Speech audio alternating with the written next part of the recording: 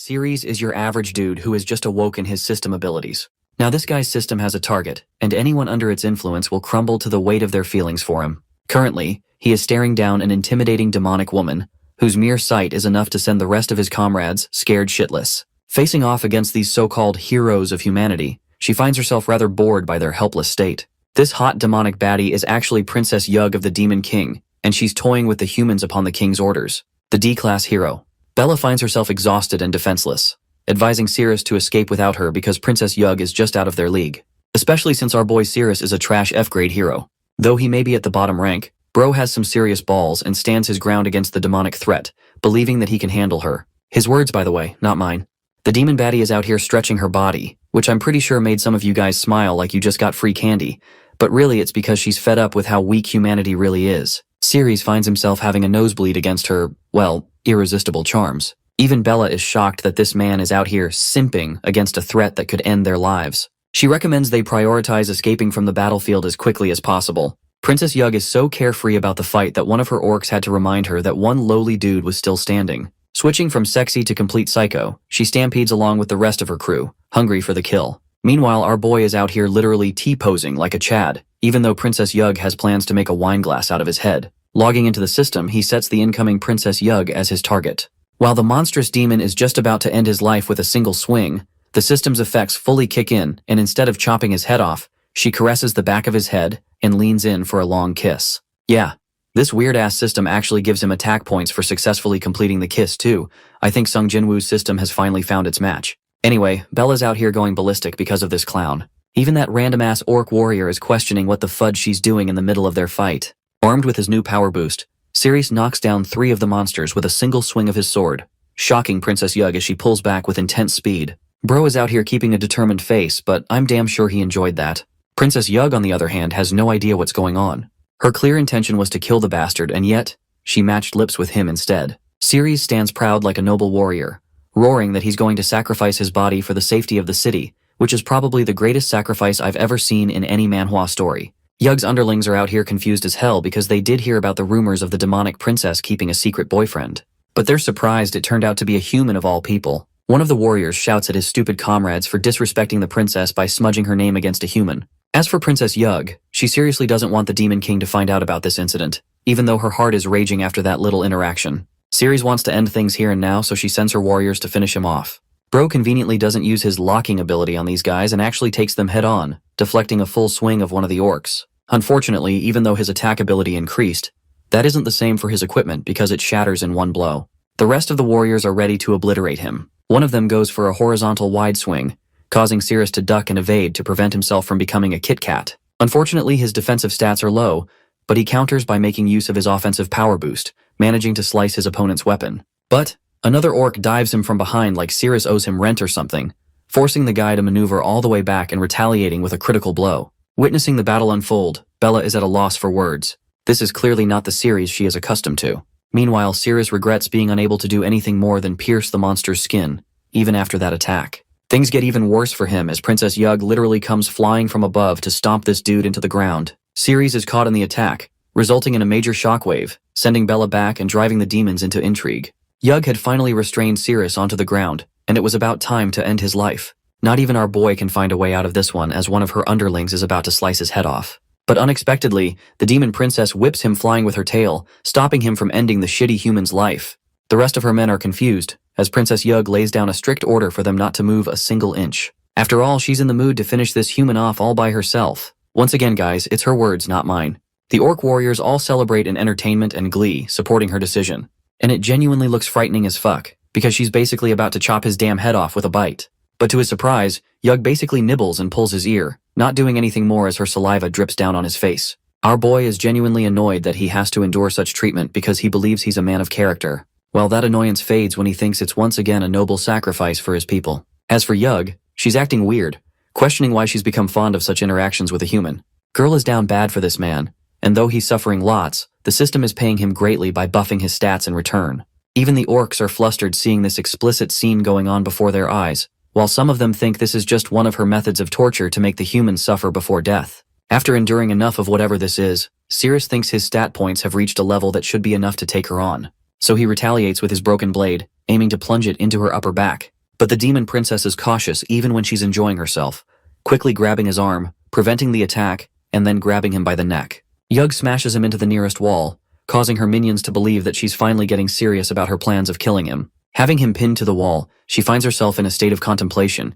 believing she should have held back a little. Yug tells Cirrus that insignificant humans are so confident in taking on the demons, and unveils her intentions of toying with him. She destroys his armor to prove the point that humans are nothing without their equipment.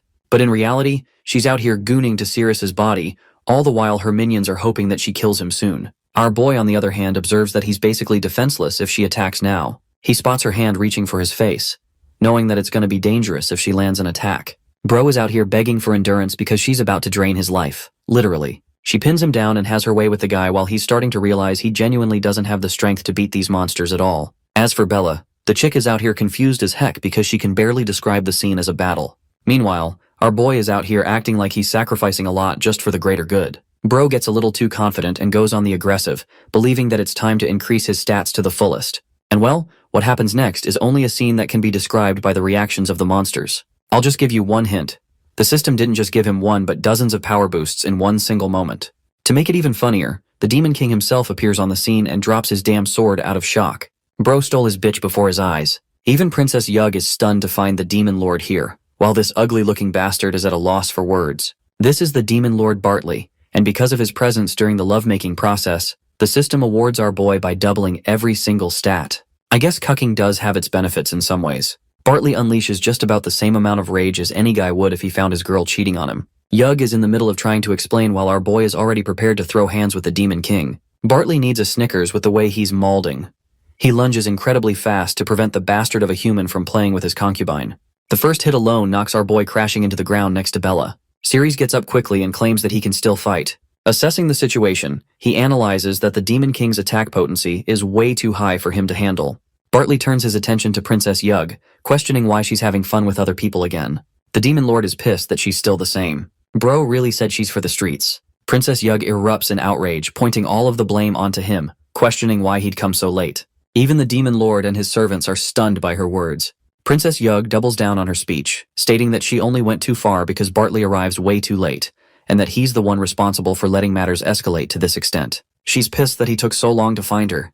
The funniest part is that even though she was the one cheating on him, Bartley is the one feeling guilty and begins apologizing for taking his time slaughtering the humans on the way. The rest of the warriors are shocked by the Demon Lord's generosity towards his lover. It's a display of affection never seen before. Anyway, while they're out here having their lovers quarrel, Cirrus thinks this is a good chance for them to skedaddle the fuck away from the situation. So he takes Bella and assists her on the way. Her leg's already out of commission, so she needs care and attention. Meanwhile, Yug activates her victim card and starts crying that their beloved relationship has been tainted because of one man's interference. Realizing that the scumbag human caused all of this, Bartley gets serious and declares that he will end his life. However, Yug stops him right there, tugging his leg and declaring that he's the only one she truly loves. Bartley shouts at his idiotic servants who are out here watching the drama unfold instead of actively catching the humans. One of the warriors shares that Yug strictly ordered them not to interfere, which causes the Demon Lord to get so annoyed that he uses his godly speed to head right towards Cirrus and Bella. The ceiling shatters open as the Demon Lord descends to kill the imbecile of a human who dared to seduce his concubine.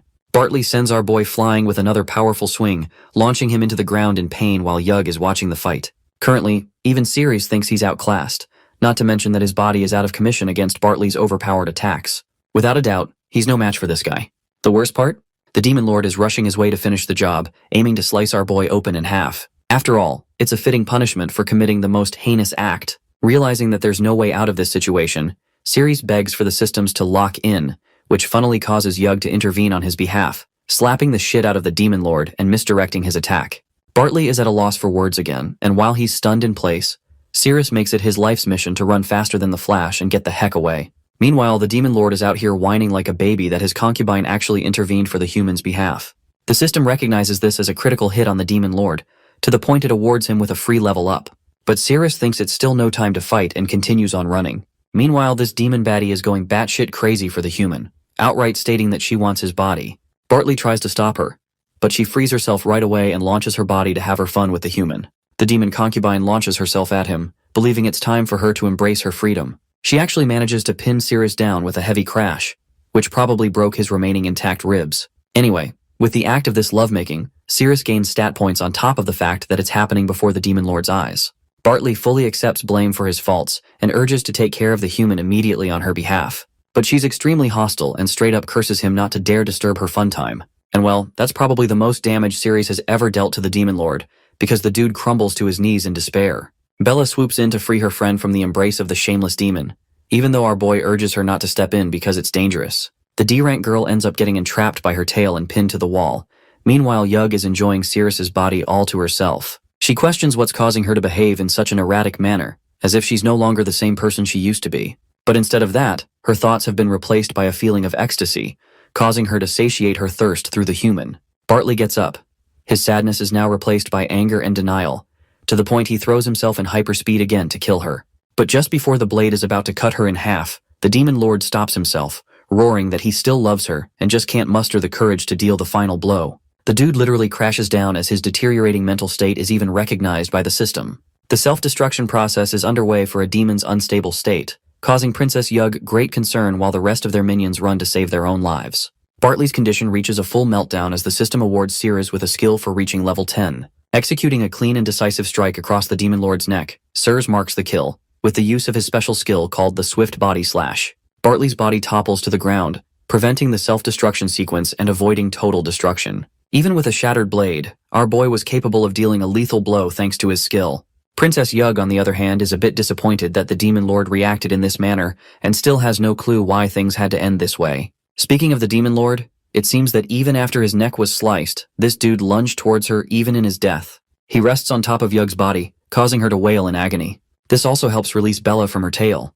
The Demon Lord requests his concubine to fulfill her previous promise, swearing that they would both die together. Turns out this guy is still on his self-destruct sequence, while Yug is begging to be freed because she doesn't want to die. Girl is out here acting like a damsel in distress when her hero, Cirrus, slices the Demon Lord's arm off and quickly snatches her away. The beheaded Demon Lord is somehow still capable of talking, but he quickly meets his end as the self-destruct sequence reaches its conclusion, destroying the area completely. It's only thanks to Cirrus grabbing both Bella and Yug at the final moment that they manage to survive and reach a lower level of the dungeon. Resting at the bottom, Cirrus collects his breath, questioning if he's just landed at the dead bottom. What's surprising is that the gigantic Yug has been replaced by a tiny little salamander. Her magic value has been reduced to nothing, and the chick doesn't even have 10 HP on her. Bro is baffled as the salamander Yug quickly hides in his pockets. Meanwhile, Bella is getting up with a questionable pose and asks about Cirrus's condition. The system fully confirms the defeat of the Demon Lord, allowing our boy to gain access to the Naya dungeon map as his reward.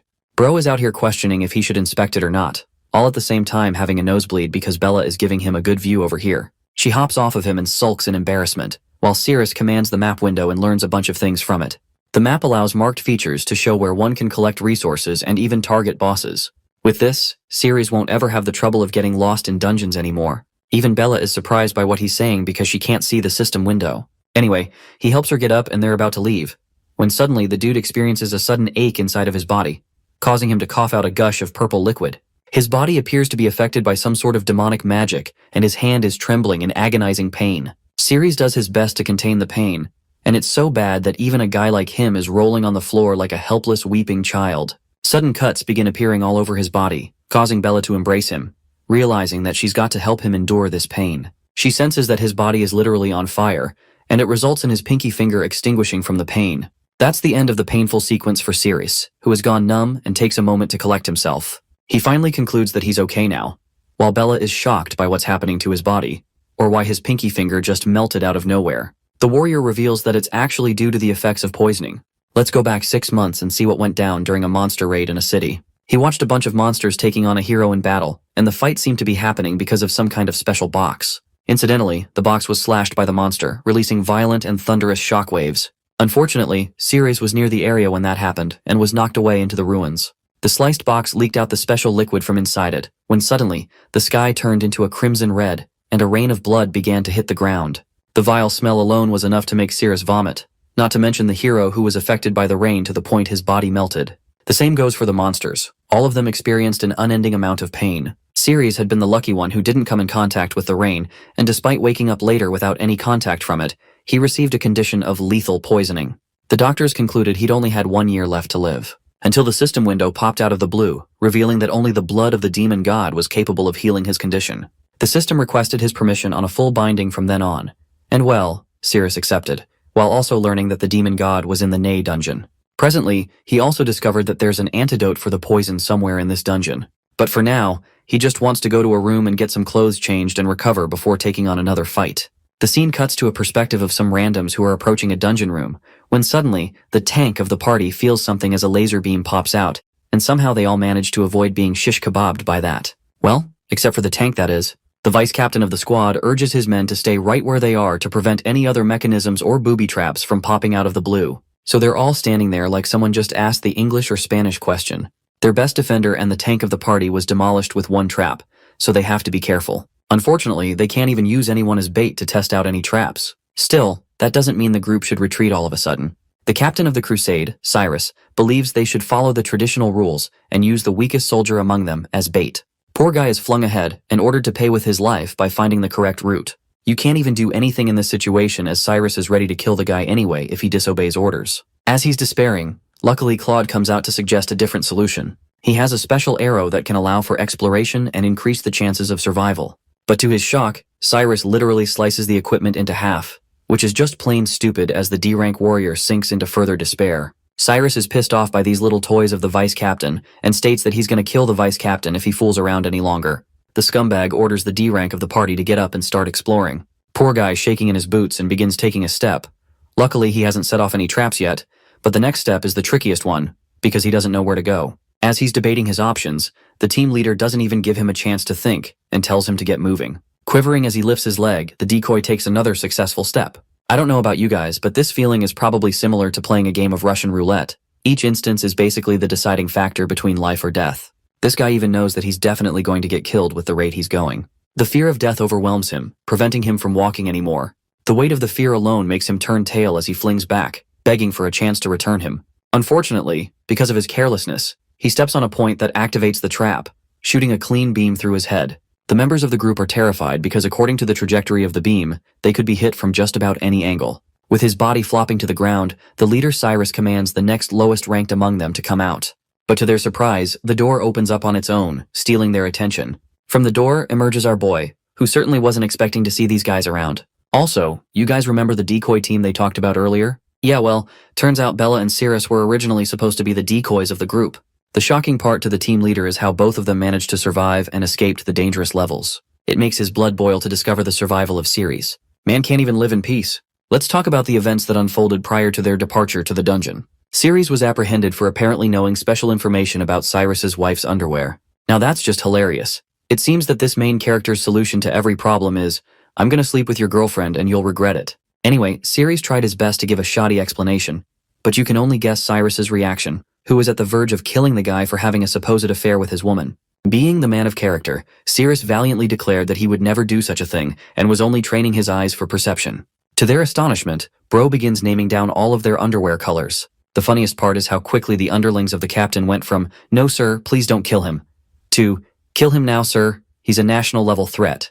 All because he revealed some interesting information. But Cyrus had the suggestion of placing him in the decoy group instead, believing it to be a fitting punishment. And well, that's how our boy ended up here of all places, and his luck is so rotten he encountered the same dude again. Cyrus demands that he come over immediately to his side, but of course, even our boy understands that it's a trick to make him trigger the mechanisms. The vice captain swoops in with a suggestion, believing it would be wise to follow the trail of the decoy group instead of taking reckless risk. But this thick-headed captain probably has a boulder for a brain with the way he rejects another sensible recommendation. He even guilt-trips Claude, pointing out that his actions are only for the sake of the team. Cyrus returns his attention to the annoying pest and orders him to execute his job. But our boy is smart and decides to pop open the map function as he begins to walk. Afraid that he'll get blasted out of God knows where, Bella tries to stop him. But this dude knows what he's doing, and thanks to the map, he knows he's safe. The rest of the assault squad is shocked at Ceres's bravery and devotion, with the way he's walking with confidence. They can't believe he's relying on pure guesswork to get out of this puzzle. Ceres takes each step according to system's precise instructions, walking his way over. The rest of the team is beginning to think this guy has some god-tier luck on his side, while our boy casually continues moving, turning around and taking more steps ahead. Not a single moment of hesitation in his stride, making him wonder if he already knows the route. But then again, his shitty F rank nullifies that theory for them too, even though it's the correct one. Bro literally starts hopping over the place and he's still fine. Ceres finds himself wavering for a moment because he almost lost balance and triggered the mechanism, Meanwhile, the brain-dead team captain is questioning why the hell he's not blown up yet. Ceres is nearly there, and with a few more steps, he walks past the corpse of the bait and arrives in front of the captain. His valiant accomplishment of crossing over without triggering a single trap is held in high regard by the group. Ceres chalks it off as a result of his training and declares that they're innocent. But Cyrus isn't quite done yet and nearly takes his neck off, questioning how the hell could someone pull off such crazy luck in a situation like this. At the same time, he makes our boy the trailblazer for the mission because of his performance just now. The sudden appearance of the kale mushroom surprises our protagonist. These mushrooms are known to induce sickness in humans upon consumption, but for monsters they're okay. Ceres realizes that the tiny salamander inside of his armor must be hungry, so he carefully plucks a couple of them, enchanted by the smell. Cyrus immediately notices his act and questions what the hell he's doing. He snatches the mushroom away from his hand and chucks it in his mouth, revealing that they've been operating on an empty stomach for a while. As he's munching it down, the arrogant leader reminds him that he can't go on doing as he pleases. Ceres simply informs him that there aren't any problematic traps through the door, so they can easily progress. But the leader wants him to do the dirty work of opening the door as well, believing that it's going to be a huge risk if his team simply walks in and something bad happens. In the end, our boy had to be the one to open the dungeon door, causing Cyrus to alert his party members to stay sharp for anything incoming. But as he's wielding his sword, an uncomfortable gurgling sensation starts growing inside his stomach. Yeah, this guy's cooked. Ceres opens the door fully, and surely there's nothing so far. But the party members are prepared for everything, while Cyrus is out here having a shit face releasing a deadly mustard gas from his you-know-where part. Anyway, our boy marches forth and hasn't been killed yet, so Cyrus questions what he's seeing so far. At the same time, Bro is clenching so hard and questioning why his stomach is betraying him at such a moment.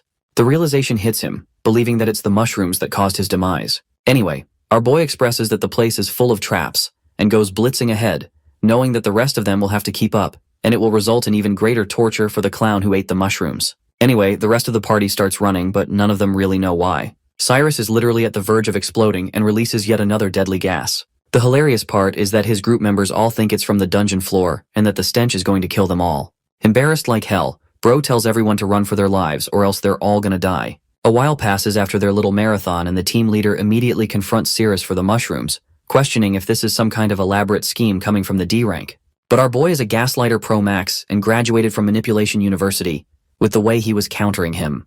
Poor Cyrus can't even explain the situation properly. One of his team members sets down a comfortable spot for the team captain to sit on. But of course he can't sit, especially not in these circumstances. Bro is extra motivated and tells them to keep moving. Finally, he puts a blade against Ceres's neck, declaring that he will personally execute him if he dares to run like that again. Anyway, their navigation through the dungeon continues as the group avoids each trap thanks to our boy's help. Unbeknownst to them, however, there is a sleeping dragon who doesn't know the humans have invaded her domain. Ceres keeps leading them on, but there's more than just a few monsters here who are actively spying on the humans. Here's the thing though, the team leader has been deadly observant all this time, noticing how they haven't run into a single monster or a trap so far. It's almost as if Ceres knows this place from the inside out, even though it's wild to admit that. But even the team leader knows that as weak as our boy is, he couldn't have made it here on his own before. Anyway, Ceres points to the boss's room just up ahead, which means his value has expired as a guide because the team leader sees him as nothing more than an obstacle. Noticing a large spike on the ceiling just over Ceres's head, the sneaky team leader activates his sword skill and releases a concentrated wave of mana, slicing the spike and causing it to drop down on where our boy is standing. The scumbag thinks he's some kind of god-level genius with this little accident excuse of his, but to his shock, before the spike hits Ceres, a scorpion's tail whips it and then assaults the team leader directly. The armored monster makes its descent, coincidentally also causing the collapse of the place and separating Ceres from the rest of the team. As for the scumbag leader, he lucked out by reacting quickly against the attack and managed to survive. But our boy didn't receive the same luck, believing that his life is finished and that he's doomed for good. But then a voice calls out for the sighting of a human. The monster appears to have a feminine appearance, but she quickly voices out her disgust for humans. The woman named Sadiel remarked that it was disgusting to see a human there near her. The monster, a puppet scorpion of level B+ belonging to Sadiel, stood in front of Cyrus and his team. Tyre shouted at everyone to be ready for battle, while Bella was tense because she found it hard to lift the sword they gave her. Tyre ordered the tankers to come forward and block the movements of the monster, not letting it break through. The tankers stood in front of them with their shields raised. Tyre then instructed the archers to quickly shoot from behind, taking advantage of the distraction created by the tankers. The archers followed the order and shot arrows at the monster. The arrows hit the monster, prompting Tyr to instruct the archers to keep shooting. However, the monster roared loudly, exerting a force that repelled all the arrows shot at it. Everyone also found it hard to stand in that force, and Tyre was shocked that the sheer force of the monster alone repelled all the arrows and their attacks had no effect. Suddenly, Cyrus stood up and asked why they were all standing still like statues, and that they should not be frightened by the aura of the monster. Cyrus tried to motivate them, saying that there was just one monster and they could defeat it easily. Meanwhile, Ceres also heard another voice and wondered if the voice he heard was that of another monster. Out of nowhere, a scorpion tail came towards Ceres to attack, but somehow Ceres dodged it, wondering what it was. Just then, the scorpion itself tried to attack Ceres with a lunge, but Ceres once again dodged it. He then stood still and asked the monster to taste his fist with 3190 attack power. With just one punch from Ceres, the scorpion puppet's body got a hole, and slowly all its parts blasted and scattered here and there. Sadiel was impressed seeing that Ceres actually shattered one of her scorpion puppets with just one punch. At that moment, Ceres was wondering that the antidote which could cure the poison on him was in the room just ahead where the boss was, so he couldn't afford to expend more energy on meaningless battles. So he thought to use the map and escape directly, sparing himself. Sadiel came close and shared that it didn't matter because she was planning to throw away things that had been touched by disgusting humans. She also told Ceres that she originally used the monster to twist his face, but now she had to do it herself. Seeing Sadiel, he got stunned as it was a female monster again. Ceres responded to her that his head wasn't a melon or something which she could easily twist off with her hands. Hearing this, Sadiel responded that she wouldn't touch his disgusting body with her hands. She then explained that although he could deal with outside humans with just his hands, she was actually using her hand to control the scorpion puppets with the help of a string. So she shared with Ceres that she would deal with him first and then go outside and kill the other humans. Ceres furiously shouted that he was a hero and protecting humanity was his duty, so he would stay and fight with her. Even if it meant using up all his strength, he would stand there to block her. Sadiel attacked Ceres, asking if it was really true. She held his head with just one leg and made him fall to the ground. At that moment, Ceres' system got activated and the target was locked as Sadiel. Sadiel said that a guy who overestimated his abilities was nothing to her. On the other hand, the scorpion puppet stopped fighting. Seeing this, Tyre happily asked everyone to look as the monster's head turned red, indicating that their attacks were beginning to take effect. Ceres was surprised at how fast Sadiel was. Sadiel shared that the fact Ceres managed to come there, considering human strength, was quite impressive, but that's it. Lord Ney really hates it when humans step into his room. At that moment, she was putting her second leg on his face, but Ceres knew that the monster was too strong. He realized he must not let the monster go outside. He must stop her there. So he took his head a bit backward and furiously opened his mouth to bite her feet. From Ceres' act, she got embarrassed and shouted that it was so disgusting that Ceres actually did such a thing to her feet. On the other side, while the monster was fighting, Bella noticed that there hadn't been any movement for so long. She thought that Ceres hadn't been unconscious from the stone. She had to take him out. She called Tyr and asked him to cover her as she was going to take out Ceres from the rubble. Tyr got stunned and was asking her to wait, but it was too late as she ran before he could respond. While running, she was hoping for Ceres to be okay, but the scorpion puppet saw her and was going to attack. However, Tyr came in the way and blocked the attack with his sword, though it was very hard for him to block it for very long. Meanwhile, Bella was still wondering about Ceres, as he was a hero after all, and it's just a pile of rocks, so he should be okay. On the other side, Sadiel lost her grip on Ceres due to him licking her feet, which made her feel disgusted. Ceres was relieved that he finally got free from her headlock. Ceres' system told him that he couldn't use the instant kill skill without holding a weapon. Upon hearing this, Ceres got frustrated. If he had known that it was going to happen, he would have brought a weapon with him. Now, Ceres had no option but to use his own hands to attack. He tried to punch Sadiel, but she dodged it and kicked at his face. While kicking, she felt that his face was so pulpy. Due to that kick, Ceres flew through the air and bumped into the stone. Sadiel shared that she felt very comfortable kicking him. Hearing this, Ceres had no response to give, and Sadiel also got tensed, wondering what was happening to her. So she decided to quickly defeat Ceres, as it would be troublesome if outside humans ran into Lord Ney's room. She then took the tail of the puppet monster Ceres had wiped and tried to attack with it. But Ceres saw the attack coming and dodged it because his agility was good enough to dodge attacks. He then focused magic energy in his hand and sliced the tail into 2 parts. However, it was like a distraction to him because while he was slicing the tail, Sadiel came again with her leg and locked Ceres' face in it. Her facial expression and words were totally different as she locked him to wipe, but her facial expression looked like she wanted to do something else. Sadiel shared that this time she wouldn't let him go and would strangle him with her feet. Ceres got furious and moved to hold her legs with his hands, determined to make Sadiel feel the power of his grip now. The moment Ceres touched her legs, Sadiel felt weird and quickly jumped away. But soon she stomped on his face with her leg, furiously asking him not to touch her legs with his dirty hands. She even used the cut pieces of the tail to hold his hand. Ceres was stunned to see that she used the scorpion tail he had just broken, and her suppression was so strong that he couldn't evade her attacks at all. She then again put her feet on his face, saying that she was going to crush his face. Even while she was crushing his face, Sirius's powers were increasing, whereas Sadiel was feeling very good while she was putting her feet on his face. Until the agitation value reached 66%, she told Sirius that humans were born to be trampled under her feet. But she was trembling, and due to that, the puppet monster outside fighting with Cyrus and others was also shaking. Seeing this, Tyr happily said that the monster had begun to lose its balance, so they should stay tight as they were about to win. On the other side, Sadiel was enjoying it as she was feeling amazing. Meanwhile, Bella was running towards the wall of stones when the scorpion tail was about to attack her. Tyr saw it and tried to warn Bella, but it was too late as she got attacked by the tail and was sent flying, colliding with the rocks. On the other side, Sadiel was touching Ceres in inappropriate places, to which he was shouting and asking her not to touch there, as she wasn't allowed. Near Cyrus, the tail was going to come towards him, and Cyrus was ready to block it. So somehow he dodged it with the help of his sword, but he noticed that even from such a long distance, the tail could still penetrate the wall, which meant the rank of the monster had surpassed that of an elite monster. There, Sadiel was feeling it very fluffy and pulpy, and the agitation value had reached 95%. On the other hand, Cyrus was about to be attacked by the scorpion puppet, and by the time Cyrus realized it was coming from behind, it was too late. He noticed that the Princess of Scorpio was coming, but being too late, he couldn't block them. However, to his relief on the other side, Sadiel became fully agitated and began acting very strangely, as if she were being seduced.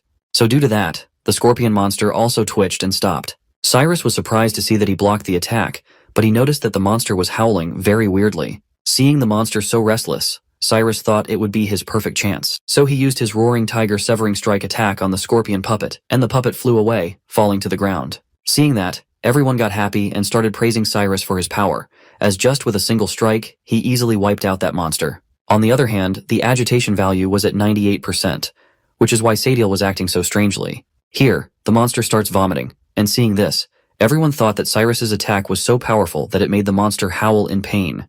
They praised Cyrus, acknowledging that with him around, they didn't need to worry about any magical beast coming their way. Even Cyrus was wondering that the scorpion puppet didn't seem to be very strong, as he could easily defeat that monster. On the other side, something happened with Sadiel, and the monster started moving again, making everyone tense as it wasn't fully wiped out yet. So Cyrus asked everyone to step aside and let him deal with the scorpion puppet. He wanted them to witness the true power of their captain. Sadiel was tense, wondering what the hell had happened to her and why she was doing something like that with a human body. She decided that she had to stay calm. On the other side, Ceres was wondering what to do, as her body was so resilient, especially her legs.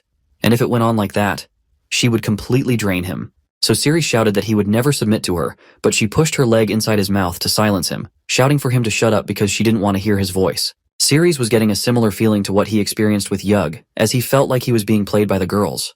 But at those times, his powers were increasing rapidly, gaining over 2,000 points each time. On the other side, the scorpion puppet was fighting with Cyrus, but due to Sadiel being seduced and losing her temper, the monster wasn't fighting at full power. Cyrus saw that the monster was losing its power, so he used his sacred whirlwind slash attack, and the monster went down. Everyone was happy that Cyrus used his signature attack to defeat the monster, but then they noticed that the monster was still continuously roaring. They murmured that Cyrus was so strong that he had beaten the monster to the point of unconsciousness, causing it to roar uncontrollably. Cyrus then shared that the monster was nothing but a punching bag in front of him. Even Tyr praised Cyrus, saying he was so strong that he defeated the monster with a single strike. On the other side, Cyrus's defense increased by 3,304 points, and his agility increased by 4,310 points, making him much more powerful. Sadiel was enjoying the moment, but suddenly she heard the voice of her lord Nay asking why it was so noisy outside. Hearing the voice, she got tense and jumped off the body of Cyrus. She stepped back and tensely wondered whether it was over, as for a moment, she had actually forgotten Lord Nay's command. She must quickly wipe out the filthy humans and make amends for her mistake. Lastly, Cyrus's attack power increased by 10,000 points. He became so powerful that he exuded a killing aura and asked Sadiel whether she still wanted to continue playing with him. Sadiel got tense seeing his atmosphere, as it was completely different from before. Cyrus's chilling and oppressive presence was like that of Nay-sama. She wondered if she had to fight against someone like him. Seeing his killing intent, she ran away from him. Ceres was confused about why she ran away and whether he should go after her. However, he decided to forget it, as his goal was to obtain the blood of the demon god in the boss room. It was better not to consume physical strength, as Sadiel had already drained too much of his energy. On the other side, while everyone was praising Cyrus and his bravery, Bella tensely ran towards the walls of rock to find Ceres. But before she could reach the wall, she saw someone breaking it with their legs. When Ceres came out, he was surprised to see Bella. Bella asked him if he was all right and if he didn't get hurt. Ceres responded that he was completely fine. But Bella, still observing everything, noticed that he was covered in dust, and she expressed concern that while it might not show on the surface, There could be internal injuries. She even suggested that he let the medical team take a look. Cyrus laughed and responded that he was truly fine. So Bella told him that if he felt unwell, he should let her know immediately. Cyrus responded with a simple, "Okay." Meanwhile, Tyr was trembling with fury, seemingly harboring something in his heart for Bella. Cyrus asked everyone to listen, stating that from that moment on, they were going to follow behind him as he wanted them to witness his true strength, as he was going to defeat the boss alone. Hearing this, everyone was amazed and started praising their captain's mightiness. Cyrus was elated, thinking that the dungeon's danger level was certainly not at C rank, it was probably pushing at D rank at best. So, when he would return to the guild and share his achievements, it would surely lead to a promotion, which was a significant gain for him. The scene then shifted to Lord Nay's room, where Sadiel shared with Nay that there was a very powerful human outside. She didn't know what method he used, but his initially feeble strength skyrocketed to an unimaginable extent in an instant. She asked Nay to be more careful when facing that human. In a weird voice, Nay asked Sadiel what she commanded her. Tensely, Sadiel responded that she commanded her to guard the door and not let any creature enter his room. Upon hearing this, Naye furiously asked if she knew that, then what the hell was she doing out there with that human? Sadiel got tense and was about to respond, but before she could, Nay attacked her. A great blast occurred behind her, but the ray of light passed through her, instantly defeating her. Nay shouted that she didn't want to hear her lame excuses. After that, Nay picked her up with magic and threw her onto the corpses of many monsters and humans, saying that she should just become firewood. At that moment, Sadiel was murmuring that she didn't want to die yet. When Sadiel got thrown onto the corpses, a pond emerged with a green liquid substance inside. Nai shared that after waiting so long, she had almost finished using thousands of humans and monsters as firewood, and the blood of the demon god had finally begun to boil. Suddenly, someone barged into Nay's room by breaking the door. Hearing the sound of the door getting broken, Nay turned back and asked who was so brave and dared to set foot in her room. Cyrus responded that it's him, her daddy, who came to beat the hell out of her. Ciri saw the blood of the demon god, and his system told him that the blood of the demon god could eliminate toxins in his body after consuming it. Nai asks if Cyrus was the powerful human that Sadiel mentioned. Ceres also wonders if the green blood was the one that could detoxify him. Cyrus then asks everyone to listen to him, stating that no one was allowed to take action without his command, as he wanted to take on the boss of the C-rank dungeon by himself. Everyone starts cheering for Cyrus to go and defeat the boss, showing the power of humans and what they could do. Ceres was amazed to see that the thing placed on that platform was actually the blood of the demon god. Meanwhile, Cyrus was running towards Nay to defeat him, and everyone else was cheering for Cyrus. Upon reaching close, Cyrus jumped in the air and told Nay to feel his terror. However, Nay just used her thumb to counterattack, and in that attack, a fierce yellow light ray emerged, burning all the armor Cyrus was wearing. Cyrus also got thrown into the air and crashed into the wall. Seeing this, everyone got shocked and ran towards Cyrus to ask if he was okay. Nay asked if they only had Cyrus as the most powerful human being, and concluded that Sadiel was really useless. On the other side, Cyrus was shocked and wondered that the monster's attack didn't make any sense, as it shattered his A-rank armor with just one strike. Fortunately, he was wearing the S-level soft dragon scale armor that his brother gave him underneath. Otherwise, he would certainly have bid life goodbye. His teammates asked if he was alright, but Cyrus was still lost in thought, wondering what was going on with the underground dungeon and why there were so many differences in strength between monsters. He thought that it wasn't a good idea to fight those monsters head-on, so it would be better to use his team members to exhaust the monster's strength first. Then he would take action when the monster didn't have much strength left. In this way, his chances of winning would be a bit greater. Cyrus stood up and asked everyone to follow his order, charging forward and showcasing their own expertise. However, Tyr interrupted him, suggesting that a full charge assault without formation could result in many unnecessary casualties. He recommended sticking to their previous formation, with tankers using their large shields in front. Cyrus furiously asked Tyr whether he was questioning his judgment or trying to defy his commands. Tyr tensely responded that he wasn't daring to do so. Cyrus then told Tyr to stop talking and do whatever he was ordering. Cyrus then ordered everyone to pick up their weapons and charge forward, assuring them that he was their solid support, and there was no need to be afraid. Everyone agreed and moved angrily towards the dungeon boss, Nay. Nay was also ready to attack back and said, "Here comes a bunch of humans who don't know whether to live or die, as their flesh and blood don't even qualify to become sacrificial altar firewood." Nay then shouted that she wanted to show them the difference between humans and monsters, and unleashed her despair-inducing disparity attack on a large scale. Most of them were burned down in that attack. Ceres held Bella and Mark, getting them out of the range of the attack. Most of them were burned, and some were injured. Even Cyrus somehow managed to escape the attack, but his sword was burnt to ashes. Cyrus was shocked to see his own sword destroyed. Nay then flew off into the air and asked Cyrus if he didn't say he would make her feel the sense of terror. Cyrus realized he couldn't win in this situation, so he quickly thought of running away from there. Tyr was stunned to see the burned bodies of his teammates, but to his surprise, he saw Cyrus trying to run, shouting at everyone to retreat. Those who were still alive listened to his command and left the boss room. Tyre got furious hearing that from Cyrus's mouth. But to Cyrus's shock, his hand was grabbed by someone. When Cyrus looked back, it was none other than Ceres. Ceres held his hand, saying that Cyrus had just said he was the solid support for the team members, and his battle against the boss wasn't over yet, so Cyrus couldn't leave. Cyrus tried to shake his hand to free himself from Ceres's grip, but it didn't work as he couldn't loosen Ceres's grip. Cyrus told Ceres that he was the team captain and his words were law. If Ceres wanted to stay and die, he was happy to do so, but he didn't want to drag Ceres into it. Even Nay furiously asked how Cyrus dared to trespass in her domain and wreak havoc in her room, yet still wanted to escape now. Nay then went for another attack. Seeing this, Cyrus got scared and tensely started shouting at Ceres, calling him a fool for not looking back, as the dungeon boss was about to unleash the same light beam again. He even tried to run by pulling his hand, but he was shocked to see that he wasn't able to pull his hand away, and wondered why Ceres had such a strong grip. Cyrus again asked Ceres to let go as the boss was aiming at them, but Ceres wasn't moving, so Cyrus got furious, thinking that he could defeat the boss on his own and also couldn't pull his hand away from Ceres. In his fury, he tried to lunge at Ceres, but Ceres grabbed his hand and twisted it. Due to the pain, Cyrus howled in agony.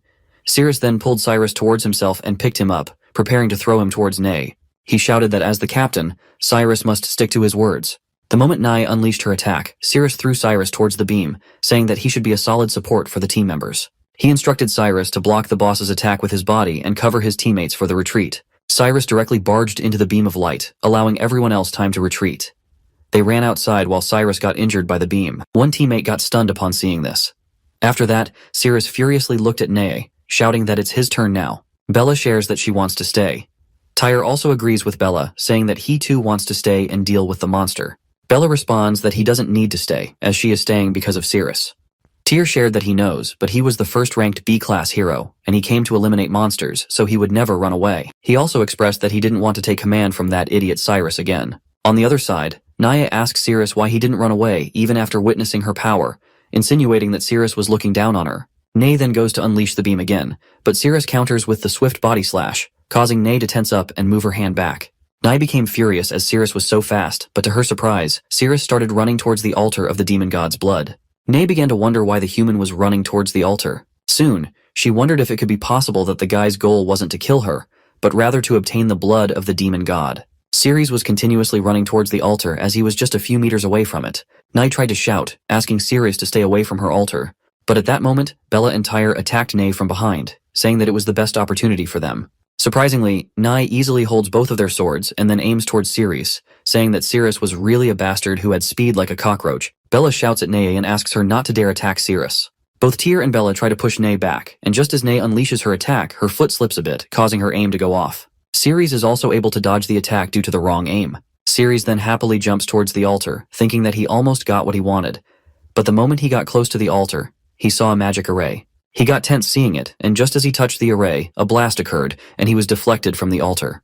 Nay shares that the magic array was personally created by her, and as long as she was alive, no living creature could cross it. Ceres also agrees with her, realizing that charging straight ahead and forcibly drinking the demon's god blood to detoxify wasn't feasible.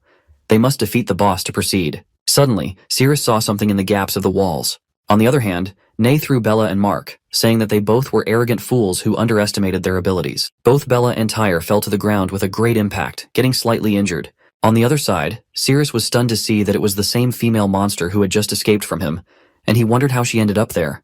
At that time, Naya was trembling and asked Ceres not to make any noise and not to let Nay know that she was there. Nay said that his ritual requires a calm and peaceful demeanor, so after wiping them out, he would quell his anger. Seeing this, Ceres got tense, thinking that Bella was in danger. So before leaving, Ceres placed the kale mushroom in front of Sadiel. Seeing this, Sadiel wonders about the kale mushroom and its ability to recover power. Ceres ran towards Bella, shouting that he was coming. On the other side, Sadiel took the mushroom and started eating. Afterward, she had tears of happiness in her eyes. Ceres' system shows that the female monster Sadiel developed feelings for the host, which caused the host to unlock the weapon unlocking requirements, thus unlocking weapon options. Suddenly, many anonymous cards with question tire signs appear in front of him, and the system shares that first, he has to see the detailed explanation of the weapon introduction rule. On the other hand, Tyre comes in front of Bella to protect her, saying that he will hold it back, and she has to escape quickly. Bella responds that her leg bone cracked again, so he has to escape without her. Here, Ceres shouts at the system to skip the explanation of the rules as he was going to rescue people now, and he didn't have any time to listen to nonsense. So the system skipped that and asked Cirrus to choose a card. Cirrus randomly chooses a card, and he receives a sword with red color arising around it. The system shares that he has obtained the weapon Exploding Garment Divine Sword. Furiously, Cirrus jumps towards Nay, shouting and asking her to try his new weapon power and die. He then attacks her, but she holds his sword with one hand and starts laughing, saying that Cirrus fell for it, as both Bella and Tyr were bait, and her real target was none other than him. She then unleashes her light beam attack, asking how he would escape from such a close distance. He shouts and tells her not to underestimate him, as he never said he was going to dodge. He slashes the sword with his full power, but it only manages to give Nay a scratch on her hand. She laughs at him, pointing out that despite exerting all his strength, he had only managed to graze her skin, and not a single drop of blood had been shed. She then explains that it's the difference between monsters and humans, but at that moment, her dress gets torn from above. Seeing this, she gets stunned and embarrassingly asks where her dress disappeared. Even Bella and Tyr were embarrassed to see that Cirrus stripped the boss. Cirrus was also tense as the monster was really powerful. At that time, his screen shares that the Exploding Garment Divine Sword, when striking with the sword, would cause enemies to have their clothes explode. When the enemy was naked, it would trigger the ultimate move, Divine Sword Descent. Nay got furious with Cirrus for what she considered a despicable move, and for that, she was determined to wipe him out anyhow now. Cirrus tried slashing her again, but this time she dodged it. Cirrus thought that his previous attack hit her palm once, causing her clothes on top to burst open. In other words, he just needs to do it one more time, and he could knock off the robe underneath by attacking her legs. Afterwards, he would knock off her face mask, triggering the ultimate move. So all he needs to do is get close to the boss and keep using the skill Swift Body Slash. Cirrus was sure that Nay wouldn't escape, and he could land an attack on her. Suddenly, Cirrus's system shows that the host's current magic power was only enough to use Swift Body Slash 6 times, with a 10-second cooldown for the skill. Targeting a fresh enemy would allow an immediate activation of the skill. Hearing this, Cirrus got disappointed, considering the skill to be ineffective. The system asks if Cirrus wants to turn off the skill, but Cirrus responds with a firm no. Cirrus now thought that if it's the case, then he would grudgingly give it a shot. He furiously ran towards Nay to attack with Swift Body Slash, but Nay jumped in the air and dodged the attack. Cirrus got tense because he again missed the attack. Meanwhile, Nay was wondering why Cirrus kept targeting her legs when her upper clothes had already burst open. Did Cirrus want to strip away her robe also? Just then, Cirrus came again for an attack, but this time Nay furiously kicked at his face. Cirrus received a big impact on his face, causing him to fly through the air due to the attack. Somehow, with the help of his sword, he manages to stop himself and lands on the ground. However, he was in deep pain as his nasal bone was almost broken, causing him significant discomfort. However, he then remembers the excruciating pain of his body melting after the toxin breakout, and he realizes that the pain of his broken nasal bone was nothing compared to that. Cirrus becomes even more furious and runs towards Nay to attack, shouting that the little pain was nothing at all for him. Slowly, every passing second felt like an eternity as Cirrus neared Nay, and as he reached her, the countdown also reached 1. He knew he could attack now. While he was running, Nay tried to attack with her laser beam, but Cirrus managed to dodge the laser beam attack. Nay was tense seeing it, so Cirrus goes for attacking with Swift Body Slash from a clash, wondering how Nay was going to dodge the attack from so close. Cirrus hits her, feeling like he succeeded in landing the attack, but it's actually that he attacked her tail, and she was flying in the air. Nay shares that she never said she was going to run away. She also shouts that if it weren't for her fear of exposing herself, she could make bigger moves, and just with his speed, she could have beaten him to ashes a long time ago. Cirrus got tensed at that time as Nay attacked him with the laser beam. He tried to dodge it using a skill and was attempting to attack back, but the screen showed that his skill had a cooldown.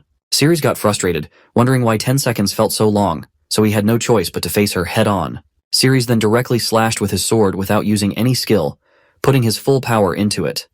Somehow he managed to deflect the laser beam. A big blast occurs due to the collision of the beam and his sword slash. Even Tyr was stunned to see that and wondered how Cirrus actually blocked the boss's attack head-on. It seemed impossible, as his overall combat level was assessed as only F rank before the expedition. Even with combat of that caliber, as a B rank fighter, he was completely unable to intervene. On the other side, Cirrus felt happy realizing the real attributes of the sword as they were truly amazing. He laughed and shared with Nay that now he could counter and easily avoid her attacks, making her attacks useless against him. Nay responds that Cirrus was right. It's indeed difficult for her to kill him. She then aims towards Bella, confusing Cirrus. She explains that it would be easy for her to wipe out the woman with the injured foot. She then goes for unleashing the beam, so Cirrus hastily uses the Swift Body Slash and attacks at the nail of the finger by which she was attacking. He succeeds in breaking that nail, but he is too late as she unleashes her attack by that time. Cirrus initially felt happy, but upon realizing that Bella was in danger now, he got tensed and ran towards her to save her. Seeing this, Naya laughed and shared that she knows stupid human beings always do those kinds of hero-saving things, which is why heroes always end up being killed by villains from behind. She lastly told him that he had been fooled and attacked with her second hand. On the other hand, Sirius realized that he had been too late to run towards them, and now he had only one choice left. Knowing that the swift body slash would work immediately when he changed the target, he locked Bella as his target and used swift body slash. So with that, he was able to block the attack, but in the process, he breaks the armor of Bella and Mark. Even Tyre was stunned to see that the aftermath shattered his armor. Nai was shocked to see that Sirius dodged it again. Suddenly she noticed that the altar was showing some weird actions, and she realized that she was so preoccupied with the battle that she forgot to add firewood to keep the demon god's blood warm. If she didn't immediately sustain the temperature of the altar, all the effort made up until now would be wasted, and she would have to wait another 100 years. On the other side, Bella starts acting as if she is getting seduced and wonders why she is feeling so weird and why her body feels so hot. His system shows that the agitation value had already reached 91%, indicating that she was already feeling something for Sirius, and now she was locked in, so she had even more attraction for him. Bella gets close to Sirius and holds his face as if she was going to kiss him. Seeing this, Tyr was also stunned. While she was so close to kissing him, Sirius remembers a past memory when Bella was 8 years old. It shows that she looks really scary. She asks what he is looking at, if he's never seen a gorgeous woman before, or if he wants to kiss her. The scene returns to the present where Sirius tensely moves back, saying that he didn't want to kiss her. Tyr also asks Bella what's wrong with her and whether she was going to kiss Sirius. Bella starts wondering whether she just took the initiative to kiss Sirius, that her body moved on its own accord, and she even stuck out her tongue, all while they were still in the midst of the battle. Bella was getting tense and feeling very embarrassed, her whole face turning red. Tyr furiously asks why her face was still so red and why she was sweating. He questions whether she was poisoned or if she was just hallucinating and her body was out of control. Right. He was so sure that she was hallucinating, otherwise she wouldn't have done such things. On the other hand, Nai was focusing on the altar, as once the demon god's blood chills, it would take another 100 years to boil it again. She then pulls the corpses of the monsters and humans, sharing that she didn't want to wait that long again. So this time she must completely burn the blood of the demon god dry. Hearing this, Sirius got tense and asks whether Nai really wants to burn the blood of the demon god dry. He then thinks that he must stop it quickly, but the boss was tremendously fast. He could hardly strike the boss. Then there's only one thing left, to let his strength increase to the point where the boss couldn't dodge his strike anymore. On the other side, Naya was putting all the corpses into the altar as the firewood, wondering if it should be enough to raise the temperature of the altar to the maximum. Ceres wants to instantly trigger the ultimate move of the explosive garment divine sword and wipe out Naya. So Ceres goes towards Bella and tells her that he has figured out a way to defeat the boss, but he needs her cooperation for a bit. Bella asks what. Ceres responds that as long as she and he do some romantic things like kissing, cuddling, and so on, he could increase his strength and defeat the boss. Hearing this, both Bella and Tyr feel embarrassed. And even Tyr wonders how Ceres could say such vulgar things with a serious expression on his face. Ceres holds Bella's hand and says that he knows it would be hard for her, but he begs her. Bella is so seduced that she doesn't know how to respond, but Tyr interrupts them by pulling Ceres's hands away from holding her. Tyr furiously says that he thinks it all sounds like bullshit. He believes Ceres clearly wants to take advantage of Bella, and they are in the middle of a battle, yet Ceres is thinking about vulgar things. What a pervert Ceres is. Tyr then turns towards Bella to tell her not to trust Ceres, but to his shock, Bella shares with Ceres that she trusts his words. Tyr is fully stunned, and here Bella puts her hands on Ceres's shoulder, telling him that it was also embarrassing for her, so not to take it the wrong way. She only agreed because she wants the monster boss to be defeated, and she actually didn't have any desire to do all those things with him. While Bella was holding Ceres's face, Ceres again remembers the childhood moment when Bella was going to kiss him, and he was scared to see her face and hear her talk. At that time, he shouts that he didn't want to play the game anymore. But remembering that, in the present time, he gets tense, shouting in his mind at Bella not to do that thing with him. So, just as in childhood, he pushed her away. Ceres pushes her in the present time and says that it's a close call. He almost got killed. In that process, his system shows that Tyr took a critical hit. At that time, Bella was wondering why Ceres pushed her away. Ceres got a notification that his level increased by 1 level and all stats had been increased by 5,000 points. Seeing this, Ceres got amazed and realized that it's certainly because of Mark. He got happy that now he didn't need to touch Bella's body and recall that terrible memory. Ceres told Bella that if it's very difficult for her, then they should not do it, and so he was going to defeat the boss. Hearing this, Bella got sad and asked Ceres to wait, suggesting that what if he still couldn't defeat the boss and if he needed her help. Meanwhile, the agitation value of Bella had reached 99%. Ceres responds with a mock face, saying he didn't want her help, and then he runs towards Naya. Hearing a no, Bella feels hurt and asks why. She even wonders why Ceres didn't have any interest in her at all. Tyr then interrupts her and says that he gets it. Ceres is stronger than him. That's why she has a crush on Cyrus. But he still wants to ask. Bella asks if it could be that thing again.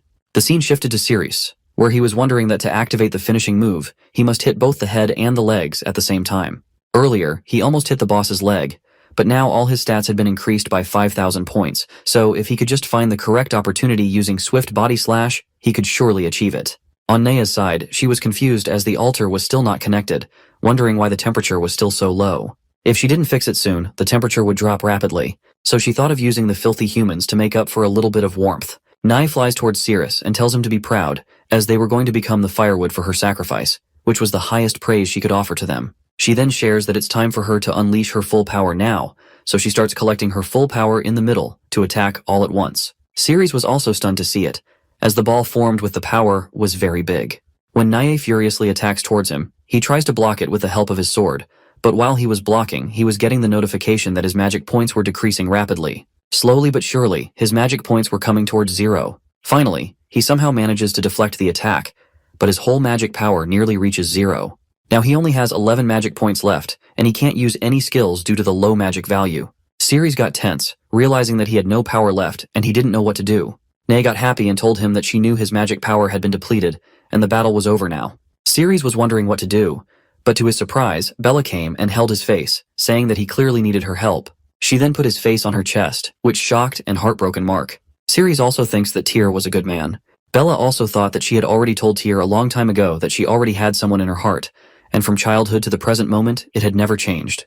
Due to her and Tyr getting heartbroken, Cirrus got a 5-level increase in his power, and a glow was emanating from his body. Cirrus realized that there was a surge of power rising within him.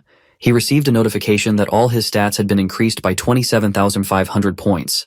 Seeing this, Nae was shocked, thinking that it was impossible. Ceres should have no room to fight back against her now. Ceres was now glowing intensely, as if he had gained a superior power. Nae said that no matter how much strength he increased, he was still just a mere human being, and in front of monsters, he was nothing but an ant. But while she was talking, Ceres ran towards her and attacked with full power. Nae countered, stating that she could always dodge such attacks. However, Ceres swiftly slashed at her body. Nae didn't realize at the time of Ceres's attack, but when her mask and robe got torn off, she was stunned to see that he had really destroyed her mask. With that attack, Ceres' system showed that the ultimate move, Holy Sword Descent, had been unlocked. Nae furiously shouts at how dare he ruin her face. She then gathers all her power and infuses it into a beam the size of a ball. Ceres attacks Nae as well, and she tries to counterattack. A big blast erupts in the room. The beam also strikes her, and the entire ground is destroyed within seconds, leaving only the line of ground on which Ceres was standing. Even Bella and Tyr are greatly impacted by the blast. After the fog dissipates, Ceres sees that Nae is lying unconscious on the ground, believing he has won. Ceres' system shows a cooldown of 20 seconds for the Divine Sword Descent. He then runs towards the altar, but is shocked to see that the magic altar is still active. He wonders why the magic altar hasn't been deactivated. Suddenly he hears Nae's voice asking if he thought he had already won, as she would never allow filthy humans to touch the demon god's blood. Ceres notices that there are still 9 seconds left on the cooldown. He shouts back at Nae that he will end her in 9 seconds. But then Ceres looks towards Bella and sees that her health is dangerously low, on the brink of death. Nae stands up, shouting that she won't let him have his way as long as she's still breathing. She challenges Ceres to come forward and see who will emerge victorious, humans or monsters. Ceres finds himself in a critical situation, torn between rescuing Bella and Tyr and continuing the fight for the demon god's blood. He prioritizes Bella and Mark, neglecting Nae. Ceres swiftly flies towards the entrance to leave the room. Nae is momentarily relieved as they depart, thinking that humans are indeed foolish. On the other hand, Ceres shouts at the map to open and find the shortest route to the exit, as he needs to get to the hospital as quickly as possible now. Just as he gets out of the room, he is attacked by monsters. Ceres quickly gets ready to fight them. Until then, Bella remains unconscious, recalling her childhood memories. She remembers everyone laughing at her, mocking her appearance and questioning who would want to kiss her. Bella still longs to play the house game, but others sarcastically suggest she play the role of a gorilla instead. At that time, Ceres was approaching her, and some children tried to warn him not to go near her, saying he would get infected and turn into an ugly freak. To their surprise, Ceres slaps one of the boys. The scene shifts to the present time, where Ceres easily defeats the monster with a swift body slash attack. Meanwhile, in Bella's dream, the child who was slapped by Ceres is crying. Ceres tells Bella that the game isn't over yet, explaining that because he's a boy and she's a girl, he should play the dad, and she should play the mom. He promises to take responsibility for her. In the present time, after defeating the monster, Ceres reassures Bella that she will be fine. Meanwhile, on Nae's side, she looks at the altar, realizing she needs to add more firewood to maintain the temperature and cannot allow it to decrease. So, when she had no other option, Nae decided to sacrifice herself for that cause. On the other side, Cyrus was battling monsters that stood in his way to stop him. Meanwhile, in the boss room, Nay shattered into pieces as she threw herself onto the altar as firewood. Before dying completely, she shouts to the holy demon god that she can no longer serve him personally. Meanwhile, Ceres fights with the dragon monster and uses his sword to attack. But as soon as he defeated the dragon monster, his exploding garment divine sword disappeared. His system notified him that the enemy had been defeated and the weapon had returned to the system. The system indicated that the weapon would be available again in 12 hours. So Ceres thought it didn't matter anymore, as they were almost at the exit.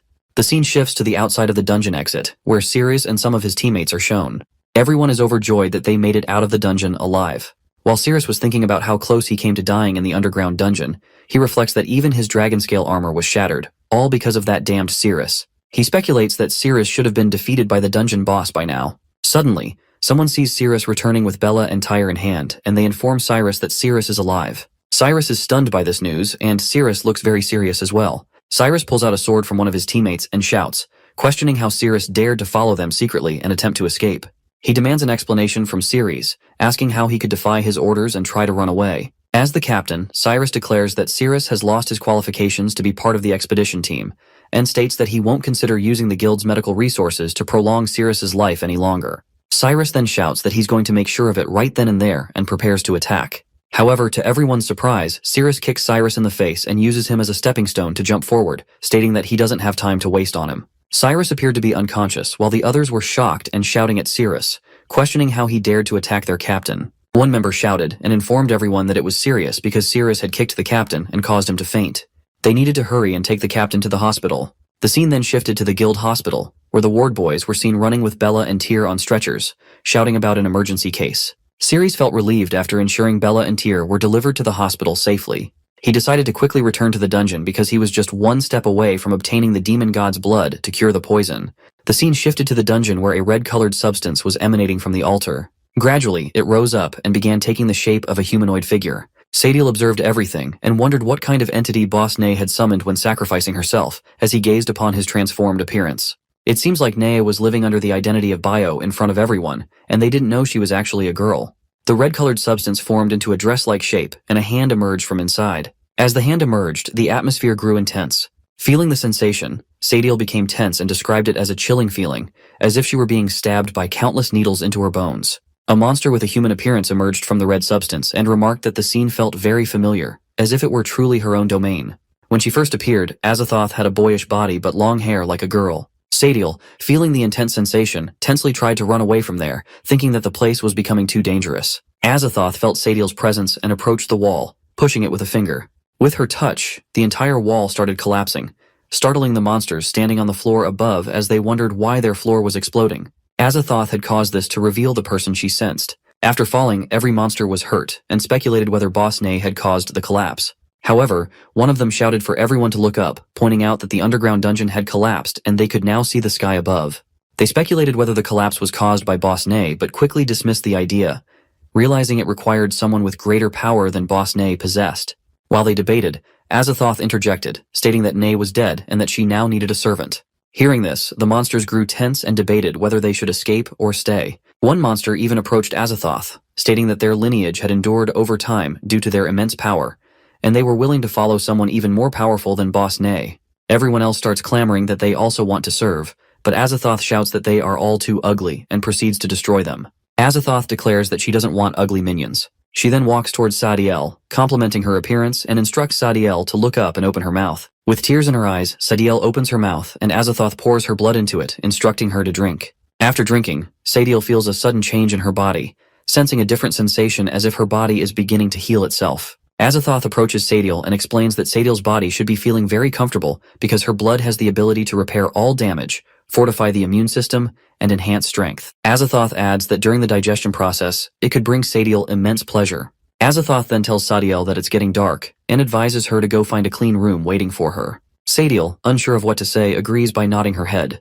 The scene then shifts to the guild's headquarters, where it shows Darren holding Cyrus's head. Darren, visibly furious, demands to know what Cyrus said about the mission failing. Cyrus apologizes to Darren and explains that if he loses his position as captain, Darren would have to take over and audit the remaining assets of the guild's investigation team. He urges Darren to come up with a solution to the situation. Cyrus also tries to convey that if it's discovered they have been secretly selling the guild's resources, it would be a serious issue.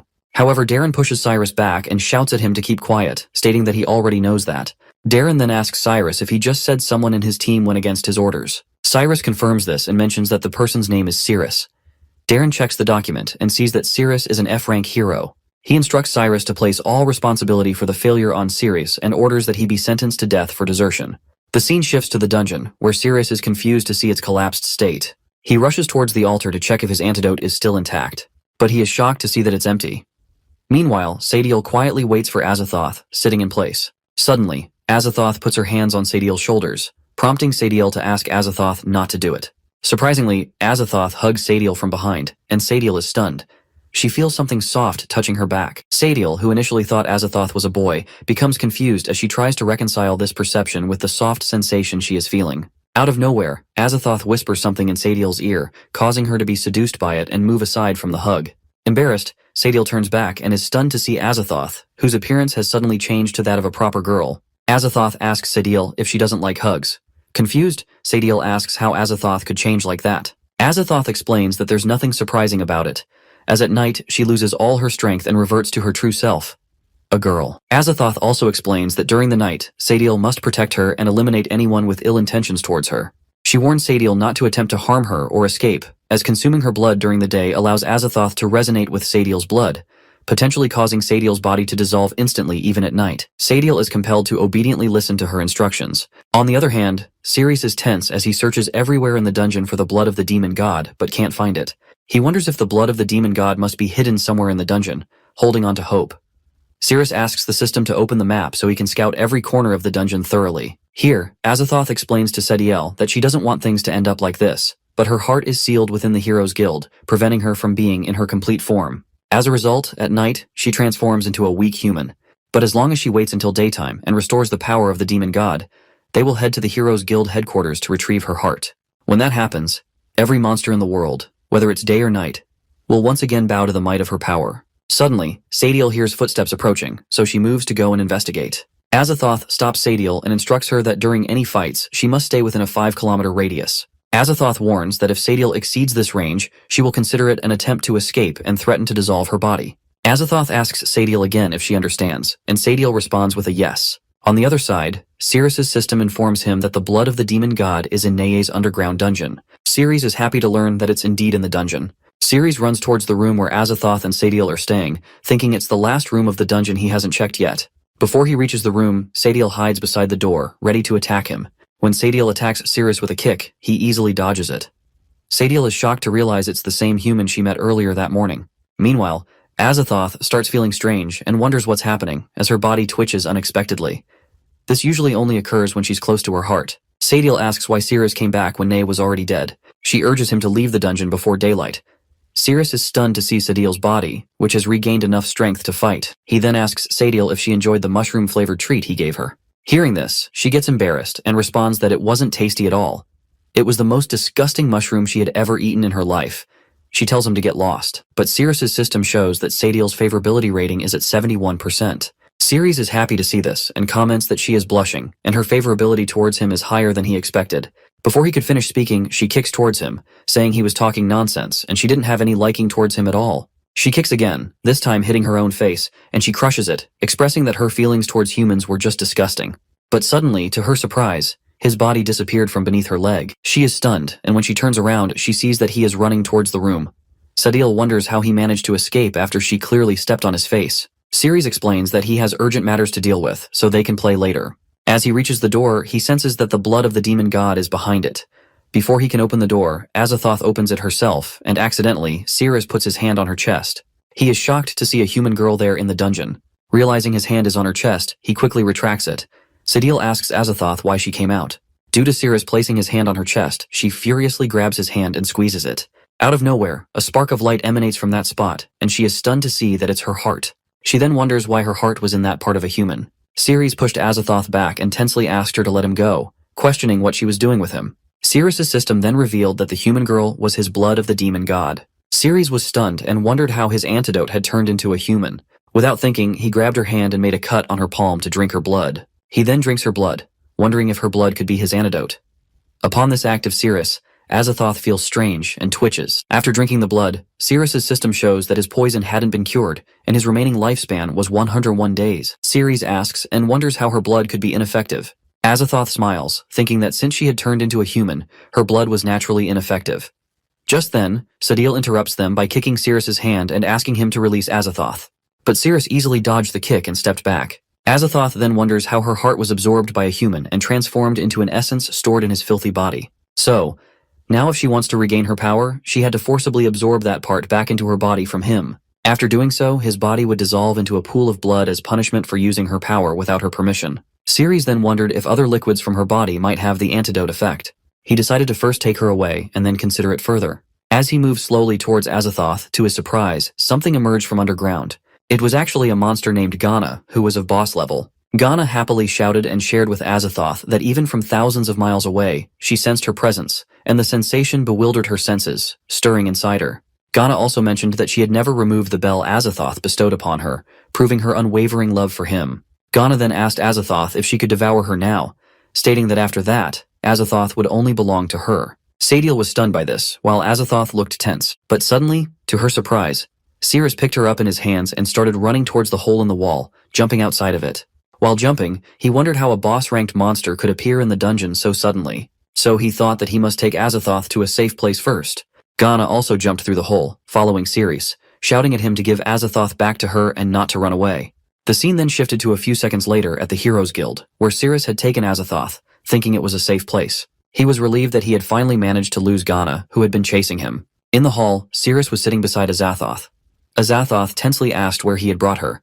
Sirius responded that it was the Heroes Guild in Zone Z, his home. Hearing this, she became happy, thinking that if it were true, her plans would become much easier. After retrieving her power into her body, she could go on a wiping spree, and they all would pay the price for dealing with her heart. So Azathoth stood up, held Sirius's face, and with a helpless expression told him that she had been cursed by a terrifying monster, and if she didn't find a human to mate with soon, she would die. So, please, save her. Sirius responded that he was a noble and upright hero, and he would never exploit someone's vulnerability. But still, Azathoth jumps over Sirius and, with a sad face, shares that she was in deep pain at that moment, pleading with him to save her. Hearing this, Sirius became tense and wondered how he could have encountered such a shameful situation. His inner voice told him that he must never exploit others' vulnerabilities in that manner. Otherwise, his righteous soul would experience unbearable anguish. But soon he thought that, as a hero, it was his responsibility to help those in pain. He couldn't just sit back and do nothing. Sirius then reached out to Azathoth, thinking that he was willing to sacrifice himself to save her and bear the pain from the depths of his heart alone. On the other hand, as Azathoth leaned in for a kiss, she thought that once she extracted his essence and regained her power, she would wipe out every single one of them. But as she got very close, Sirius saw something between her legs and, confused, asked if it was a tail and how she had one. Sirius then remembered that a tail was supposed to be at the back, and Azathoth's tail was in the front, meaning it was a male private part. Realizing this, Sirius was stunned and tensely pushed Azathoth back. He was so scared that he moved backward, and in the process, Yug fell out of his pocket. Sirius tensely asked Azathoth why she had a sword between her legs. Azathoth came very close to Sirius and seductively said that he had already agreed to save her. At that time, Azathoth was aware that daybreak was approaching and her body was starting to change. This meant that Azathoth had a dual personality. During the day, her body would become that of a boy, while at night, she would be a pure girl in human form. So she again put her hand on his leg and was about to kiss him, saying that Sirius couldn't go back on his words. Sirius was tense and didn't know what to do, but to his relief, an unexpected scene occurred as Yug started transforming. Azathoth even asked in confusion what was happening with his pet. Within seconds, Yug completely reverted to her monster form and started saying that she was so hungry. She was starving. Yug again asked for help from Sirius, addressing him as her master. Sirius saw an opportunity and told Azathoth that he believed Yug needed his help more urgently, so he would assist Yug first, and then it would be Azathoth's turn. Azathoth was now at a loss for words, unsure of how to respond. Here, Yug was wondering that Sirius's pocket was so small that she couldn't even stretch fully. Meanwhile, Sirius was running towards the kitchen, saying that if Yug was hungry, he would make something for her to eat. In the kitchen, he started cooking, all the while wondering that somehow he had found some time under the guise of cooking. However, he pondered what he should do next. If he didn't save Azathoth, she would truly die, and he had no means to defend himself either. So he questioned himself if he really had to mate with Azathoth. He soon started getting frustrated as he couldn't decide. While he was cooking, Azathoth also approached from behind, thinking that she could wait until morning to regain her powers. Ceres noticed her but pretended he hadn't seen her. Seeing this, Azathoth realized that he didn't want to do what she had in mind. She thought that if Cirrus didn't want to cooperate, she would have to resort to forcing him into doing strange things. Out of nowhere, Azathoth got close to Cirrus and was about to place her hand on that part, but Cirrus quickly took the food off the plate and started running outside towards Yug. He said he had finished preparing the food and needed to go outside to help Yug first. Azathoth became furious because her human body was too weak to overpower Cirrus. When Cirrus exited the kitchen, he noticed Yug's tail emerging from the bathroom, prompting him to investigate. When he looked inside, he was surprised to see Yug drinking toilet cleaner. He wondered if she would be okay after consuming it. To his surprise, Yug was actually happy and smiling, saying that it was delicious. In the next scene, Yug was eating the food, so Azathoth came to Cirrus and insisted that he had already prepared food for Yug, and now it was her turn. Cirrus asked Azathoth to calm down and listen to him first. To his surprise, Azathoth became wild and shouted that she didn't want to hear any excuses. She wanted to do it now. Just then, his system showed that the time limit for returning weapons had arrived. While Azathoth was still wild, she forcefully tore off Cirrus's clothes into pieces, leaving him stunned and with only a scrap of cloth remaining. Azathoth, blushing, approached Cirrus slowly. Meanwhile, Cirrus's system alerted him that he had to complete the mission, which involved running through the streets and waving to 33 people. Seeing this, he became furious and shouted that he would never do such things. Suddenly, his system warned him that if the host couldn't complete the mission, he would be pulled back into the Advanced Paradise in reverse. A door appeared behind Cirrus and slowly began to open. Cirrus waited anxiously to see what was behind the door. When it finally opened, he was shocked to see many boy dummies asking him to come and play with them. Cirrus shouted that it seemed even more terrifying than running through the streets without clothes. Cirrus started to think about how such a small piece of cloth could provide him cover. Horizontally, it wasn't long enough to cover his waist properly. Everything behind would be exposed. Standing up with both hands pressing the front and back, there was no way he could wave to passers-by. Cirrus got frustrated and started crying, realizing that the cloth simply wouldn't cover him properly, and no matter what, he would still be exposed. Without thinking, he ran towards the door and told Yug to take care of Azathoth, explaining that he was going outside for a few minutes. Seeing Cirrus run outside without clothes, Yug was amazed, wondering if that's how humans go out. Azathoth also felt sad, realizing she would have to wait until morning. Yug then asked Azathoth if she wanted to drink the toilet cleaner since it tasted good, but Azathoth declined with a firm no. Outside the room, Cirrus covered his face with a piece of cloth, thinking it was the best option to avoid showing his face to others. He then ran towards the barbecue plaza, knowing there would be many people there at that time. And to add to Cirrus's troubles, when he arrived at the barbecue plaza, the monster Ghana also sensed his presence in the area and arrived there. She was frustrated that Cirrus had managed to run away so quickly. Cirrus, upon reaching the location, started waving his hands to attract everyone's attention. A girl was the first to notice him and began shouting that there was a pervert, calling for someone to come and help. More people came out upon hearing the scream, but Cirrus managed to slowly accomplish his task amidst the commotion. Now that he had completed 1 to 3 of his mission with only 7.5 seconds left, Cirrus started getting chased by some men because he was running without clothes in the city and heading towards a more crowded area. The scene shifted to Cirrus's home, where Sadiel appeared at the window. Yug became tense upon seeing someone at the window. Sadiel was relieved upon seeing Azathoth and then warned them that they were in the city of the Brave Heroes Guild, so if they were caught, it could be very dangerous. Sadiel urged them to hurry up and leave. Azathoth responded that since it was almost morning, there was no need for them to hide anymore.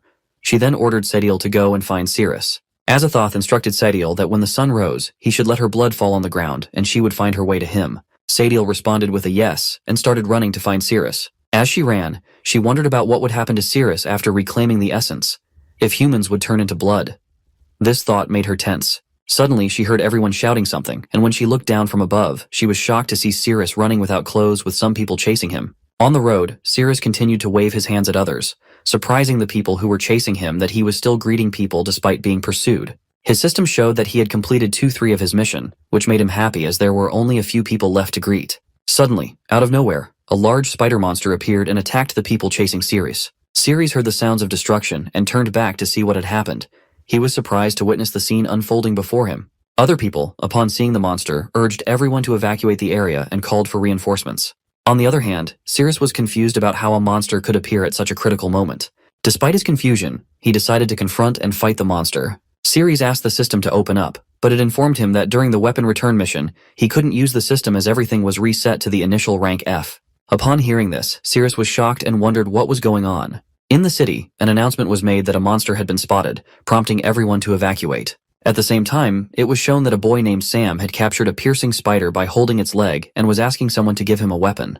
To his surprise, Cirrus approached and shook hands with Sam, congratulating him. Sam furiously asked if Cirrus was out of his mind for greeting during the battle, and whether the monster had knocked off his pants. Due to Sirius's incident, Sam lost his grip and the piercing spider was about to attack him. Luckily, a hero of A rank named Kajak arrived and swiftly defeated the piercing monster, saving Sam. Kajak asked Sam if it was so difficult for C rank heroes to defeat such small spiders. Alongside Kajak was Charlton, the vice president of the Heroes Guild, who was also present. Charlton praised Kajak, acknowledging that his actions counted as being on the battlefield. He then emphasized the need to quickly escort Kajak back. However, Kajak reassured Charlton not to worry, stating that with their security team, no monster could harm or get close to him. Suddenly, Ghana arrived, sensing Sirius's essence. Upon seeing her, everyone became tense, and Kajak immediately ordered everyone to ensure Mr. Charlton's safety. Kajak attempted to attack Ghana with his sword, but she swiftly dodged the attack, and then she touched her face to his hand, asking if that was all he wanted to get close to her. Suddenly, Kajak's hand started melting, and his entire body began to burn slowly. Kajak howled in pain, realizing the poison's effects, and warned everyone to stay back and not touch Ghana. Ghana laughed, finding humans fragile for being unable to withstand even a small amount of poison. Another hero instructed the others to take Mr. Charlton away while he would hold Ghana back. Ghana smiled and asked if he wanted to hold her, mentioning that they had underestimated her. On the other side, Sirius was just one person away from completing his mission when another hero was burned by Ghana. Poisoning him, she remarked that the noises humans made when poisoned were truly pleasurable for her. As the hero died and his scream stopped, Ghana remarked that she hadn't heard enough screaming yet. She slowly moved towards Charlton, who began shouting for help. Sirius arrived and demanded that Ghana leave Charlton alone. He urged Charlton to look at him, and as Charlton did, Sirius's mission was completed and his clothes returned to him. Sirius then asked the system to open up, and it presented him with the option to choose a card. Upon selecting a card, the system revealed that Sirius had acquired a weapon called the Silent Divine Finger. The weapon appears to have a special ability where when Sirius touches surrounding objects, they transform into the enemy's body and he can feel their sensations. When the enemy screams from the bottom of their heart, it triggers the activation of the silent force associated with the weapon. This ability suggests a powerful and potentially transformative aspect of the weapon in combat or strategic situations. Upon seeing Sirius, Ghana became pleased, identifying him as the human associated with her lord, Azathoth. She ran towards him, demanding to know where he had hidden Azathoth. Sirius responded that he would hand Azathoth over to her. Ghana replied that if that was the case, she would eliminate Sirius first, and then locate Azathoth on her own. Sirius locked Ghana as his target, and when Ghana attacked him, he dodged and moved away, touching the ground in the process. The moment Sirius touched the ground, Ghana felt a strange sensation, feeling as though someone was touching her body. This sensation embarrassed her, causing her to wonder why she felt that way. She screamed in response to the touch, and her scream value reached 12%, triggering the silent force. The force inflicted significant pain on Ghana, stunning her momentarily. She covered her chest and wondered if Sirius had indeed touched her chest just moments ago. She interpreted the sudden impact after her scream as an invisible force, likely Sirius's ability. Though not fatal, it caused her pain, confirming her suspicion of Sirius's capability. Ghana declared that her body and mind belonged solely to Lord Azathoth. She stated that anyone else who touched her besides Lord Azathoth would face death, and she vowed never to make such a betraying sound again. Ghana expelled all her toxins from her body and gathered them in her hand. She then informed Sirius that she would present his charred corpse as an apology to Lord Azathoth. Sirius became tense as Ghana launched her attack, declaring Sirius to die in pain as the price for touching her body. Despite Sirius managing to dodge the initial attack, Ghana continued to pursue him, attempting to grab him from the ground. At that moment, Sirius placed his hand on the ground and rubbed it. Ghana screamed again from the intense sensation she felt in her armpit, and this time her scream value reached 43%.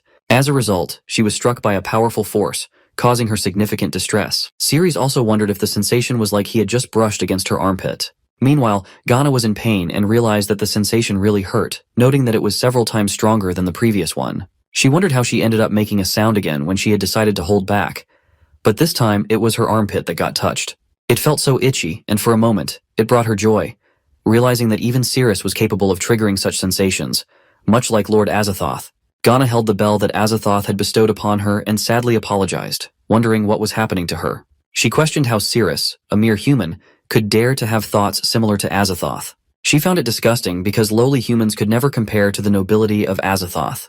Ghana hid herself to snap back to her senses, and once composed, she smiled and asked if now Azathoth would forgive her. On the other side, Sirius was shocked to see Ghana hitting herself and interpreted it as a sign that she might have some mental issues. Ghana remarked to Sirius that his attack moves were strange, and she declared that she would get Sirius now. She then took out her sword and prepared to attack. Seeing Ghana take out her sword, Sirius wondered if the location where she concealed her weapon was even more peculiar. He interpreted the situation, noting that the first time it was her chest, the second time her armpit against the wall, so logically, if he calculated based on the distance ratio, her next move would likely be aimed at his back. For some reason, Ceres started running away, prompting Ghana to chase after him, shouting why he was running now when it was too late. She jumped at Ceres to attack, but he managed to dodge the attack. Ceres shouted that his agility was higher than hers, and he wouldn't let her catch him off guard. Ghana responded by acknowledging she knew, then threw a spider web towards Ceres. He became ensnared in the web and struggled to escape by moving around. Ghana stated that he wouldn't be able to break free, and now he had to die. She went in for the attack, but just then, Ceres managed to free his hand from the spider web and touched the ground. After touching it, he wondered if he was correct, noting that the sensation he was feeling was akin to touching the inner part of her thigh. Ghana once again felt intrigued and tense due to Ceres' strange skill. This time, she put her hand over her mouth, determined not to scream. Ceres attempted to tickle her more, but she remained resolute in not making a sound under any circumstances. She succeeded, with the scream percentage only reaching 1%, indicating the force was not very strong. Ghana was relieved and happy that she managed to hold back, realizing that as long as she didn't scream, she wouldn't be vulnerable to further attacks. When Ghana looked at Ceres, she was surprised to see that he had escaped from the spiderweb and slipped away. To her surprise, Ceres responded from behind that he hadn't said he was going to slip away. Ghana smiled, considering Ceres' decision not to run away as a foolish move. She then placed something in her mouth while explaining that she had figured out all his attack moves, and the chance he had to escape just now was the only one. Now, she was determined to dominate him single-handedly. When she removed her hand from her mouth, it was revealed that she had covered her mouth with spiderweb. Her idea was that by sealing her mouth shut with spider's web, she wouldn't make any screaming sounds, rendering Ceres' attacks useless against her. Ceres asked Ghana if the spot she felt was on the inner part of her thigh, right? Upon hearing this, she became embarrassed and frustrated, thinking Ceres was a disgusting human paying such close attention to her body. Ceres understood from her silence and explained that after locking her up, he arranged everything according to the proportions of her body. He then said that next up was the battle where one side completely overwhelms the other, and he would launch a fierce attack on her body to find the sensitive spots or points that would drive her crazy. Ghana then thought that his attack had been anticipated by her, so no matter which part of her body was attacked, she wouldn't scream. Ceres rubbed his hands on the walls. Ghana knew it was coming, so she somehow endured it and didn't scream. Ceres was also surprised to see that there was no reaction at all. Meanwhile, Ghana was tense, realizing that the feeling was completely different from before and seemed to be coming from the bottom of his heart, but somehow she held back. She still talks about Lord Azathoth as if the feeling were from the bottom of her heart, but she endured it and didn't betray Azathoth. This level of pleasure still couldn't be compared to Azathoth. Ceres again rubbed his hands on the walls and then rubbed them together, asking Ghana to enjoy it. Ghana was getting seduced and wondered why the feeling directly rushed into her mind. On the other side, Charlton was noticing everything and saw that the female monster started to wriggle again, which was amazing. Charlton wondered what kind of trick it was that made the female monsters emit those moaning sounds, and he also wanted to learn that technique. On the other hand, Ghana wondered how Ceres was able to do it, as the feeling was coming from the bottom of her heart. And it's so intense, like she had never felt before. Suddenly, she noticed that the images of Lord Azathoth were starting to blur in her eyes. She became determined not to let it happen, as she must stop everything. There couldn't be such thoughts anymore because she belonged to Lord Azathoth, and she needed to compose herself. Ceres was also shocked to see that Ghana still hadn't made any screaming sounds, as it seemed the excitement wasn't enough yet. Ghana then infused all the toxins from her body into her weapon and rushed towards Ceres to attack, thinking that she wouldn't fall down easily. Seeing her approach, Ceres moved closer to the wall and rubbed his hands together, inviting Ghana to appreciate his skills. This caused Ghana to tremble again and wriggle on the ground as she endured it. She became tense, feeling overwhelmed by the intense sensation, unable to move even a bit. So she thought that she had to eliminate Ceres quickly, otherwise Lord Azathoth would disappear from her heart. With determination, she threw her sword towards Ceres to strike him down, but Ceres somehow dodged the attack. Ghana already anticipated that Ceres would dodge it, so she released the toxins from her sword when it was close to Ceres. She thought Ceres wouldn't be able to dodge the toxin in such a cramped space. And when the toxins cleared from the space, Ghana realized that at such a close distance, Ceres wouldn't have had a chance to escape. Now that his entire body was surely tainted with her toxins, there was no doubt he would perish. Suddenly, to her shock, she heard Ceres' voice saying that just like the spiderweb trick she used on him earlier, deceive and strike, he wouldn't fall for the same trick again. Looking up, Ghana was amazed to see that even in that situation, Ceres had managed to jump onto the rooftop. Ceres then shouted that now it's his turn, and he jumped off from the rooftop into the cramped space, rubbing both his hands on the walls from above to the ground. As Ceres descended, Ghana felt a much stronger sensation, intensifying with each passing moment. Ghana tried to hold on as the sensation was supposed to end in a few seconds, but due to the height of the walls, the sensation persisted longer than expected. She became tense, realizing it hadn't ended yet. She was thinking that everything had happened in a flash last time, so why wasn't it ending this time? She hoped for it to end soon. But now her limit was reaching its end, and finally, before screaming, she apologized to Lord Azathoth as she couldn't hold on anymore. She screamed with all her power, and Sirius's system showed that the scream value was 100% this time. Even the locket that Azathoth had bestowed upon her got broken, causing a powerful blast in the surrounding area of Ghana. In the blast, the force depleted Ghana's magic energy slowly until her magic value reached 0. She transformed into a mini spider. Sirius's system returned the weapon, indicating that the enemy had been defeated, so it was retrieved. Sirius walked towards Ghana and picked her up in his hand. His system showed that Ghana's favorability towards him was 100%. Sirius's system indicated that a passive conquest had been unlocked, and after defeating the boss, he would obtain the boss's exclusive skill. So the skill Sirius acquired was Toxic Fusion, which allowed him to attach potent poisons to weapons. Sirius wondered if he could also attach poisons from within his own body onto weapons. The scene shifted to Sadiel, where she used her blood to summon Azathoth. As her blood dropped on the ground, Azathoth disappeared from the room, stunning Yug as he witnessed it. Upon being summoned, Azathoth appeared in his human form. From now on in the story, we will refer to him as a man. Azathoth asked Sadiel where Sirius was. Tensely, Sadiel responded with an apology, admitting that she had lost track of Sirius. Hearing this, Azathoth was stunned. He explained that the human body he inhabited was originally her heart, and if he didn't retrieve it, he would become a powerless human again at night. Despite this revelation, Sadiel confirmed that she had indeed lost track of Sirius. Suddenly, Azathoth heard distant sounds from the city and sensed that it was the power of the system. Without hesitation, he flew towards that area. Sadiel watched tensely as he departed. The scene returns to Sirius, where his system shows that he unlocked a new skill called Placement, allowing him to teleport conquered monsters back to their home. As Sirius uttered Placement, Ghana disappeared from his hand and teleported to Yug's room. Yug was confused when something hit her head, and upon seeing it was a spider, she reacted with surprise. On Sirius's side, Azathoth suddenly grabbed him, and before Sirius could react, Azathoth captured him by locking his head. Azathoth then stared at Sirius, expressing disappointment that Sirius had promised to save him but fled midway, which greatly angered him. Seeing Azathoth in his human form, Sirius became certain that Azathoth was indeed a man and the entity who had deceived him about the curse. Azathoth responded affirmatively. Sirius then asked Azathoth what he wanted now. Azathoth asked Sirius to continue fulfilling his unfulfilled promise. Sirius responded that he had no interest in men. Azathoth then changed his appearance and asked Sirius how about now. Sirius tensely turned his face back and was shocked to see Azathoth had transformed into a character resembling a girl wearing a cat-themed dress. Azathoth even said, "Meow," asking if now Sirius would be interested. Sirius vehemently denied and shouted that no matter what form Azathoth took, he still wouldn't be interested because he didn't like men. Sirius attempted to punch Azathoth, but Azathoth blocked it by grabbing his fist and twisted it slightly, causing Sirius pain. Azathoth persisted, mentioning how humans were often interested in things like cat ears and black stockings, suggesting they could have fun together. However, despite his efforts, he was rejected, which saddened him deeply. He hinted that he might have to resort to more drastic measures. Azathoth licked Sirius's finger, which stunned him.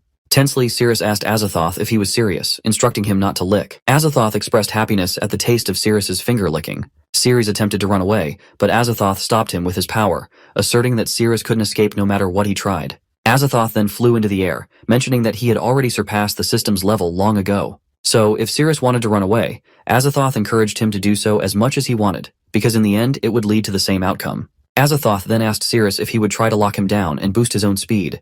Sirius responded that he didn't want to use the system to target men, as that would cross a moral boundary for him as a human being. Soon after, Azathoth lifted Sirius's body upwards and jumped over him, stating that the blood in Sirius's veins was his antidote, and implying that Sirius had always desired him. Azathoth also told Sirius that if he behaved and followed his lead, he would cure him. Furious, Sirius responded to Azathoth that if the only way to obtain the blood of the demon god for the antidote was to do it with him, then he would rather let his body melt and decay, as he would never engage in such acts with a man. Azathoth became furious when Sirius resisted him, and he prepared to attack, stating that Sirius was not obedient and needed to be disciplined. He threatened to force himself into Sirius's body, claiming that Sirius would beg for it. Azathoth then touched Sirius's back, intending to return Sirius's power, system, and heart to their original master's body. To his surprise, his magic didn't work and disappeared instead. Confused, Azathoth wondered what had happened and why his magic had failed. Sirius's system indicated that it refused to return, rendering all of Azathoth's attacks against Sirius useless. Following this, Sirius's system asked him if he wanted to sacrifice 50% of his life for a chance to defeat Azathoth. Sirius furiously responded, questioning if the system was truly dumb because in the current situation, the answer was definitely yes. The system explained that when Sirius locked onto Azathoth as a target, it would trigger Azathoth's Spear of Oblivion. Afterward, Azathoth would be fully absorbed by Cirrus, and the poison could be completely detoxified.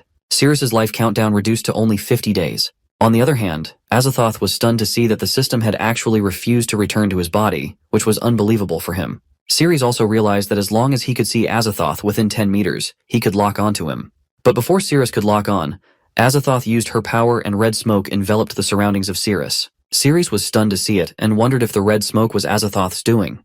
The thickness of the smoke was so dense that Cirrus couldn't open his eyes. At that moment, Azathoth cut a slice in his hand, causing an automatic cut to appear on Sadiel's hand. Seeing this, she became tense and wondered what was happening.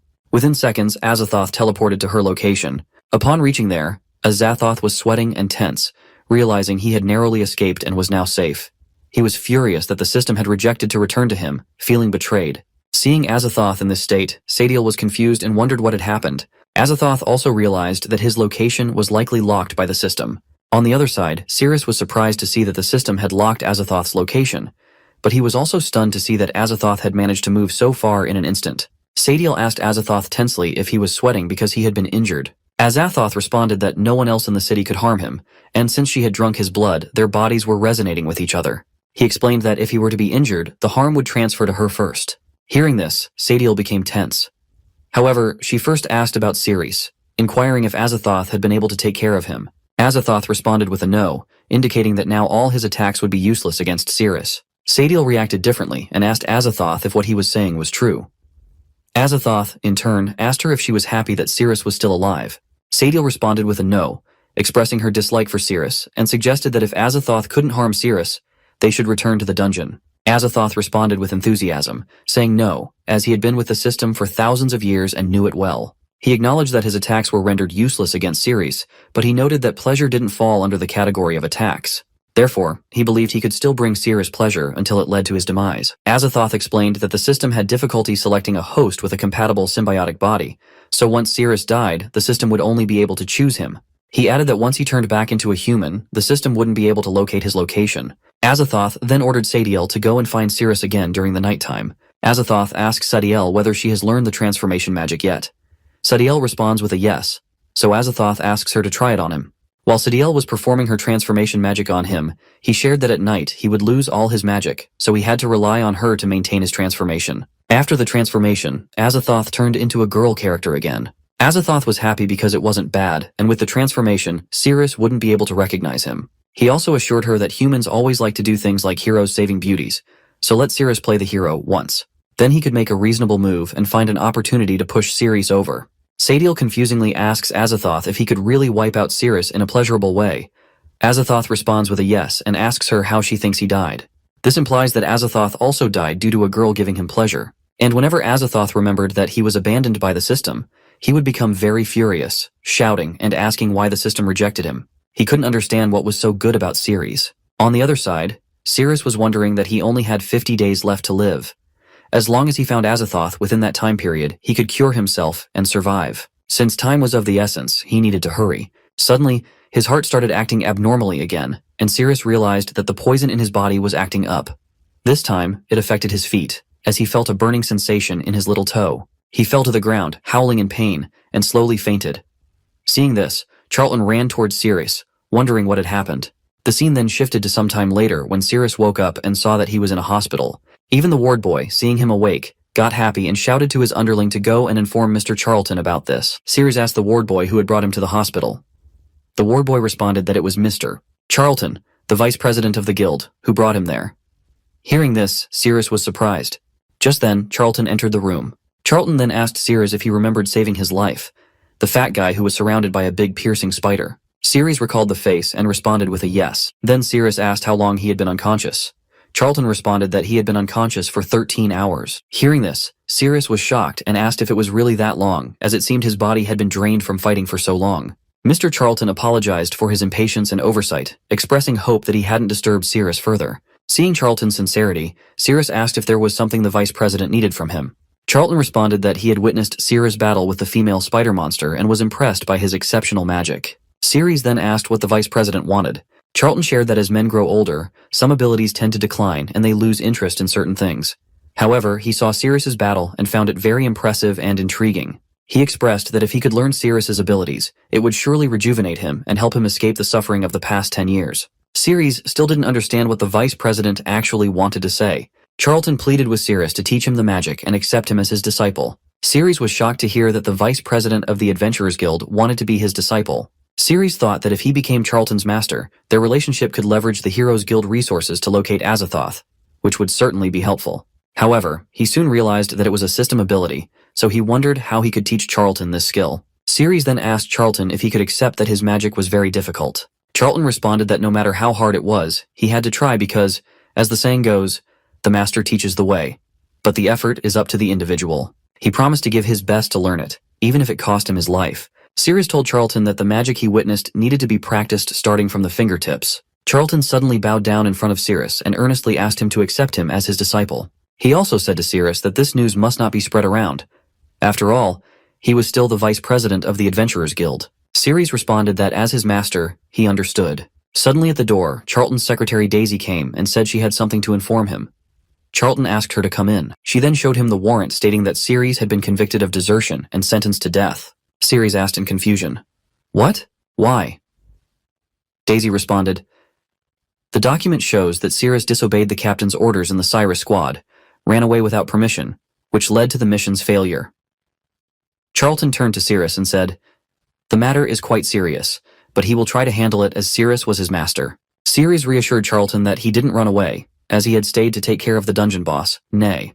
Daisy responded that she had found information about the squad's retreat and mentioned that he, an F rank, Bella, a C rank, and Mark, a B rank, had all defeated an S rank monster. She found this achievement unbelievable for them.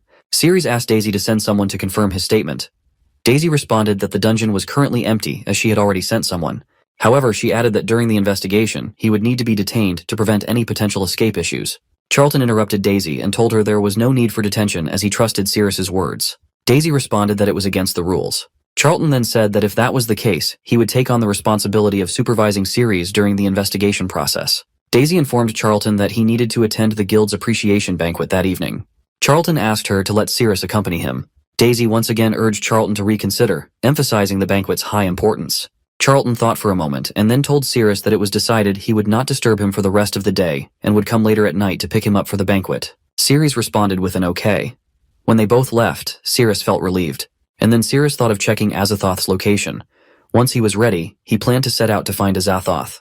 When Sirius opened the system panel, he was surprised to see that Azathoth hadn't left the city. Upon closer inspection, he was stunned to realize that Azathoth was very close to him. When Sirius thought about it seriously, he was shocked to realize that Azathoth was none other than at his home. He tensely ran back to his house, and upon entering, he found that there was no one in sight.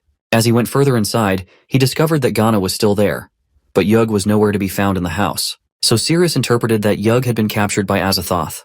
The scene shifted to Azathoth and Yug, where Yug was confused and tensely asked where she was. Azathoth smiled and responded that they were at the auction venue for monsters and humans. Sirius was running towards the place where Azathoth's signal was showing, and he noticed that it had already been half an hour since he hadn't moved, indicating that he was very close to him. Suddenly, the marker showing Azathoth's location disappeared, and Sirius realized that he would be unable to track Azathoth at night.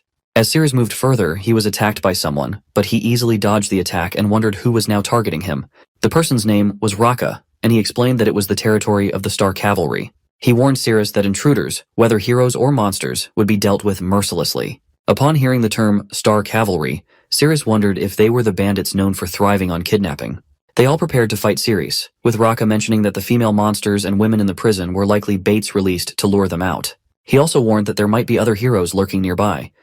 They decided to capture Sirius and interrogate him. Sirius wondered if the female monsters they mentioned were Yug. He thought it was the perfect opportunity to ask them if they had seen a perverted male monster in the area. Suddenly, his system showed a reminder that the weapon return mission would begin in 2 minutes. Sirius felt tense because if he entered the weapon return mission, his stats would revert to their initial state of F rank. Therefore, he decided to finish off the situation quickly within the remaining 2 minutes.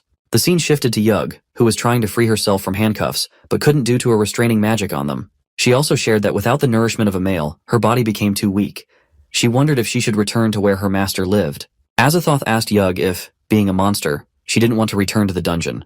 Yug responded that as a Ling-Lang lizard, she naturally relied on the essence of males. She chose a stronger guy and preferred human dens over monster caves, adding that the wine in the bottle was extremely delicious. Suddenly, to both Yug and Azathoth's surprise, there was a blast in the wall, and a boy was thrown into the room. Ceres arrived there, relieved that everything had ended within the 2-minute time frame he had. Ceres then said that if they had handed him the keys sooner, they wouldn't have ended up getting a beating.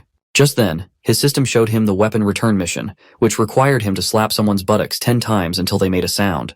The countdown was set for 60 minutes. Hearing about the mission, Ceres tensely approached the person he had beaten and asked if he could still scream. However, it was too late. The boy had already fainted. Ceres realized that he shouldn't have hit so hard. Azathoth asked Ceres to save them, but Ceres hesitated, realizing they were in the outskirts where monsters could appear at any time. Without the power of the system, it was very dangerous. He decided to focus on completing the mission first. He unlocks Yug's handcuffs and slaps her on the buttocks, causing her to scream. Seductively, she asks what he is doing. Ceres responds that to ensure their safe departure from the place, he needs to spank her butt, so please don't resist. Azathoth smiles and thinks to himself that Ceres definitely wasn't a good guy. Dealing with this kind of person, all he needed to do was flirt with him a bit. Ceres would fall for it. Azathoth couldn't believe Ceres would come up with such an absurd excuse just to take advantage of her. Azathoth, now a girl in front of Ceres, asks him to unlock her too. She assures him that as long as he saves her, she doesn't mind if he spanks her, and she is even willing to offer herself to him. So Ceres agreed, but the moment he unlocked the handcuffs, Azathoth jumped towards him and hugged him, crying. She told him that she had been violently kidnapped and brought there. She was so scared because they had threatened to sell her to goblins. Azathoth also told Ceres that now that he had rescued her, she would be all his. The moment she said that, Ceres spanked Azathoth's buttocks, but she didn't scream. Seeing this, Ceres tensely asked why she was not making a sound. Azathoth gets close to Ceres and strangely asks him to do it again. Ceres tensely considers denying her request, but before he can respond, his system shows that because Azathoth didn't make a sound, he had been frozen for 5 minutes. When Ceres falls to the ground, frozen, Yug crawls towards him and holds his head, expressing that she feels very uncomfortable and urgently needs his body essence and blood. Otherwise, she might collapse and die.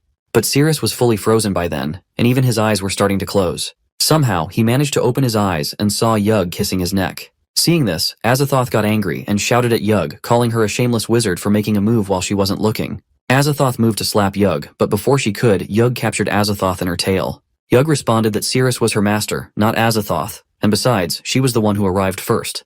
Azathoth became furious, but was unable to do anything, and wondered that if it were daytime, he could have easily removed Yug away. So Azathoth decided to forget about the situation, realizing that the priority was to reclaim the system rather than argue with Yug. Azathoth then suggested a 3-way romance and got very close to Ceres. Seeing this, Ceres wondered whether Azathoth was truly being held against her will, questioning why she felt compelled to engage in such actions with him.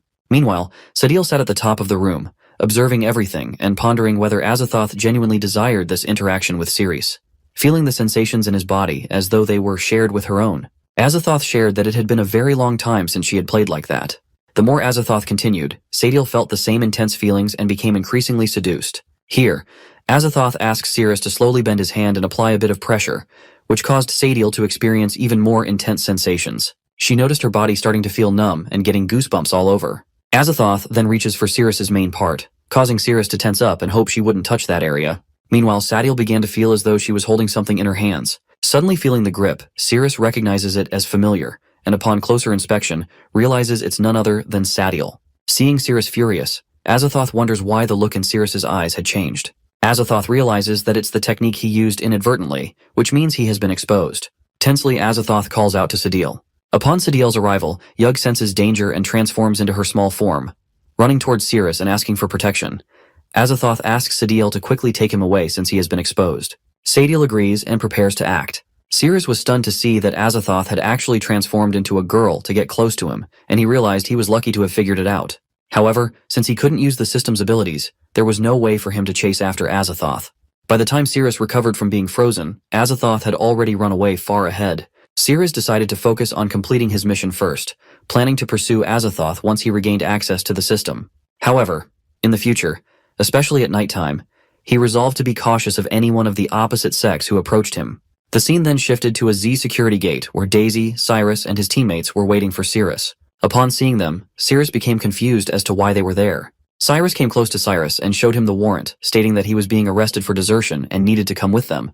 To Cyrus's surprise, Daisy intervened and explained that she was Vice President Charlton's secretary. She informed them that they had investigated the new dungeon and found it empty, contradicting the accusation against Ceres. She also shared that the process of revocation had already begun, so they couldn't arrest Ceres now. She explained that Ceres was scheduled to attend the guild's appreciation banquet later. Meanwhile, Ceres was counting the number of members Cyrus had with him. But suddenly, Cyrus furiously slapped Daisy, shouting that she was clearly lying because only captains of A rank and above were allowed to attend the appreciation banquet. He accused her of falsely claiming to be the vice president's secretary. Cyrus also yelled that he was the president himself and ordered her to get lost. Cyrus then threatened Daisy, saying if she continued causing trouble, he would throw her into the interrogation room with Ceres. Ceres told Daisy to go and ask the vice president for authorization and to bring the revocation notice to rescue him, as he believed Charlton would surely help. Ceres also asked if she could do it in 20 minutes. Daisy responded that 10 minutes would be enough. Ceres praised her for that and said he would make them apologize by punishing them severely. The scene then shifted to the interrogation room, where everyone stood surrounding Ceres. Cyrus asked Ceres if he remembered how his right hand got injured. Ceres remained silent, not responding. Cyrus reiterated that he had bravely led his team into battle against the monster Nay. However, Ceres had attacked him from behind to escape, which gave Nay an opportunity to attack, resulting in the deaths of most of his team members. Cyrus explained that he sacrificed his right hand to save the lives of the remaining team members. Cyrus then furiously asks Ceres whether a coward like him deserves to live or die. Ceres responds that a coward who runs away when facing the enemy deserves to die like an animal. Hearing this, Cyrus becomes furious because he realizes Ceres is implying that he himself is a coward. Cyrus asks his teammate to bring the hammer to the table. At that moment, Ceres was wondering that 10 minutes had already passed, which meant the secretary should arrive soon. However, the problem was that he still didn't have access to the system, so he had to endure the situation for the time being. Suddenly, to his surprise, Yug calls to Ceres.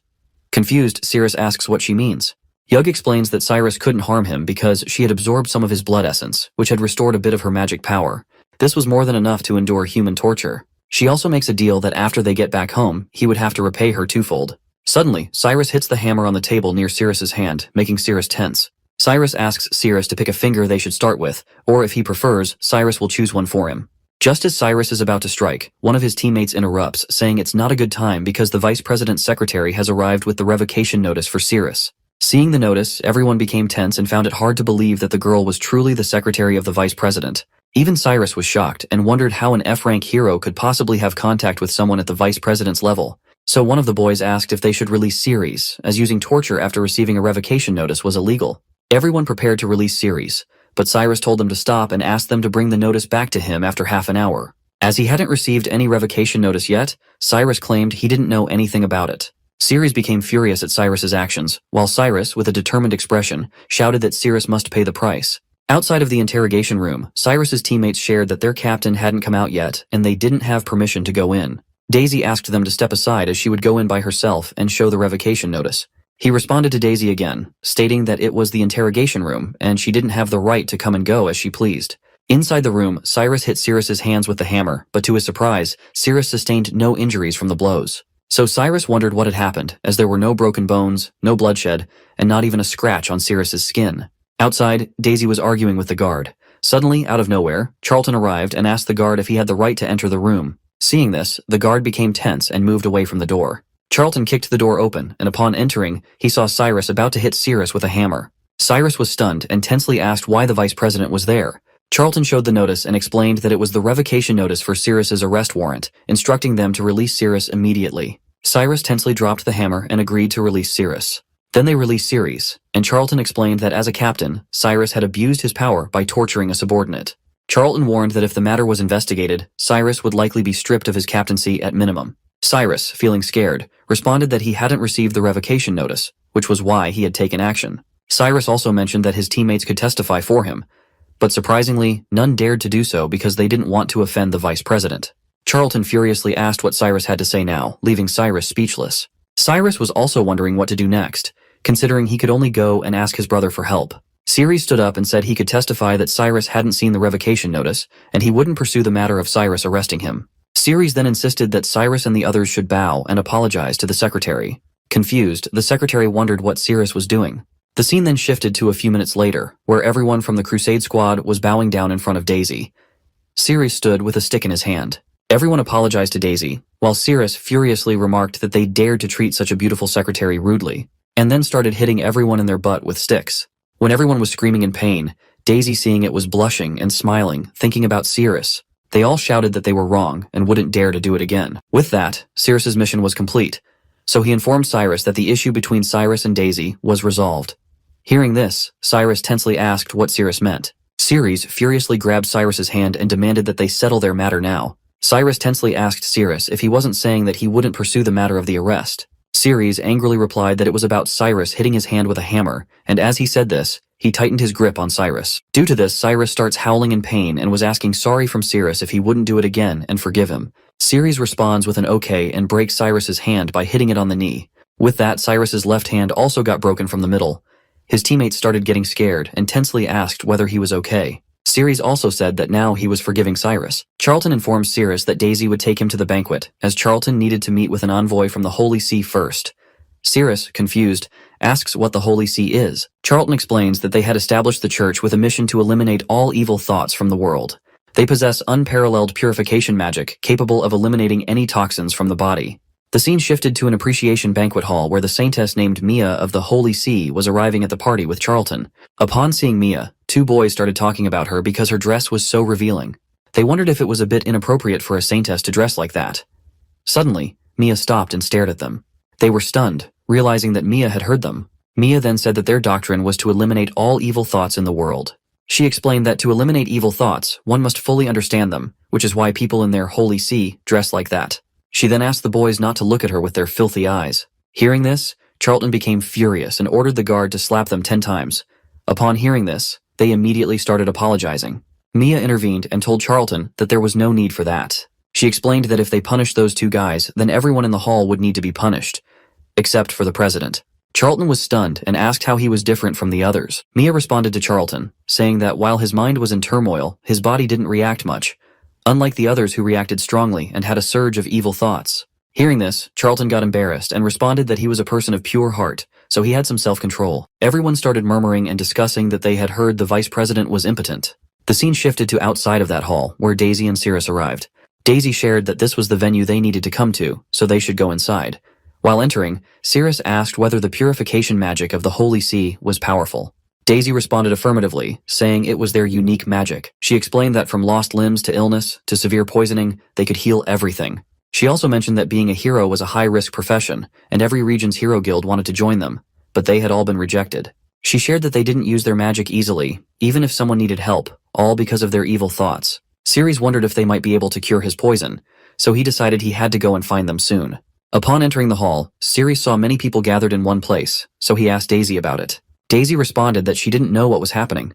Charlton then arrived and explained that the saintess was testing their eligibility to collaborate with the Holy See. He also mentioned that if someone passed the test, collaboration would be possible, and their hero guild from Zone Z would gain significant strength.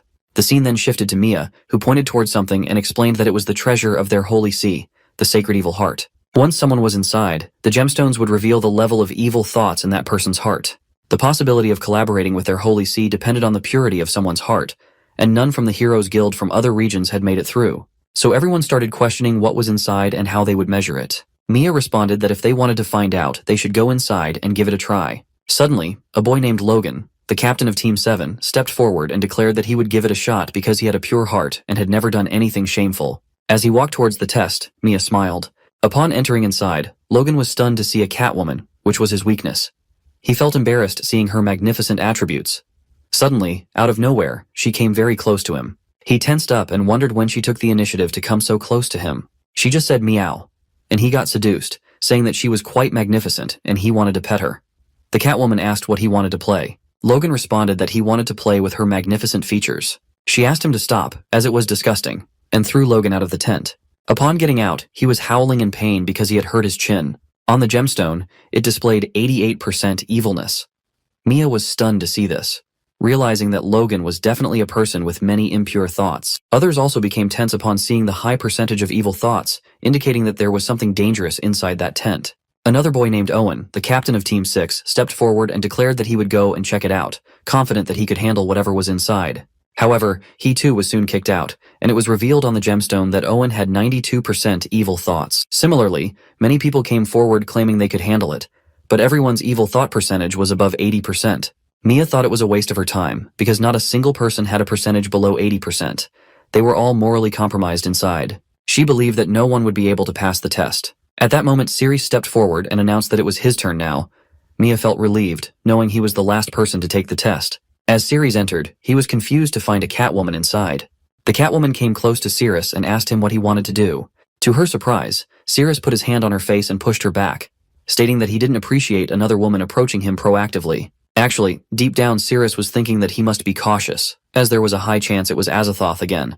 Even the Catwoman was stunned and remarked that he was the first man to reject her proactively. Outside the tent, Mia was stunned to see 0% on the gemstone, as it was the first time she had seen someone achieve such purity. The person seemed as calm as water. Inside, Sirius was cautious, still unsure of the identity. He asked the system to get started to confirm. Sirius's system asked him if he wanted to lock onto the enemy and use Azathoth's Spear of Oblivion. Sirius felt tense because he knew he only had one chance. If he messed up and faced Azathoth again, he would be doomed. On the other hand, the Catwoman was puzzled. It was the first time she had been rejected by a man, and he had even pushed her away. She also noticed that he was staring at her intently, yet there was no trace of evil thoughts, and he seemed somewhat hostile towards her. The Catwoman started biting her finger, frustrated that Sirius's rejection was more annoying than those who just covered her body, seeing it as a rejection of her charm. Determined, she decided to find a way to make Sirius's heart race. On the other hand, Sirius was thinking that he needed to find an opportunity to check if she had any malicious traits. Suddenly, she jumped towards Sirius, shaking her chest in an attempt to seduce him, and said not to look at her with such hostility, suggesting that a warm, soft hug could help them connect. But when she moved close to hug him, Sirius dodged her and stepped away. Seeing this, the Catwoman became frustrated as she was rejected again. Undeterred, she ran towards him again to hug him, but this time he sidestepped her. As she jumped into the air, hoping Sirius would feel her softness, he avoided her once more. Sirius thought the angle would be appropriate to check if there was anything underneath her clothing. He moved in the opposite direction of the Catwoman to get a clearer view. As he approached, his eyes fell on her magnificent chest, causing him to blush involuntarily. However, he remained determined to check for any hidden traits first. The Catwoman also noticed that even as Sirius dodged her, he continued to stare intently at her chest. After avoiding her, he stopped moving, and she also remained in place, pondering why Sirius had no evil thoughts. Sirius also felt tense because he couldn't seem to look away from the Catwoman's magnificent chest. She then asked why he was staring at her chest just like everyone else, and why his body reacted too, but there wasn't a trace of evil thoughts in his heart. She shouted again, demanding to know why he was so calm. Sirius calmly responded that it was because he was an upright person. He didn't have any lewd thoughts about her body. He explained that breasts were natural in their world, providing milk and nutrients for growth and survival. Sirius looked at her chest with a heart full of gratitude. Hearing his explanation, she became happy and blushed. She felt a strong, dazzling light emanating from Sirius and believed that he was originally that kind of person. Finally, she imagined herself as small in front of him, realizing there was a significant gap between them. The Catwoman told Sirius that he had passed the test and could leave now. Upon hearing this, Sirius wondered if she was genuinely letting him go, and if she truly wasn't Azathoth. He happily bid her goodbye and left. As Sirius left, the Catwoman wondered if her training was not sufficient, which was why she couldn't seduce him. Meanwhile, in the hall, everyone was discussing how Sirius could achieve 0% evil thoughts, as they believed there was no way a man could lack interest in a Catwoman. Mia shared that it was her first time seeing someone with a completely pure heart. With hesitation, Sirius asked if he had passed the test and if she could use purification magic on him to remove the poison. Mia responded affirmatively and asked everyone else to leave. The scene then shifted to some time later, where Mia and Sirius were alone in the hall. Mia told him that she was going to detox him now and asked him to lie down. After lying down, Sirius asked if he needed to do anything else. Mia replied, instructing him not to move. She then explained that their purification magic was bestowed upon them by the Holy See, and each person had a specific part of their body for performing magic. Mia took out her right foot and revealed that her purification magic was in her feet, using stepping motions to perform the magic. Mia then shared that while she was using the purification magic, Sirius must not harbor any evil thoughts, as it would gradually diminish the effectiveness of the magic. Tensely, Sirius asked if those evil thoughts referred only to him. Mia responded affirmatively, explaining that since she became a saintess of the Holy See, her desires were taken away. She asked Sirius to relax completely, assuring him that she would proceed from top to bottom to assess his physical condition, as it was a necessary part of the process, so Mia could treat his body more accurately. Sirius agreed. Mia began moving her feet around his hand, adjusting and performing her purification magic. Seeing this, Sirius thought she might be trying to use her foot to reposition his hand, so he tried to help by moving it himself. In response, Mia shouted at him to not move and assured him she would handle it herself. Mia emphasized that any movement from Sirius could affect her ability to cast the magic effectively. She then mentioned feeling cramped in the chair and requested to use his face for support. Placing her feet on his face, she carefully moved her left foot towards his hand. Mia then announced that she was beginning the magic, and the moment she lifted her foot, Sirius felt pressure on his face. Suddenly, to his surprise, he found himself floating on water and wondered where he was. Out of nowhere, a foot descended from above and pressed against him. Ceres tensed up as the weight was substantial, so he pushed the foot back with his strength. In reality, Mia's foot was pushed away in the air. She asked Ceres to relax and not resist her foot, explaining that it was part of the healing process. Mia also explained that she was using her purification magic to project his consciousness into a specific part of his body. She assured him that she would bring him out of the water and his fingers would be healed. Ceres responded that he understood and was ready. When she placed her foot again, Ceres was prepared. As the foot approached him, he jumped and grabbed onto the toes, hanging in the air. Mia explained that she would pull him out in one go, but Ceres was caught by something under the water. He informed Mia that something below was entangling him. Mia responded that those were the poisons in his body. She then pulled him and asked him to grab onto her foot. He tried, but couldn't get a good grip, so he considered tearing her dress to get a better hold. Mia noticed and remarked that Ceres's action was very rude. Despite this, Ceres held onto her foot tightly as she pulled him away from the roots of poison. He realized that despite her firm grip, he felt no pain. Instead, he felt surprisingly comfortable. Suddenly, Ceres felt his little finger getting very warm. As soon as he was pulled from the water, he saw in real life that his little finger had returned. Opening his eyes, he witnessed his finger regenerating, confirming that it was indeed working. Then Mia mentioned that she could sense another remnant and asked Ceres to take off his shoes. Just like before, his foot's limb was also restored. Ceres was amazed by the power of purification magic. Mia then explained that she needed to change direction now that she had located the poison in his body. She placed a chair between his legs and asked him to lie down without moving, emphasizing they needed to work together to detoxify it. She then puts her foot on his private part because it's the source of the poison. The moment she puts her foot, Ceres is stunned due to pain and wonders whether it is really there. In the imaginary life, she was pushing Ceres inside the water, saying that she would send him down and he needed to pull the poison to the surface, and it would disappear, and his body would be detoxified. Ceres responded furiously that he couldn't breathe underwater. Mia reassured him not to panic, and then wrapped both legs around him, explaining that this would help him expel all the poison by continuously strengthening his power. Suddenly, Ceres noticed that he was growing larger. As he reached the depths of the sea, he saw red roots emerging from the bottom. He asked if these were the poison in his body. With determination, Ceres moved towards the roots of poison to pull them out. Whereas here in real life, Mia's body starts feeling very strange. On the other hand, the Ceres system shows that there was 1% of locked favorability, which means somehow Ceres locked Mia as her target and now Mia was going to be seduced like others. So what do you guys think, whether she would be able to detoxify him, or her evil thoughts and desires would arise somehow? And lastly, Ceres had to fight with Azathoth without his will to cure his body's poison. We pick up the story right when the poison detoxification process is underway, and suddenly the system locks Mia as the target, making her body feel pretty nutty. Right on cue, the poison surrounding our boy began to dissipate after Mia successfully activated the shield. She advises him that since the shield is up, he should swim down and try to break down the poison in his body. Ceres starts diving deeper into this spiritual world, heading toward the core of the poison. The tentacles are getting demolished as soon as they touch the shield, so he's making good progress. He should reach the poison's source soon. However, despite swimming for what feels like a long time, Ceres realizes he hasn't gotten any closer. Even though he's covered a significant distance, the source still seems far away. That's when Mia explains that you can't use real-world distance to judge how far you are in body consciousness. So, even if the source looks close, it's actually not. Meanwhile, Mia continues to rub her feet anxiously to keep the shield up, but she's worried she might exhaust herself at this rate. Not only that, she's feeling a strange sense of joy spreading from her feet. Well, we can understand why she's feeling this way, because the system has been locked, and the favorability has just increased to 21%. However, it looks like things are starting to go wrong. The shield has begun to crack, and water from outside the shield starts leaking into the bubble. Our boy starts shouting for the Saintess, who reveals that her purification magic is weakening, and she has no idea why. The favorability rises to 47%, and she discloses that evil thoughts, which we can also call lewd thoughts, are beginning to emerge. She quickly advises him to stop thinking about clapping her cheeks, because his private part is getting hard, and the purification magic will eventually fail. Seems like things has already gone out of hand, and our boy is once again totally tangled up in the web of the poison, and he can barely breathe. Mia tries even harder to repair the shield to keep up her purification magic, but her flushed face and the favorability rising to 69% make it clear she's not going to make it. As you can imagine, Ceres begins to drown, and just before he can suffocate, he wakes up back in reality. As he lies on the ground, the Saintess appears to be smiling oddly.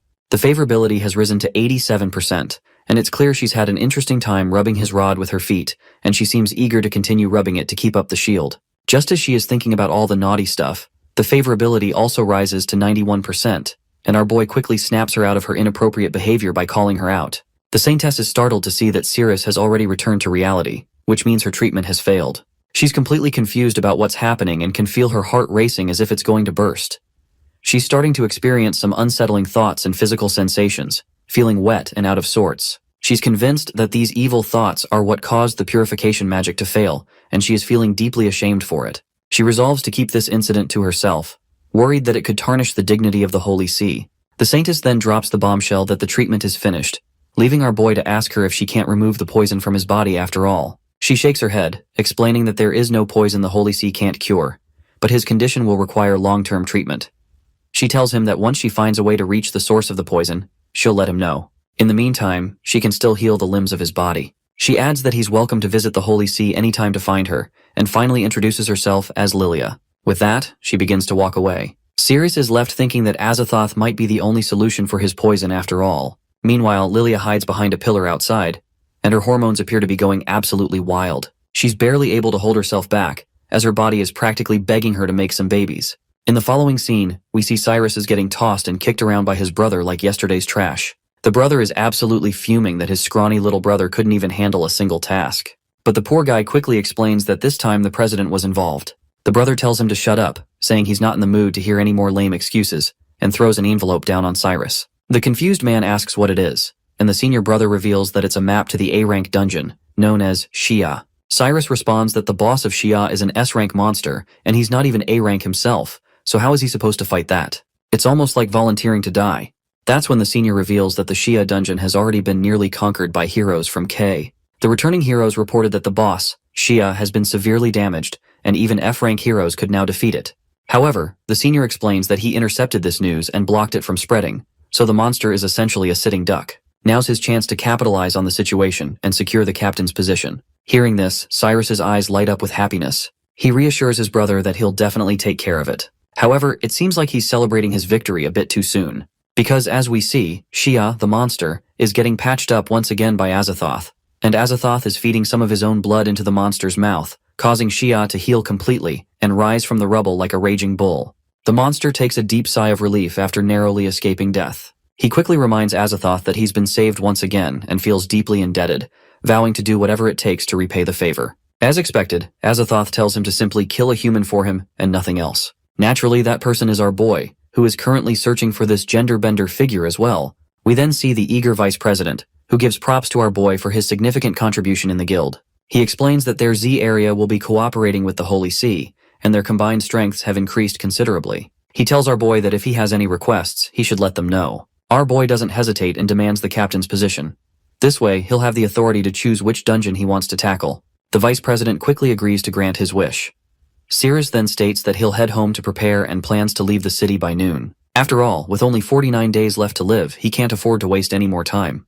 The vice president asks why there's such urgency, pointing out that they're already short-staffed in the guild, and the process for promoting a new captain might not be completed by noon. That's when the secretary jumps in, offering to help. She's familiar with the procedure and should be able to complete it before noon. She says it's a thank you gift for our boy for giving a well-deserved smackdown to Cyrus. Later, our boy arrives back home. As soon as he opens the door, Yug greets him upon his arrival and tells him she's cleaned everything and even finished all the food. She starts rubbing against him, boasting that now that the home is spotless, she's the epitome of every human's dream maid and expects to be praised by her master. Reluctantly, the boy acknowledges that she's awesome, mainly because he doesn't want to suffocate against her massive chest. She then asks if she can stay here forever, since she's really useful. The boy asks the maid if she doesn't want to go back to her own home. The girl pretends not to understand what a home is and declares that for a monster, there's only a lair, not a home. She continues to squeeze his face, and eventually, our boy tells her she can stay, but warns her that she must not let anyone find out she's a monster, given they live in a city full of ordinary humans. Otherwise, they'll both be in trouble. The maid lights up with joy and reassures him that she's great at hiding. Just then, the favorability level hits 100%, and the system announces that getting close to her has doubled the increase in values. She then reminds our boy that since her work is done, it's time for him to perform his role as well. Ceres remains confused and asks what she's talking about. She then reminds him that in the dungeon, she took a bunch of hammer blows for him, which used a lot of her magic. Now she's expecting him to repay her with double what she lost. Looks like our boy is cool with that since getting laid with her will also double her strength, which will be super handy for the upcoming journey. Well, sounds like a win-win situation. The next scene shows the secretary driving her car, looking forward to arriving at Cyrus's place to deliver him the promotion notice. Meanwhile, the man in question is getting his clothes torn off by his muscular maid. As she rubs her hands against his naked body, She comments on how fantastic his physique is. She starts getting closer and closer, and as soon as she opens her mouth, she begins squeezing his meat, leaving him groaning in pain, or maybe in pleasure.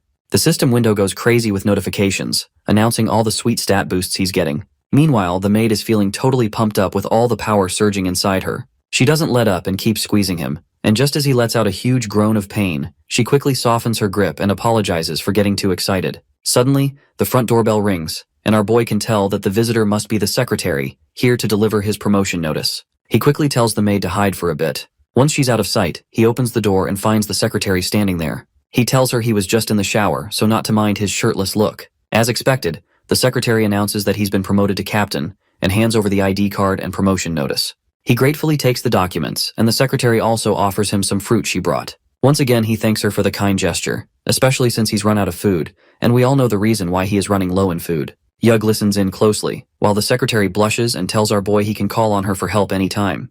It's pretty clear that Yug isn't happy seeing her master getting all chummy with the secretary, so she pops out of hiding right then and there. The secretary's jaw drops when she sees a tall woman with a pair of assets that could give the entire adult industry a run for its money. My guy gets stunned to see her, and wonders why Yug came out of her hiding spot. To his surprise, she's taken on a human form and immediately starts hugging him again, introducing herself as his passionate sister. As Yug gets all lovey-dovey, kissing him everywhere, the secretary gets jealous. She snatches the fruits she brought, says an annoyed goodbye, and leaves in a huff. Yug keeps up her passionate rambling, which only annoys the secretary more. In frustration, she throws all the fruit into the dustbin. Later on, our guy suits up in his armor, and as he stands at the door, he tells Yug he has an important task for her. She has to transform into a human, buy some food, and make sure not to get caught. With that, he's off, determined to find Azathoth no matter what. As he opens the door to leave, he spots something on the floor. It turns out to be the fruit with a note that says, "Sorry for getting mad earlier." It's pretty clear that it's from the secretary. We then catch up with Cyrus and his goons, who are all fired up about hitting the jackpot after defeating the boss monster. Cyrus in particular is feeling pretty smug. With the map his brother gave him, this whole journey seems like a walk in the park. His lackeys point out that around 10 teams of A-rank heroes came to Area K and all failed to conquer it. But they weakened the boss Shia quite a lot, which gives them an easy victory. Cyrus then gets all cocky and makes it clear that according to the guild rules, the team that defeats the boss first gets all the resources. So, it's not his fault if those previous heroes left the dungeon boss alive. Just then, a giant monster drops down. And guess what? It's our boy, who just took down the A-rank monster rock giant and got the map of the area. Looks like all that squeezing and getting a bit pervy with Yug paid off after all. He then checks his system and notices that Azathoth has already made it deep into the dungeon, reaching the boss's room. Meanwhile, Cyrus and his party are scared by the sudden rustling voices. He quickly grabs his sword and instructs his team to get ready for any threat. To their shock, our boy emerges from hiding. Cyrus literally has no clue what this guy is doing here, and suspects he might be trying to snatch their victory. So, he directly asks our boy what the hell he is doing here. Ceres simply replies that he's here to slay some monsters, just like everyone else. Cyrus asks about the team he came with, but our boy says he's doing this solo and proceeds to walk away, clearly focused on his own mission. Cyrus begins to tremble at the thought of Ceres taking on an A-rank dungeon all by himself. The realization that Ceres might already know that boss Shia is weakened only adds to his anxiety. He quickly hypes up his party and tells them to move faster and follow him. He's determined not to let our boy find the weakened Shia first and steal the credit. Meanwhile, Ceres opens his map via the system, which promptly announces that the map has been activated. A new notification pops up about this sword, known as Bunker Spectre, indicating that pulling out this sword will cause the paths ahead to swap left and right, and it can also disable or enable traps. Meanwhile, Cyrus is feeling confident with the secret info from his brother's map, thinking he's got the upper hand. According to the map, there's a fork ahead. The right path is a dead end, and the left path is the correct one.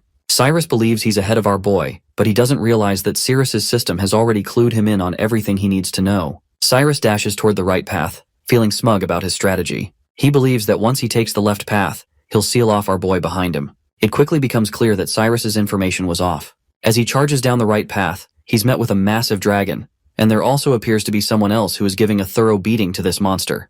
This cocky guy has no clue what is happening, because his brother's map and intel didn't mention anything about this monstrous foe. The dragon roars and thrashes, its tail smashing through the surroundings. It's a chaotic scene, with debris flying everywhere and the adventurers barely managing to avoid being squished. We then see that person from before fighting the monster. She balls up his fist and lands a devastating blow that sends the massive beast crashing down. The dragon finally crumples to the ground, lifeless, right before Cyrus's feet. He just stares in shock. totally lost on how this woman managed to take down a giant creature with her bare hands. After the monster's down, she zooms over to Cyrus and his team. Seems like she's an S-rank adventurer named Daphne from Area K. As she lands, she asks which area they're from. Cyrus looks pretty nervous in his presence and admits they're from Area Z. When Daphne asks if they're here to conquer Shia's dungeon too, the anxious guy says yes. Daphne then points out that Area K didn't ask for help from Area Z, so she's wondering if he's trying to compete with her. She makes it clear that fighting her wouldn't end well. Cyrus tries to stay chill, suggesting they could work together and that it'd be an honor to team up with her. But Daphne makes it clear she's not into teamwork because only the weak rely on others, and she's definitely not weak. Then she suddenly gets a transmission in her ear, asking if there are any heroes around because dragons have shown up and they need some backup. She quickly squats down, and before launching herself into the air, she tells these shitheads to go back home. She saw them freaking out after seeing the monster, and she definitely doesn't want weaklings like them hanging around. With that, she takes off with such force that the ground shatters beneath her. She soars into the sky, her peachy butt leaving an impression as she flies away. Meanwhile, our guy is still stunned that she can fly. On the other hand, stupid Cyrus is still fixated on taking down that boss monster before she returns, even though she clearly warned him to stay away. Even Ceres can't help but notice how incredibly thick-headed Cyrus is. Cyrus quickly activates the mechanism and drops the giant stone gates, feeling confident that he's sealed off the place. Now he thinks no one will bother them, and they'll finally get the credit for killing that monster. Meanwhile, outside, our guy grabs that sword, and his magic power starts depleting rapidly. With a strong push, he finally pulls the sword out of its place, leaving him with just 3530 mana. The whole area starts to quake, leaving Cyrus and his lackeys bewildered. On the other hand, our guy, now holding this sword known as the Bunker Scepter, takes the right path. Cyrus is feeling pretty confident and figures they'll reach their destination in a few minutes since all the monsters in the area have been cleared. But everyone's jaws drop when they see B-rank furious monsters known as Obsidian Claws. It's clear these monsters are not to be messed with. They growl and quickly charge at Cyrus and his party. We're back inside Boss Shia's room, where we find Azathoth and his lackey once again. Azathoth looks pretty bored and exhausted, especially because he had to feed a lot of his blood to Shia, so he tells his pet not to let him down. The monster responds that he can feel the power surging through him from all that blood, and he's confident he'll put a serious smackdown on our guy when he shows up. The purple head then asks Azathoth if Shia can really kill our boy, who can actually boost his strength during battles. Azathoth reassures her that this time is different, because all the monsters in this dungeon are male, so there's no female touch to help our boy this time. Suddenly, a pack of wolves appears, and our guy is itching to test out the sharpness of his new sword, which he pulled out after draining a lot of energy. The system announces that using the sword to slash at certain points can trigger hidden traps. Our guy spots all the trigger points in the dungeon and notices the first one right in front of him, which will unleash a storm of arrows. Without wasting any time, he thrusts his sword into the trigger, and a barrage of arrows starts raining down, taking out all the wild beasts like they're nothing more than cucumbers in a ninja fruit game. There's still one monster left alive, but Cirrus stays calm and composed. He takes his stance and swings his sword with such force that it slashes through the beast. Just as he finishes, another monster jumps at him. He tightens his grip on the sword and brings it crashing down right onto the monster's head. Meanwhile, Cyrus's party is getting absolutely demolished by these same wolves. He realizes that these wolves are definitely stronger than B rank, and their only option is to run with their tails between their legs. But when they reach the entrance they came through, Cyrus sees that he's already sealed it behind him. This means they're royally screwed with no place to escape. The wolves are closing in fast, and it's only a matter of time before these idiots get chomped down. Cyrus quickly tells his lackeys to hold off the wolves while he checks the map to find a way to open the door. The poor guys scream for their captain to do something before they end up as a tasty dinner for these beasts. But their captain feels utterly hopeless. He has no clue what to do other than cry his eyes out because the map only shows mechanisms for sealing the gate, and there's no mechanism to open it. Meanwhile, our guy is surrounded by these same monsters. As the beasts charge at him, he simply leaps from his initial spot and lands on the other side. That's when he spots another trigger over his left shoulder. Just as the monsters rush toward him, he smashes that trigger, and a slab of stone begins to descend from above, crushing the poor wolves like tomatoes under a fast car. On the other hand, the gate for Cyrus opens up and they begin to make their escape. However, the monsters are still hot on their heels, and one of the monsters even grabs this cocky guy by the leg, leaving him pretty much screwed. But just then, our guy quickly pulls his sword back from the trigger point. The stone slab that smashed the monsters begins to rise again, and at the same time, the path that had opened for Cyrus closes once more. The descending slab crushes the monster that was biting Cyrus's leg, freeing him from its sharp fangs. Once our guy finishes off the remaining monsters, he realizes this sword isn't bad at all. As he moves forward, the system guides him to turn right, and he continues on, leaving a trail of dead monsters behind. Meanwhile, Cyrus, despite everything and barely escaping with his life, still refuses to give up. He's more worried that Ceres might reach Shia first.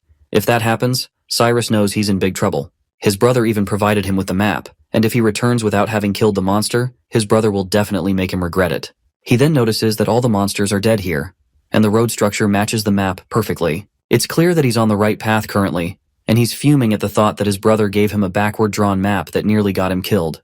Well, it seems like ever since our boy pulled that sword, the paths have shifted, so it's not exactly the map's fault, I guess. After walking a bit further, he encounters another split in the path. They're unsure which way to go, and the map indicates they should head right.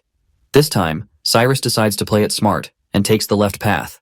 But it's pretty obvious he's making yet another mistake because the map was actually correct, and he's about to get screwed again. Meanwhile, after taking a lot of lefts and rights, the system announces that he's finally arrived at the boss room. There, before him, is the notorious monster, Shia, who's quite surprised to see our guy wielding the Bunker Scepter sword, which only means he's got some moves after all. Ceres, however, couldn't care less about this monster's yammering. He takes his stance, focused solely on getting through this final room because Azathoth must be around here somewhere. That's when Shia speaks up, saying he's going to take our boy's head to his goddess.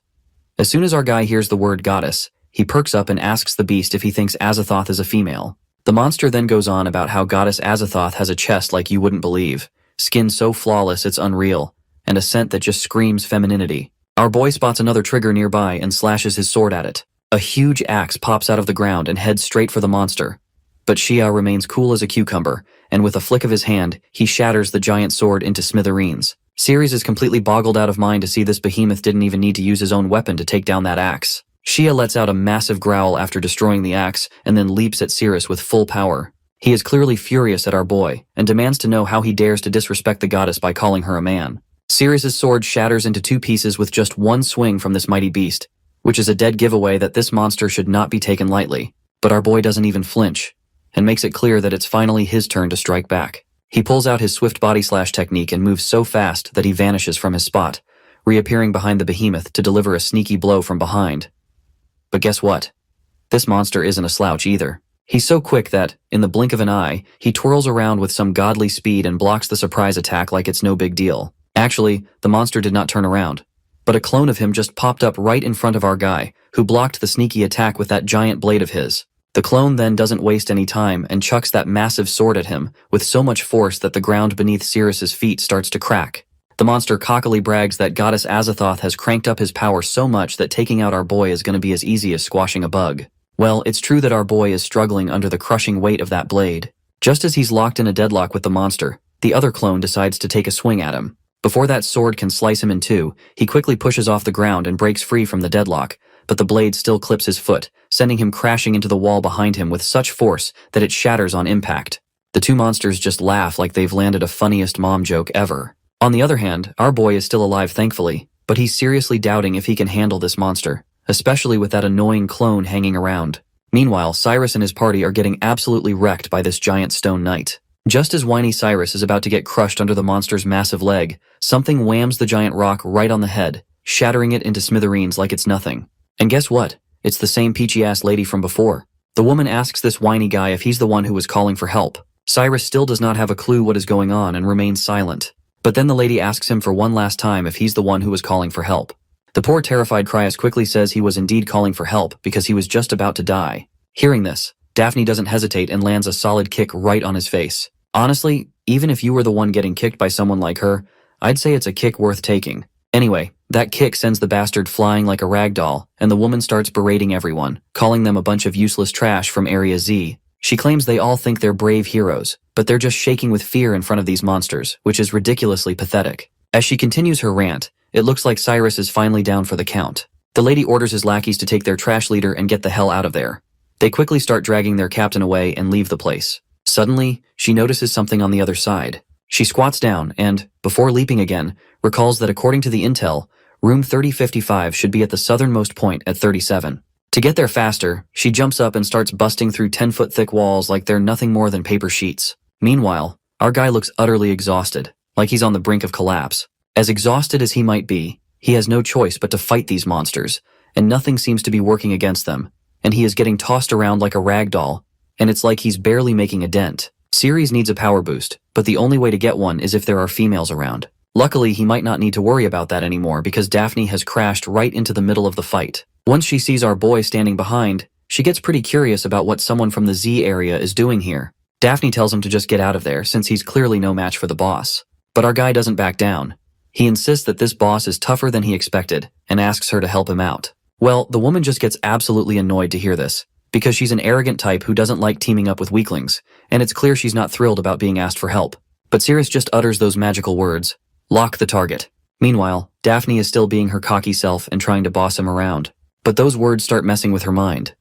Even though she wants to tear him apart, she finds herself inching closer to him. Eventually, they end up in an intense lip lock, giving Cirrus a much-needed power boost and raising the favorability level to 77%. As soon as Daphne realizes what she's done, she pulls back her lips in shock, completely baffled by her own actions. She starts berating him again, accusing him of stealing her first kiss and telling him she's not forgiving him for it. Meanwhile, the monster, annoyed at being ignored, swings its sword at Cirrus. But with his newfound power, Cirrus dodges the attacks like he's playing tag with a bunch of kids. He then leaps into the air and swings his sword at the monster, slicing it across the throat. The monster can clearly tell that Cirrus has become stronger. Daphne, still trying to process what just happened and why she kissed him, is also feeling a bit conflicted. Despite her shock, she enjoyed the kiss, and the warm, soft feeling lingers on her lips, bumping the favorability bar up to 85%. Suddenly, the monster tries to swing its sword at Daphne. Cirrus quickly warns her to stop spacing out, and before the monster's swing can land, he pushes her out of the way.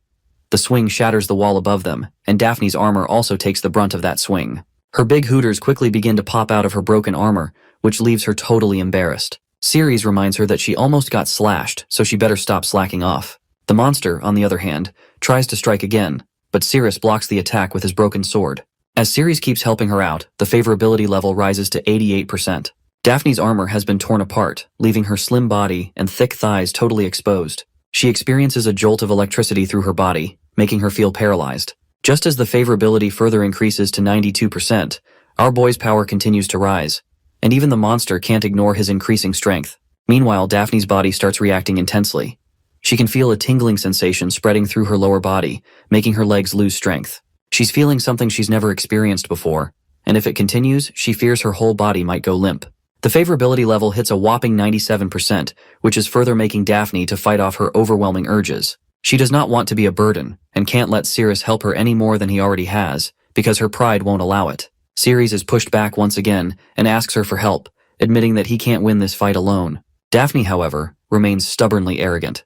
She insists that teaming up is against her principles and that she's always defeated monsters on her own. But at the end, she does suggest a compromise. Since there are two monsters, they can each handle one separately. This way, she can stick to her no cooperation rule while still fighting alongside Cirrus. With this newfound understanding, Cirrus stands beside her and, in a weird display of sincerity, pulls her close. He reassures her that with her by his side, he is sure that he can win against anyone. Daphne's breathing is heavy, and the tingling sensation from before is back. Her favorability level has shot up to 99%, and she's fighting hard to stay focused. She's got this strong urge to work with Cirrus, which she's not used to feeling. Meanwhile, we catch Azathoth in a miserable state, puking his guts out and complaining about how his heartless body is running out of steam.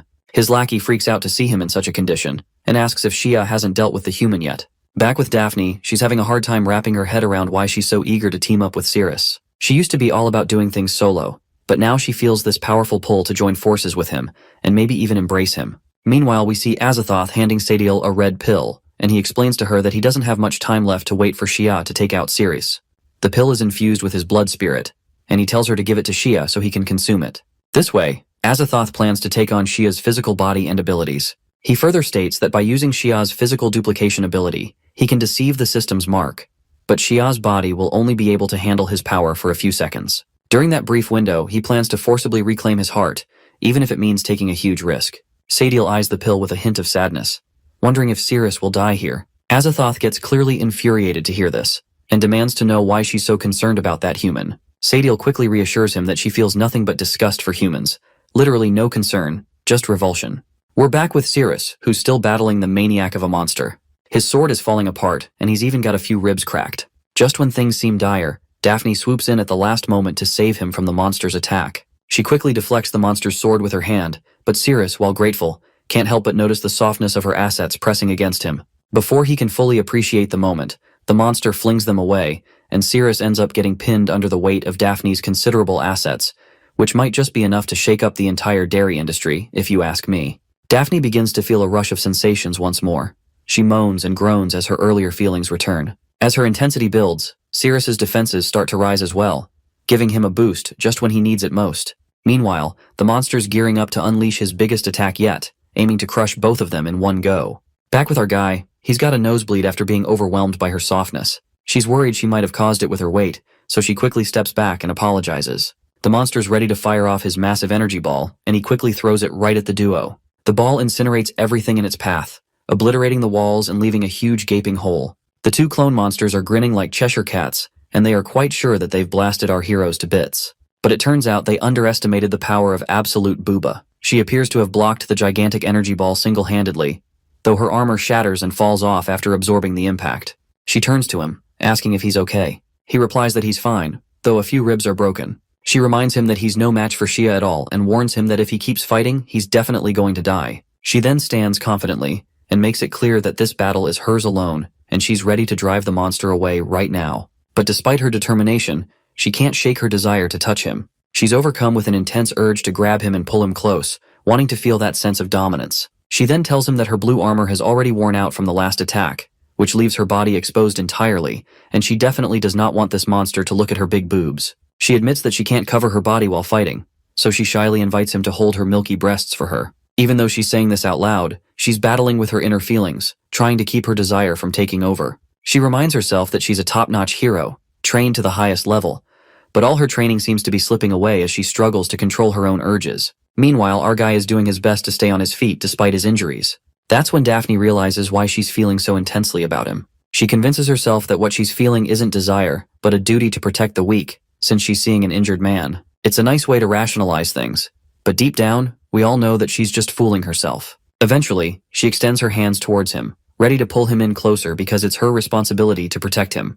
Her favorability level has finally hit 100%, and the system reminds her that upon close contact, all of his stats will double. Just as she's pulling him in for a close embrace, the monsters make another attack. But by the time their strikes land, the stupid monsters are hitting nothing but empty ground, because our guy has already leapt out of the way with Daphne in his arms. Her body then starts to react intensely, and she can feel a burning sensation inside, which has gotten stronger than ever before. As her desire grips her heart, her hold on him tightens, and he starts to bleed from his nose after getting overwhelmed by her softness. But that passionate embrace gives him a huge boost in power, and they finally touch down on the ground. She tells him she's just holding him to protect him while he's injured, so he shouldn't read too much into it. He replies that they're both good people and that every sacrifice is worth it to take down the monster. Meanwhile, the monster starts churning out even more clones, and now there are a total of 4. On the other hand, our boy is also doing his best to stay close to Daphne, because he wants every bit of strength he can get from her embrace. The scene then takes us to Sadiel, who's still staring at the red pill with worried eyes. Azathoth's words keep echoing in her mind, reminding her that since she's drunk his blood and resonated with his body, if he dies, she won't survive either. Azathoth tells Sadiel that once she gets her heart back, she'll gain some serious power, become one of her crew, and feel this ultimate joy. She tells her to go track down Shia, and Sadiel responds that she's on it. Azathoth mentions that whenever she closes her eyes, she can see through the bloody spirit. Then she asks Sadiel if she's not into hugs. Sadiel replies that she's not really used to physical contact, so it's not necessary. Azathoth laughs, saying she has no plans for that anyway. Only a worthy demon king gets that privilege, and Sadiel is just too annoying for that. She's just a good watchdog, so she should bounce. Sadiel lowers her head, wondering if this guy is even more gross than that human. Meanwhile, Daphne is standing up for our hero, telling him to hold her really tight as Shea comes at them. She turns and attacks its legs, but when she looks back, another monster is charging toward them. As Ceres holds her tightly, the system immediately shows that their defense has gone up, along with all the other stats. Shea roars and hops up to slice and strike them. Daphne's got a grip on that huge sword as Shea puts the pressure on and laughs, watching Daphne struggle to keep it under control. The system chimes in, letting everyone know she just leveled up while going into berserk mode. The ground shakes with all that energy, and our guy feels like he can't move anymore, his stamina running low fast. Shea roars that it will kill them all to earn Azathoth's love. Even if he loses a chunk of his power, he's cool with sacrificing a physical clone as it's a small price for him. His 3 monsters whip up this massive ball of mana that's charging the ground, and Daphne figures that without her armor, she's in serious trouble. Shea is totally hyped up and challenges them both to survive this attack. But what he doesn't realize is that our hero just hit level 25, with all his stats super buffed. Because of that, he breaks free from Shea's grip. Ceres holds back a punch and, in a flash, slams it right into Shea's gut, sending him crashing into the wall. Sadiel is taken aback as Shea goes flying like a ragdoll. Meanwhile, Daphne's out of energy, sitting on the ground. But our guy stands tall, telling her not to worry because he's got her back. The trio of monsters fires up another giant mana ball and launches it at them. But our boy is ready. He slams his level 25 fist again, pops that ball away, and the monster gets knocked back as well. Watching this, Daphne can't believe how powerful Sirius's fist has become. Seeing the red glow in their eyes and fists, Sadiel is left speechless. Azathoth is telling Sadiel that she needs to feed the mushroom to Shea right away. But Sadiel is clearly over it and yells that she never wanted to be part of Azathoth's harem. She pulls out a blood spirit and tries to toss it aside. In that moment, Azathoth's hand gets hit by a rock, and she realizes that Sadiel has totally betrayed her. But out of nowhere, Sadiel's hand got severed, and the blood spirit slipped off her hand. From the red cloth, an Azathoth clone pops out and grabs the ball. Shea opens its mouth wide watching it, and the next moment, the clone swiftly puts blood magic into his mouth. As Shea swallows it down, he jumps up, and his body tenses up. Ceres is confused, thinking, what's up with this guy? Azathoth starts to rise up, with mana swirling all around. In no time, her body clones itself, and before long she's multiplied and surrounds them completely. Ceres can't believe it because the system is showing Azathoth's real form. But when he checks the map to find her actual location, all he sees is a bunch of them, each showing a real presence. Meanwhile, Azathoth sarcastically says that she had to extract the heart from our hero's body. After hearing about those nasty plans, Daphne goes after Azathoth, but the clone just grabs her punch and flicks her away like she's nothing. She crashes into the stone wall and ends up knocked out. Ceres finds out she only has one chance to activate Azathoth's Spear of Oblivion. She's not too happy about it, but Azathoth tells her that all those clones are really part of her true self. Any danger in the system is already weak, unless Ceres can take down every clone to find the real one. Our hero stays quiet, but she shines with confidence and asks if he still wants to take her on. The system chimes in, saying Ceres is now completely immune to all her attacks since her clones have already grabbed his arms because she never meant to hurt him anyway.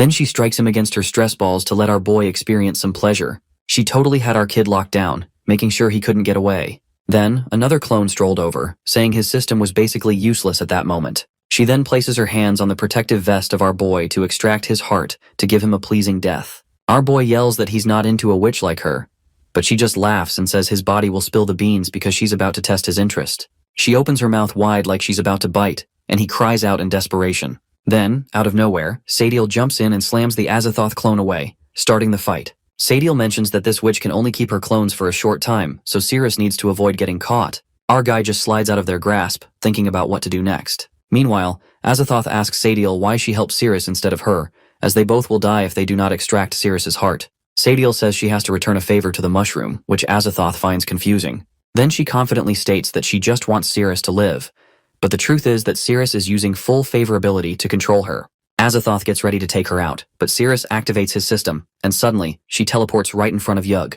She's shocked to see Sadiel pop up in her room. While Sadiel can't believe she's still alive, Azathoth doesn't even notice her around him. He sees Ceres struggling to hold the Shea sword. Azathoth laughs at him, saying no weapon stands a chance against them, and that she's just gonna crush him with pure strength. But our hero pulls off a quick slash to take out one of the clones and disappears before they can react. Azathoth just keeps boasting that our hero's moves won't do anything, and since he has that system, her attacks won't hurt him either. The truth is, our hero wasn't trying to fight her at all. He just wanted to dodge her hit. He tells her she's mistaken if she thinks she can get away with that move. The system skill Swift Body Slash has a 10-second cooldown, and she clearly missed that. She leaps at him with a sly grin, saying he has nowhere to run. She demands Ceres return to her embrace and promises him a death filled with unmatched pleasure. Ceres zeroes in on a different target and dodges her grasp again. She's taken aback because it's only been a few seconds. She can't wrap her head around how he's still using the system. Our guy explains that the system sees every clone she makes as just another version of her. That's how she managed to outsmart the guy who created the system. Each clone is treated like a totally separate person, which lets him keep locking them up and use Swift Body Slash over and over to dodge her attacks. If she wants to catch him, she's got to take down all her clones or keep playing this endless game. But for her, time is running out, while Ceres has all the time in the world. She pauses as the reality hits her. The thought of running away and finding a new body crosses her mind. She doesn't want to be chased by some weak human, but calling herself the god of monsters?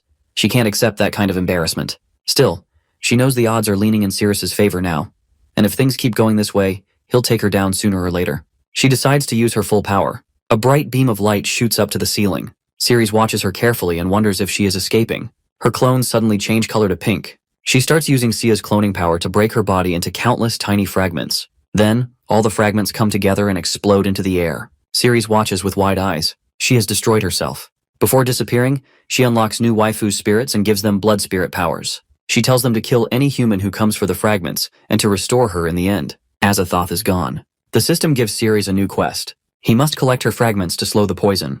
The host has only 48 days left to live. Ceres watches as a sheep's head drops out of nowhere and hits the ground right in front of him. He wonders if the body got wrecked too. The system chimes in, saying the head isn't worth anything and asks if he wants to store it. Ceres gives the thumbs up. Then he hears Daphne coughing and helps her up. She realizes she got knocked out by just a simple move from Azathoth and feels pretty shaken about her own weakness. As they head out, some of the guild members, including the captain, are worried about what they'll have to report back. When the captain sees Ceres walking next to Daphne, he can't believe he's still alive. He starts thinking about begging Daphne to share some glory so he can keep his title. He approaches her, saying she must have taken down the monster, and asks if she can help him out. Daphne asks in a chilly tone what went down inside and insists that nobody should know. Earlier, Tiffany had told Ceres not to spill any details. If he did, she'd beat him up. As she left, Ceres reflected on her sharp tongue.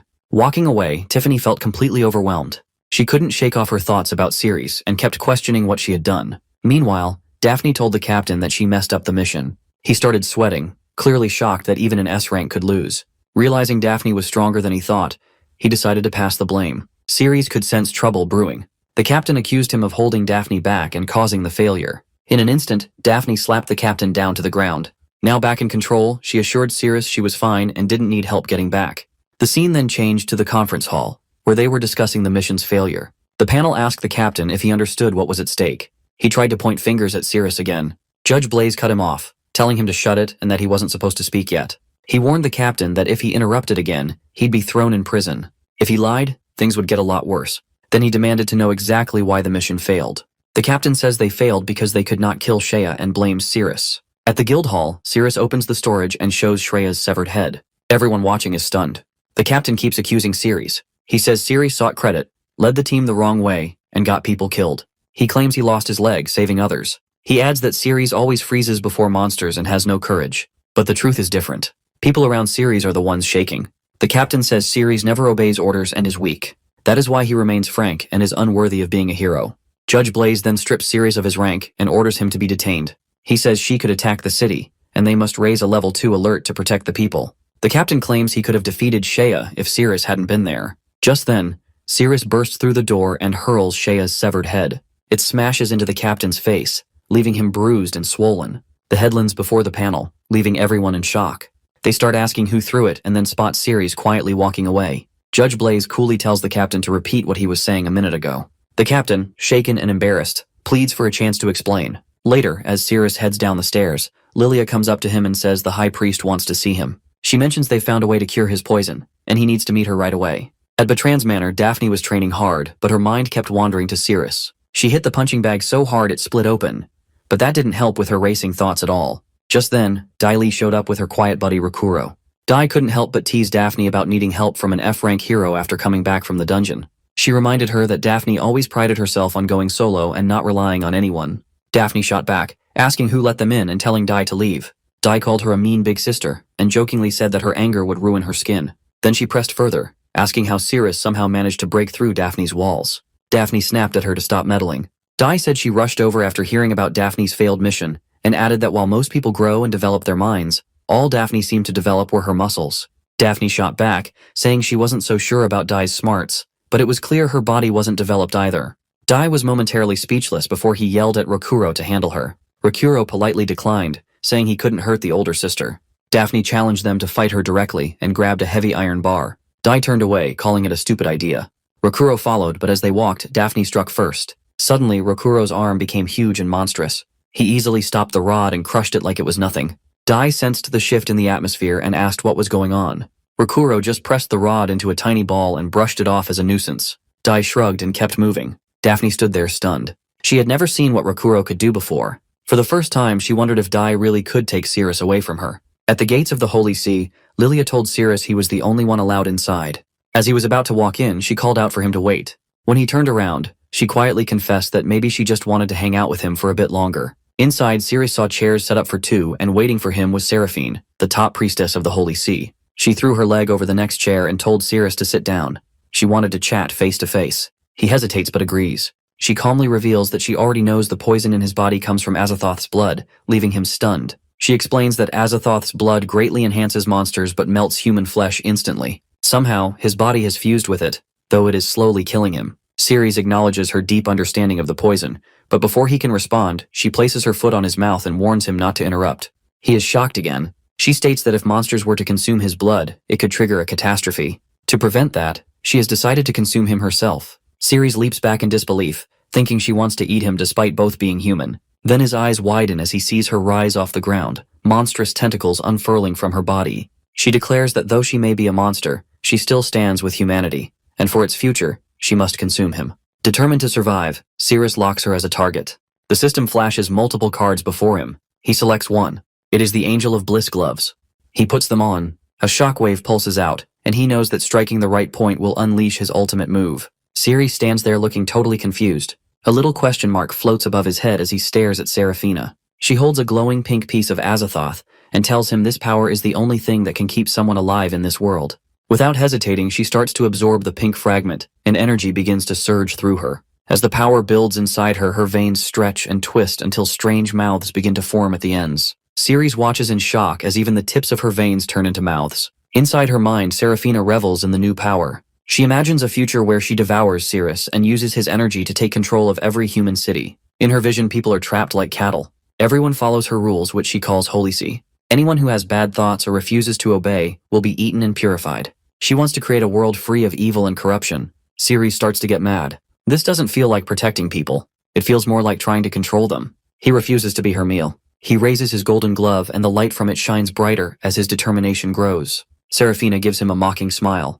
It's like she finds it funny that he thinks he can escape while standing right in front of her. Before he can move, her veins lash out at him like whips and the fight begins. Ceres dodges quickly, trusting his instincts. As they clash, he realizes the vein-like attacks are actually part of her. He brushes one lightly to test how sensitive they are, but the result disappoints him. Only 1%, like barely anything. He tightens his grip on the golden glove and wants to test its power. More vein attacks come at him, but he uses the glove's abilities to dodge them. Even then, he only manages to leave a small scratch. 1% charge isn't enough. He needs to find a more sensitive spot. At the same time, Seraphina's anti-veins curl inward, pulling his body toward her and lifting him until they are face to face. She looks at him with a cold stare, thinking about where to start eating him. She notices the blood running from his shoulder and seems interested. She leans in and starts to drink it. Ceres feels sick from the sensation, and his face shows his disgust. She smiles and thinks to herself that his blood tastes powerful, anti-toxic, and similar to Azathoth's. No monster could resist it. The energy in his blood makes her veins swell even more. Ceres is furious that she has taken his blood and is getting stronger. He needs to escape fast. While she is focused on drinking, he carefully reaches forward. He brushes against her chest and notices the sensitivity is at 15%. It's better, but still not enough. Seraphina glances down with narrowed eyes and asks what he's doing.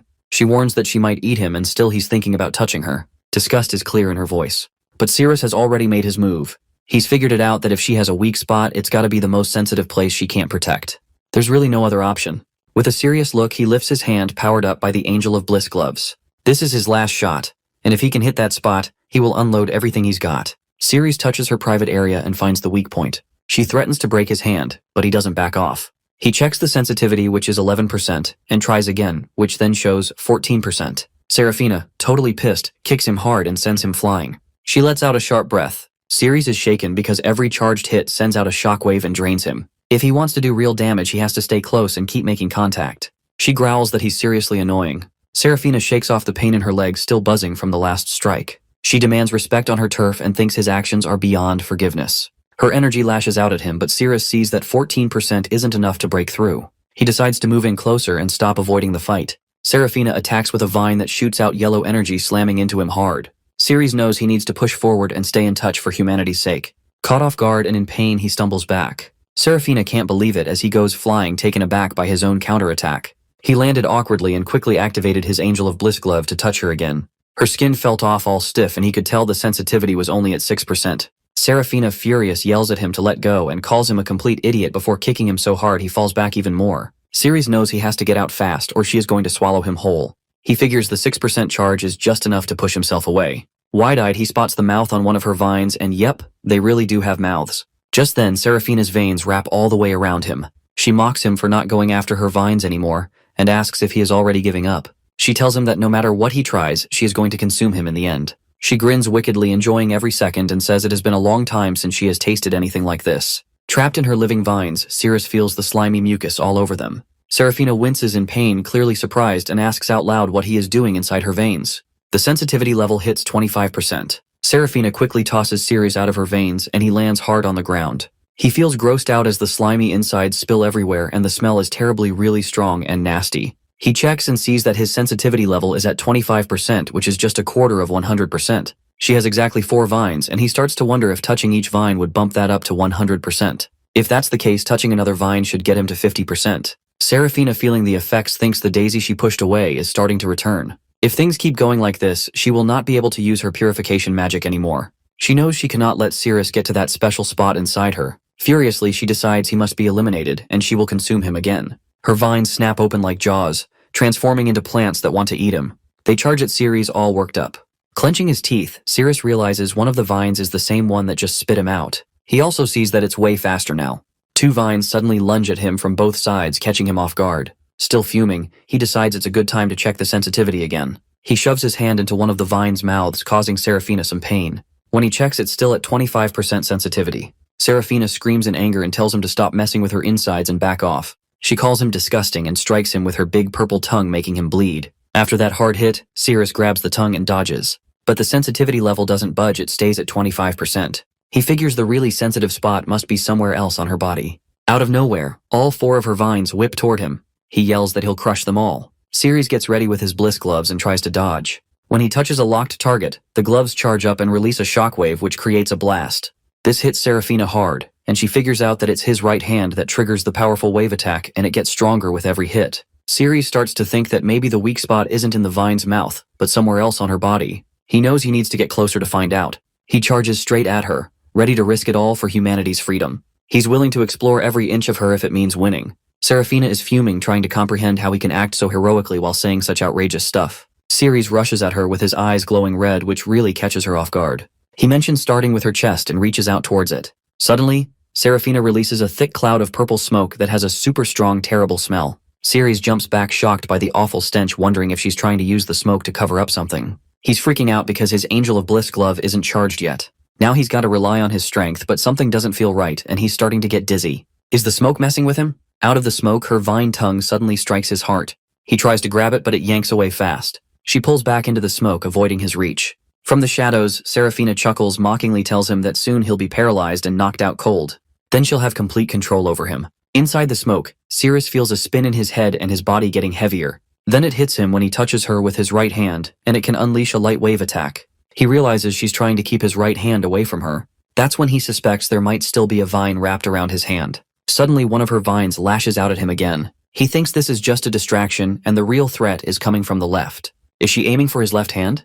But her attack actually gives him the perfect opportunity to reach out and touch her. After hitting his left arm, her vines slam him to the ground. Serafina tells him that his body is surprisingly tough. She thought that bite would be enough to take out his left arm. After breathing in so much of her poisonous gas, he should be close to collapsing by now. In the strong-smelling purple smoke, Ceres starts coughing while her vines keep attacking and biting him. With a wicked smile, Serafina says that once she tears off his left arm, she will swallow it, slowly lick his blood, and enjoy every drop. Her vines keep chewing on his left arm, making him bleed. Then Ceres tells her that the power to release shockwaves comes from his gloves, not his right hand. So he thinks to himself and then sticks his hand into Serafina's vine, which really hurts her. She's feeling about 25% of the pain. After a moment, he pulls his hand back and a blast of yellow energy shoots out.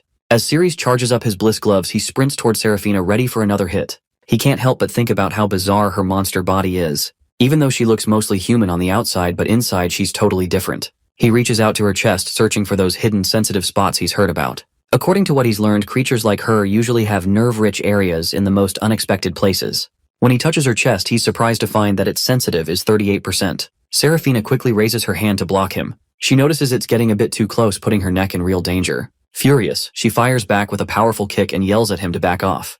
The kick sends Ceres crashing to the ground. He's surprised that the chest only reacts with 36% sensitivity. In retaliation, his body unleashes a burst of bright light energy. A huge yellow blast erupts from him. Serafina spots the danger just in time, braces herself, and dodges the incoming attack.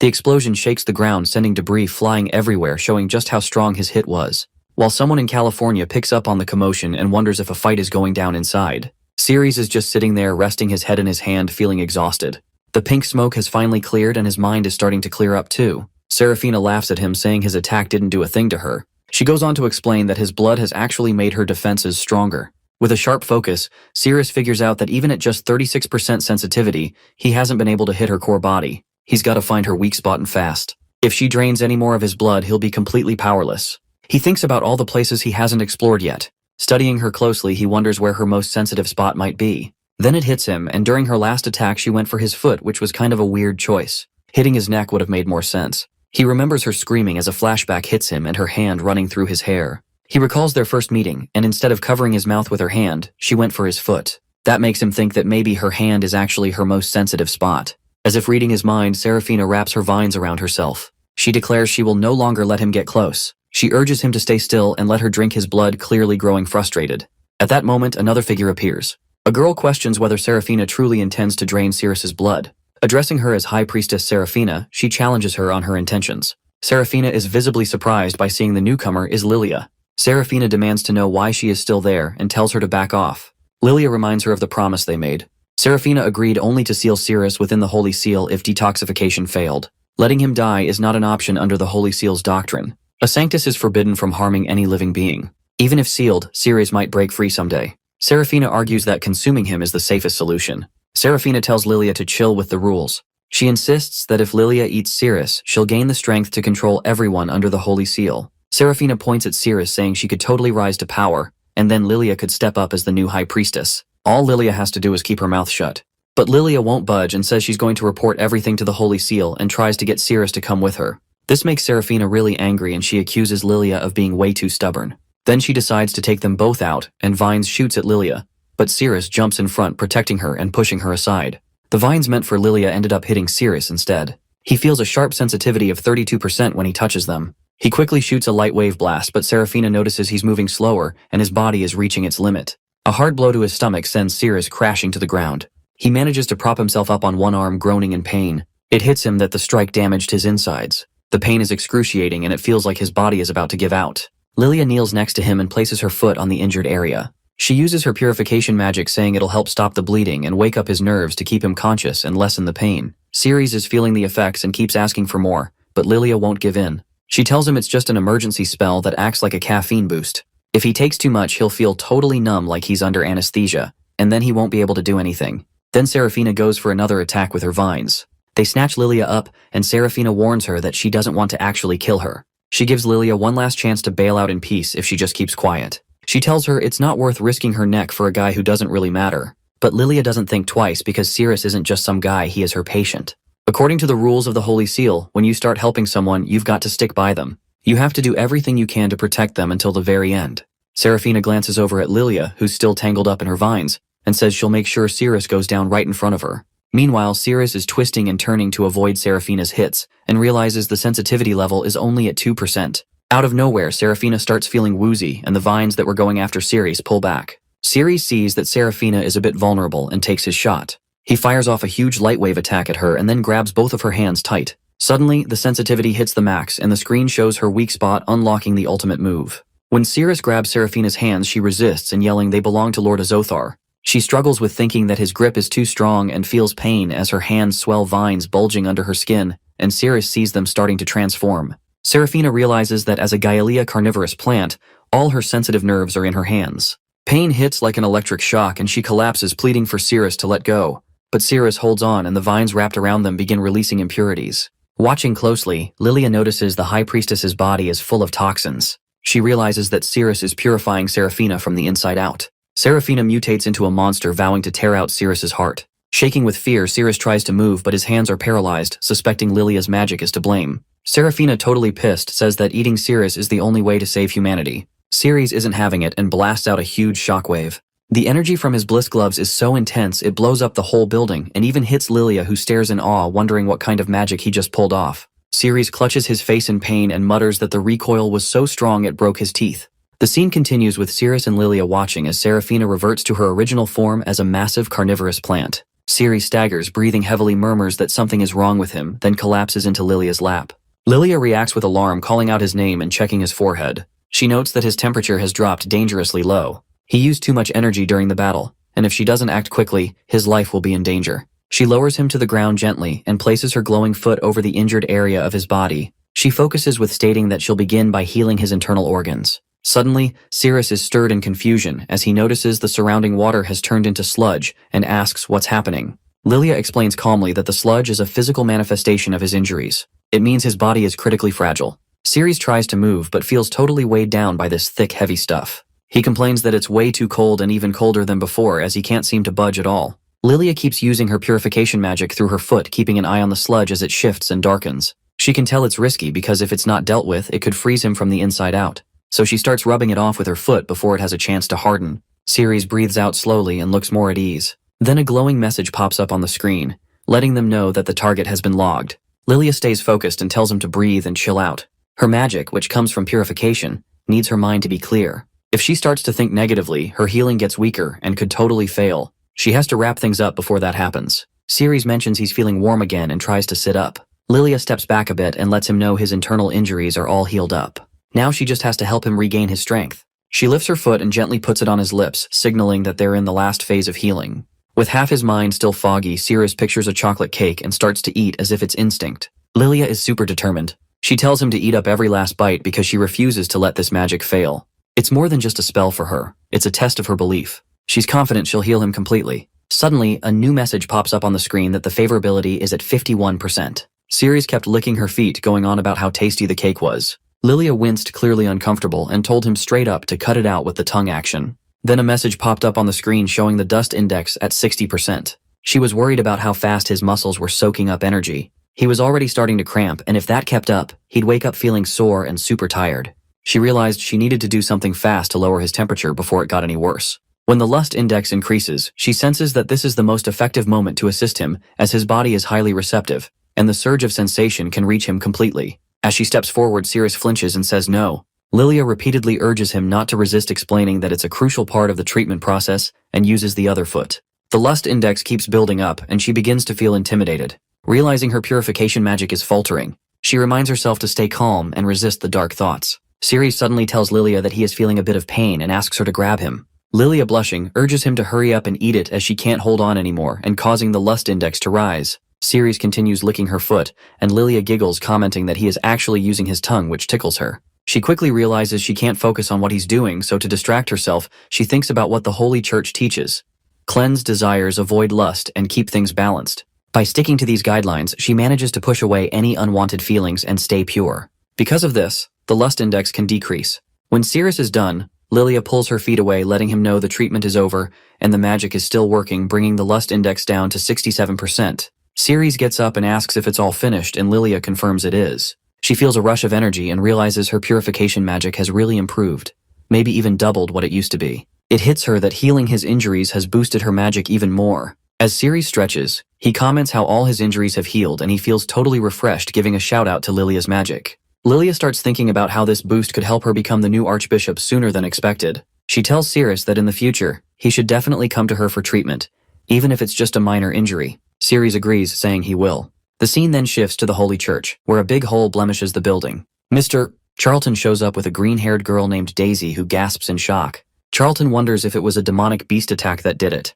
Mr. Charlton walks over to Sirius and Lilia, who is already there, and starts asking them what happened and if it was some kind of attack. Sirius seems a bit unsure and mentions that they don't have all the info yet, but they're sure the archbishop is gone. Jessie points out the carnivorous plants that Sirius has on display. Lilia tells Mr. Charlton they need to wait for the new archbishop to move forward, but suggests they chat about the collaboration in the meantime. Mr. Charlton is caught off guard by this, and Lilia explains that a lot of steps can be skipped once the archbishop is on board. He sighs and agrees it's the only way to go. Sirius steps back and says he'll let them handle things, giving a quick goodbye to Mr. Charlton. As Sirius is about to leave, Mr. Charlton calls him back and asks Daisy to give Sirius a ride home. He also tells her to fill him in on what's been happening at the Warrior Guild. Sirius raises an eyebrow, curious about what's been going on. Later, while driving, Daisy sneaks a glance at Sirius but keeps her focus on the road. She mentions that a weird demonic beast has invaded the city and is only after warriors. Sirius looks puzzled, trying to wrap his head around it, and asks her to explain what she means. Daisy explains that several A-rank warriors have already been killed. Their bodies are found drained of blood, and in each case their genitals are mutilated. The revelation shocks Sirius, and he repeats the part about blood draining, trying to connect the pieces. Daisy nods seriously and mentions that the victims have weird markings carved into their skin that look like some sort of beast language. The markings send a creepy message like, "Not you." It seems like the creature is looking for someone specific. A dark thought hits Ceres as he starts to wonder if the blood-sucking beast is actually after him. Daisy goes on explaining that to keep everyone calm, Daphne from Zone D is heading up the investigation. She's already started tracking down the demonic creature. Just then, a girl named Sathel shows up at the window, muttering curses. Inside, the white-haired Yogo glances up in surprise and asks why she's back, pointing out that the place is packed with vendors and soldiers. Then she wants to know if Sathel is planning to stick around. Sathel shakes her head and says no way. She tells Yogo it's the enemy's base and if they get caught it's going to be a whole mess for the human which she really wants to avoid. Yogo laughs and teases that she knows transformation magic but isn't going to share it. Sathel looks confused and points out that she can only change how others look. Plus, she needs a safe spot to hide out because heading outside is too risky. Yago watches her with a puzzled look and then out of nowhere, blood starts dripping from her mouth and she just drops to the ground. Yogo looks up curious and calls out Sathil for pretending to be sick to get attention, claiming she won't share her master with her. While talking, her mind goes back to when Ceres had saved her. Just then, Ceres and Daisy come out through the door. Ceres asks Daisy to fill him in on the whole vampire beast situation. Daisy agrees, and Ceres turns to Yog, saying he's back. Noticing Yog, she remarks on how cool her name is. Yog mutters something about someone else showing up with the master and quickly lifts Sathil to hide her. Ceres opens the door and Yogo greets them, saying it's good to have them back. Ceres nods and motions for Daisy to come inside. As they walk in, Yogo watches them, a bit confused. Daisy gives Yogo an apologetic smile, hoping she's not interrupting anything. Yago's red eyes flicker as she realizes what's going on, because for her, another woman will be another headache. She lets out a sigh and still not sure how to handle this. Ceres hands a carnivorous plant to Yog while Daisy, sitting there without her shoes, thinks about her next move. She really doesn't want to repeat the mistake from last time when her emotions got the best of her. Meanwhile, Yog is mumbling to herself about how she needs to get rid of Daisy because the woman is messing with her master. While serving food to Ceres and Daisy, Ceres asks how that vampire beast managed to get into the city. Daisy fills her in, saying that the giant dragon, Beagle down south, is about to wake up and will wreck everything in sight. With fewer warriors around, the vampire beast managed to slip through. Daisy explains that the last time she gave Ceres the captain's badge, she was rushing and totally forgot something important.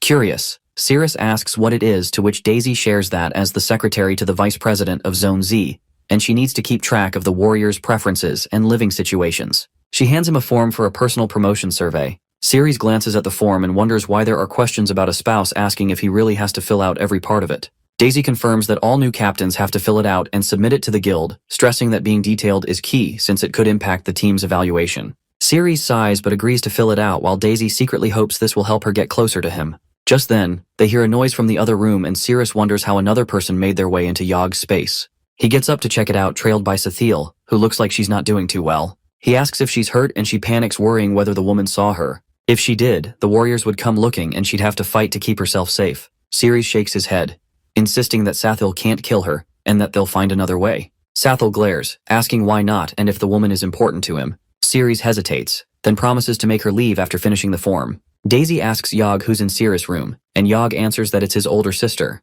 Daisy's eyes go wide as she wonders if she's now the third wheel in Ceres' heart. Inside, Sathil is warning that they need to get rid of the woman, or else she'll have to be taken out. Ceres calms her down, saying he'll take care of it. Then Daisy hears a scream from inside and looks at Yog, asking if they should go help. Yog shakes her head, saying Ceres can handle it, and that another girl might bite her if she goes in. Sathil bursts out, accidentally bumping into Ceres as he walks in, questioning how she can hit so hard even with her injuries. He hands Daisy the completed form and asks her to drop it off at the guild for him. She nods shyly, then suggests grabbing a bite at a great restaurant outside. Both Ceres and Yog are surprised by the idea, and Yog gives Daisy a sharp look. Ceres looks confused and asks if that's all right.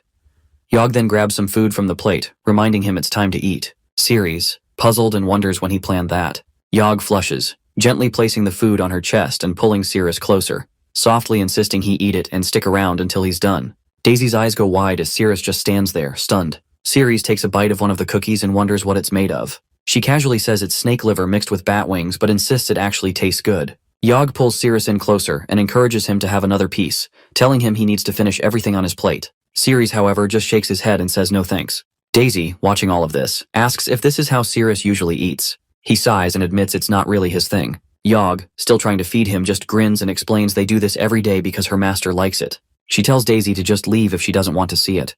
Daisy gets up, says sorry for interrupting, and heads out, thinking maybe Ceres and Yog really are this close now. Then there's a loud knock at the door. Outside, a girl with bright pink hair asks politely for someone to open up.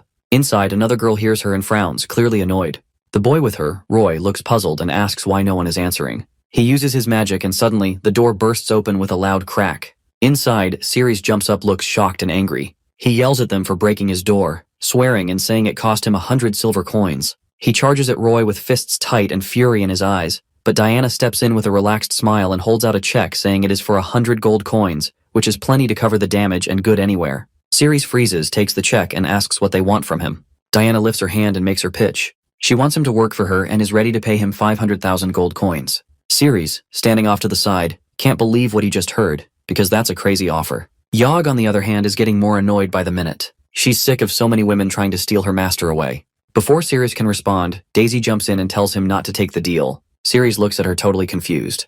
Daisy turns to Diana and Roy, pointing out that they're from Zone D. Diana smirks and calls Daisy an old lady, asking if it actually matters. That comment sends Daisy into a rage. She insists that Ceres is super important to Zone Z, and that they won't let him bounce to Zone D. The scene switches to outside the building, where Daphne is with her team. One of her guys is on his knees next to a body, really checking it out. He mentions that the blood hasn't fully clotted yet, which means the person probably died only 4 to 5 hours ago. Another guy steps up and tells her that Diana went to see Ceres. At that, Daphne's expression sharpens. In her head, she rolls her eyes and says that the little snake actually went to meet Ceres, but she keeps her voice strict and on point. She tells her team she has bigger fish to fry right now and orders them to search the area thoroughly. If they spot the vampire beast, they should just report back and wait for her with no crazy heroics. They all respond at once, affirming loudly. Without saying anything more, Daphne activates her power and takes off into the air, the wind rushing past her as she coldly thinks that Diana won't pull that on me again. Ceres is meant to be in Zone Z. The scene switches to a massive dragon tearing through buildings, sending debris flying in every direction. It's the Dragoon Beagle, which is gigantic, furious, and roaring loud enough to shake the sky. His stomach growls louder than his voice, and his rampage seems fueled by nothing more than monstrous hunger. He smashes rooftops aside like paper, snapping tree-sized pillars in half as if they're twigs. Guild members scramble to maintain control of the situation. One of them mentions that everyone has already been evacuated from the area, so there are no civilian casualties. Still, the tension remains high. No one has retrieved the Slay Dragon Blade, the only weapon rumored to harm Beagle. That leaves them helpless. A young scout suggests that the best option is to stay away and observe from a distance. The risk of engaging the beast directly is too great. But the guildmaster has a different perspective. He points out that Beagle isn't truly attacking the city, even not out of malice, at least. According to him, the dragon has chosen the ruins near the outskirts, because there's a fortune in gold hidden underneath. Beagle just happens to like gold, and the spot makes for a cozy place to nap. That hunger? Probably just a bad case of waking up grumpy. Meanwhile, elsewhere, Daisy leans over and asks Lady Diana if they can snag the elusive captain from Zone Z. Diana wants to know if they have enough funds to make the offer worthwhile. She turns to Ceres, curious about his opinion. But he just blinks and says he doesn't even know the person. That doesn't seem to matter to Diana. She quickly explains that Ceres's real job is to spill the tea that is to reveal how he broke Daphne's no-cooperation policy and what he knows about the Shea dungeon incident.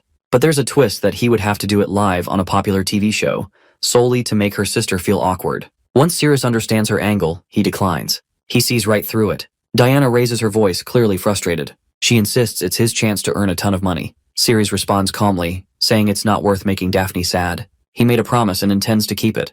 Diana seems to take that as a negotiation tactic. She wonders aloud if he's just angling for more cash and offers to make a better deal. That's when Daphne's voice rings out from behind her, sharp and commanding. Diana turns quickly, caught off guard. Daphne storms into the room, demanding that they leave Ceres alone. She looks like she's ready to throw a punch, but Roy steps in just in time and reminds her that she can't hit her sister that hard. Daphne backs off slightly and tells Roy to stay out of it. Daisy, now watching quietly from the corner, whispers, if maybe Daphne from Zone D has a thing for Ceres. Diana smirks and accuses Daphne of being insecure or not trusting Ceres anymore, especially since she's quit all her jobs. Daphne scowls and claims she's just a natural-born troublemaker. Ceres interjects, saying he hasn't even said anything yet. But Daphne's mind wanders to how he helped her before, and how he never let the lure of gold pull him away from his promises. Her gaze then drops to Diana, and she can't help but smirk. She notes that Diana has obviously gotten breast implants, probably trying to fix something money can't. She jokes that Diana's breasts aren't naturally big, but Diana snaps back angrily, denying it. Diana barks at Roy to leave with her, calling everyone in the room gross. As they walk out, Diana quietly fumes, thinking about how Ceres must have more secrets like the one she plans to uncover and use for payback against Daphne. Once they're gone, Daphne mutters that next time Ceres should kick her sister out himself. Ceres, now alone with her, can't help but think about the tense relationship between the two sisters. He also briefly wonders if Daphne was right about the implants. Just then, a report comes in. A white-haired demonic breast has been discovered in Zone Y. Daphne doesn't hesitate. She dashes out immediately to investigate. Daisy says her goodbyes and leaves soon after. That's when Yog steps forward with worrying news. She tells Cirrus that Sathel is seriously ill. Her body temperature has dropped dangerously low, and only an advanced recovery herb can save her. But they don't have enough time. Ceres, growing desperate, has a sudden thought. Maybe his blood, infused with the energy of Sato's lord, can help. Without thinking, he cuts his palm and lets the blood flow into Sathel's mouth. Yog gasps, but it's working. A vibrant green mana starts to wrap around Sathel's body. Ceres watches closely. Soon Sathel stirs. Her eyes flutter open, and she grips her head groggily. Ceres asks gently if she's okay. The scene cuts back to Beagle, who is now gnawing lazily on giant boulders. Suddenly he pauses. His nostrils flare. He catches the scent of something. He turns, growling low and deep. His massive form begins to move. Panic spreads fast. This has never happened before. Beagle is heading towards Salem. The guildmaster yells to get everyone on alert. Reports start coming in that Beagle is stomping directly toward the city. The reason? He can smell the blood of Sato's lord, now flowing inside Cirrus. And he wants it. Yog stares at the blood, totally amazed by how good it smells. Sathiel holds Cirrus's hand and says she isn't going to waste a single drop. Ceres is blushing and tells her she's sucking his hand way too hard, and it's starting to tickle. Then Yog calls out to him, saying she can't hold back anymore either as she needs a taste too. She grabs his head and goes for his hand, trying to get some blood herself. Now both of them are going at it and are sucking eagerly, while Cirrus shouts at them to stop because he can't even feel his hands anymore.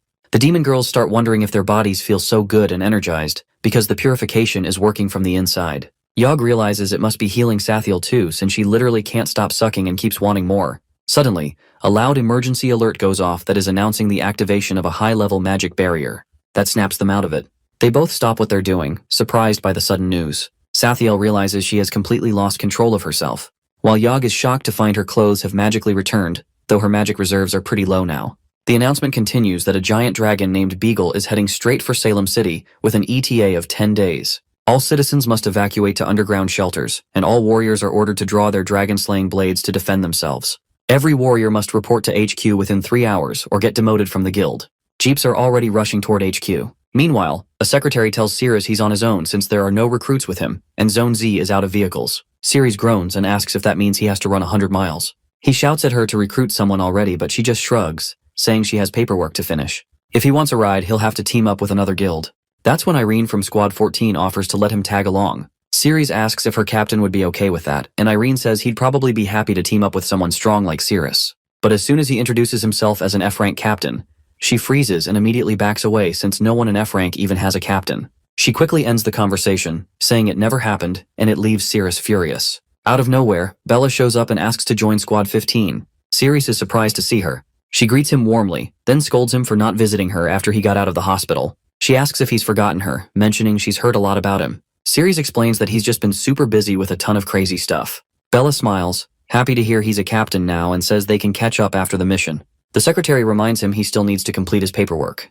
Irene tells Bella not to waste her time following losers from F rank, bragging that her own captain is A rank. Then Tyler shows up and snidely claims Ceres only became a captain because of his connections. Bella's eyes widened as she recognizes him. Tyler tries to recruit her to Kalent's society, boasting that his armor makes him way stronger than Cirrus. He offers her another chance and even promises an A-rank sword. But Bella turns him down, saying she's sticking with Cirrus. Ceres tells her to come sign the forms and she walks over without hesitation. Tyler clenches his fists as he gets furious, wondering why Bella always chooses Cirrus over him. Irene curses Bella for having such bad taste and tells Tyler to just forget her and move on. But Tyler is steaming and declares that eventually, they'll all be begging for his help.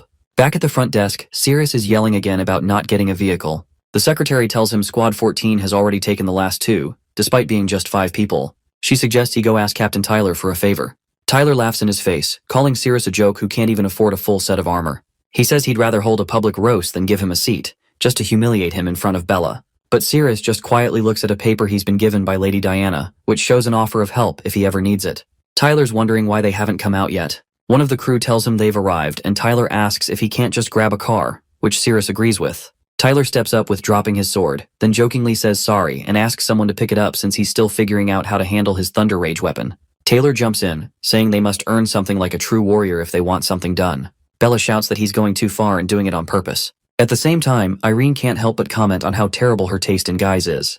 The driver suggests they might want to beg for a favor, hinting that Taylor could forgive their rudeness. Taylor states that every warrior must reach headquarters in 3 hours, or they lose their spot. If they can't hack it, they're back to being just Frank. Bella narrows her eyes, realizing Taylor's calling the shots over Ceres because of her. Ceres tells them the helicopter is here and Taylor is surprised. Everyone's stunned when they see the helicopter with the guild logo pull up, knowing it's a private ride for VIPs.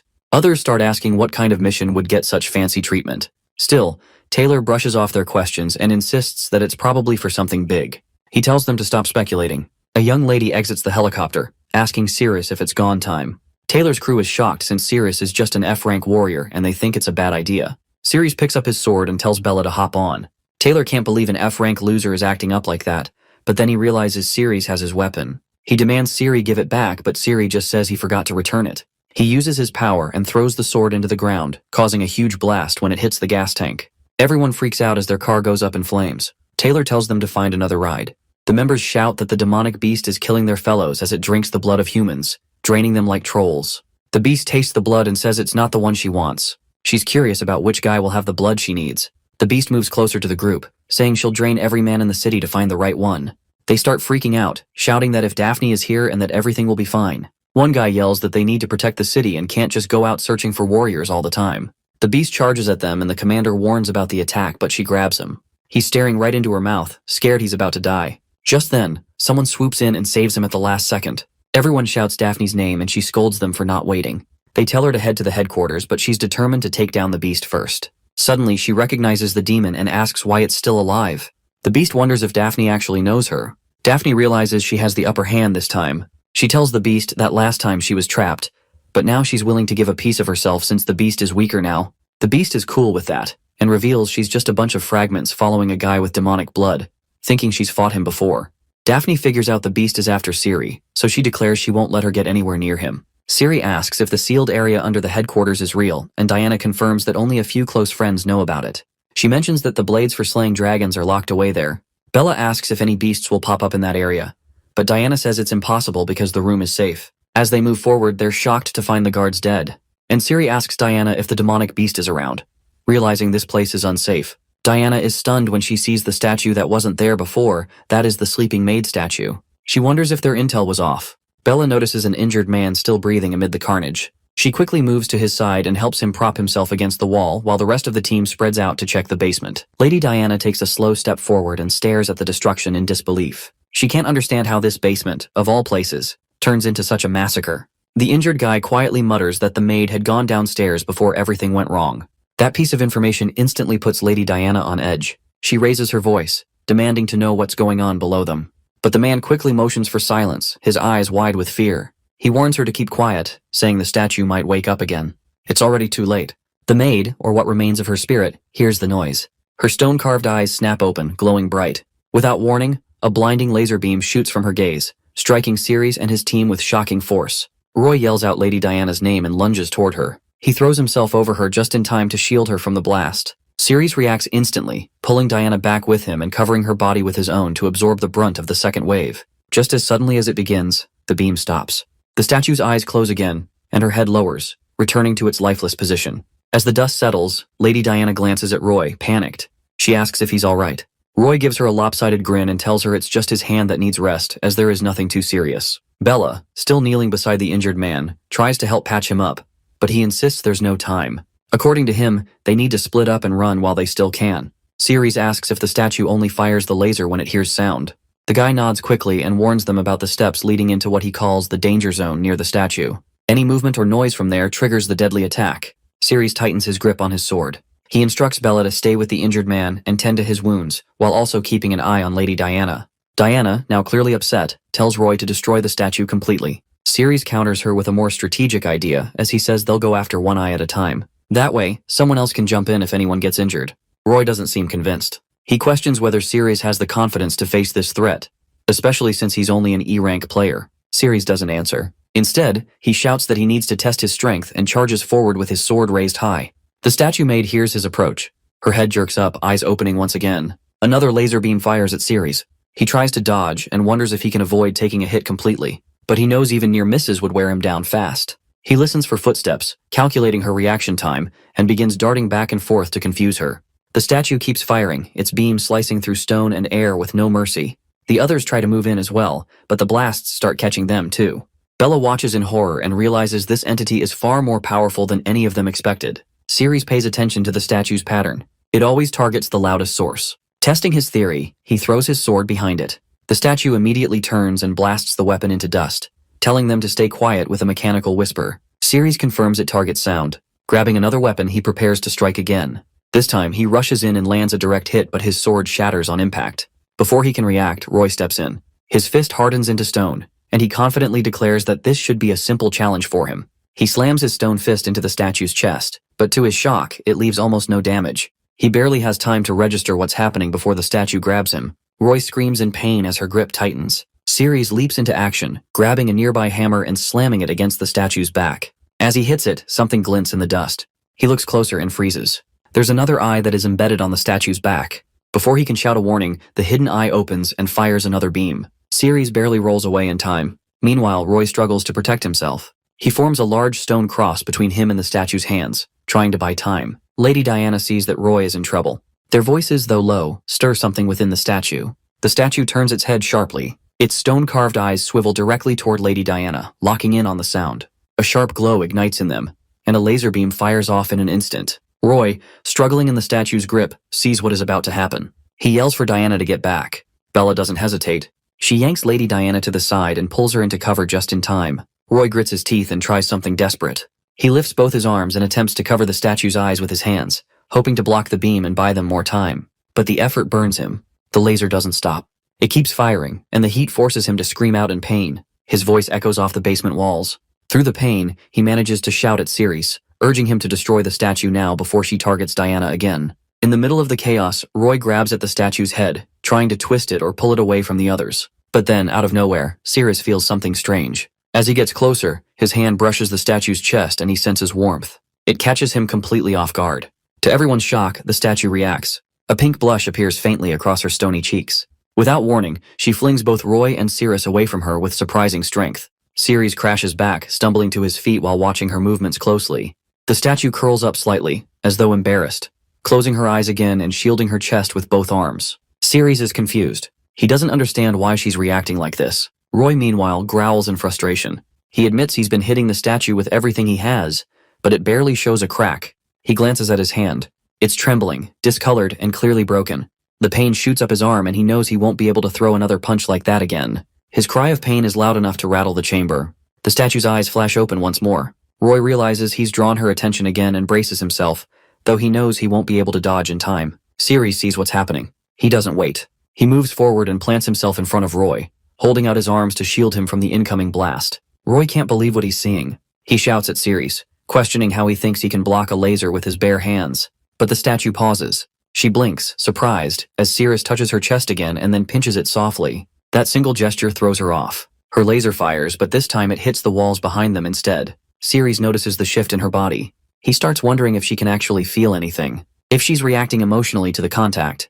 Bella and Lady Diana are speechless. Neither of them can believe what they're watching. Somehow, Ceres is redirecting the statue's deadly aim using the strangest method imaginable. Roy, still stunned and in pain, asks Ceres what exactly is going on. Ceres doesn't explain. He just tells Roy to move aside since he's hurt. He'll take it from here. Roy starts to step back, but the statue senses his movement. She shifts her focus and prepares another attack. Ceres immediately reacts, using a reversal move to throw off her concentration. It works. Her blast misses Roy and slams into another section of the wall. Lady Diana, still ducking behind cover, asks Bella if Ceres always fights like this. Bella shakes her head and says that it's definitely not his usual style.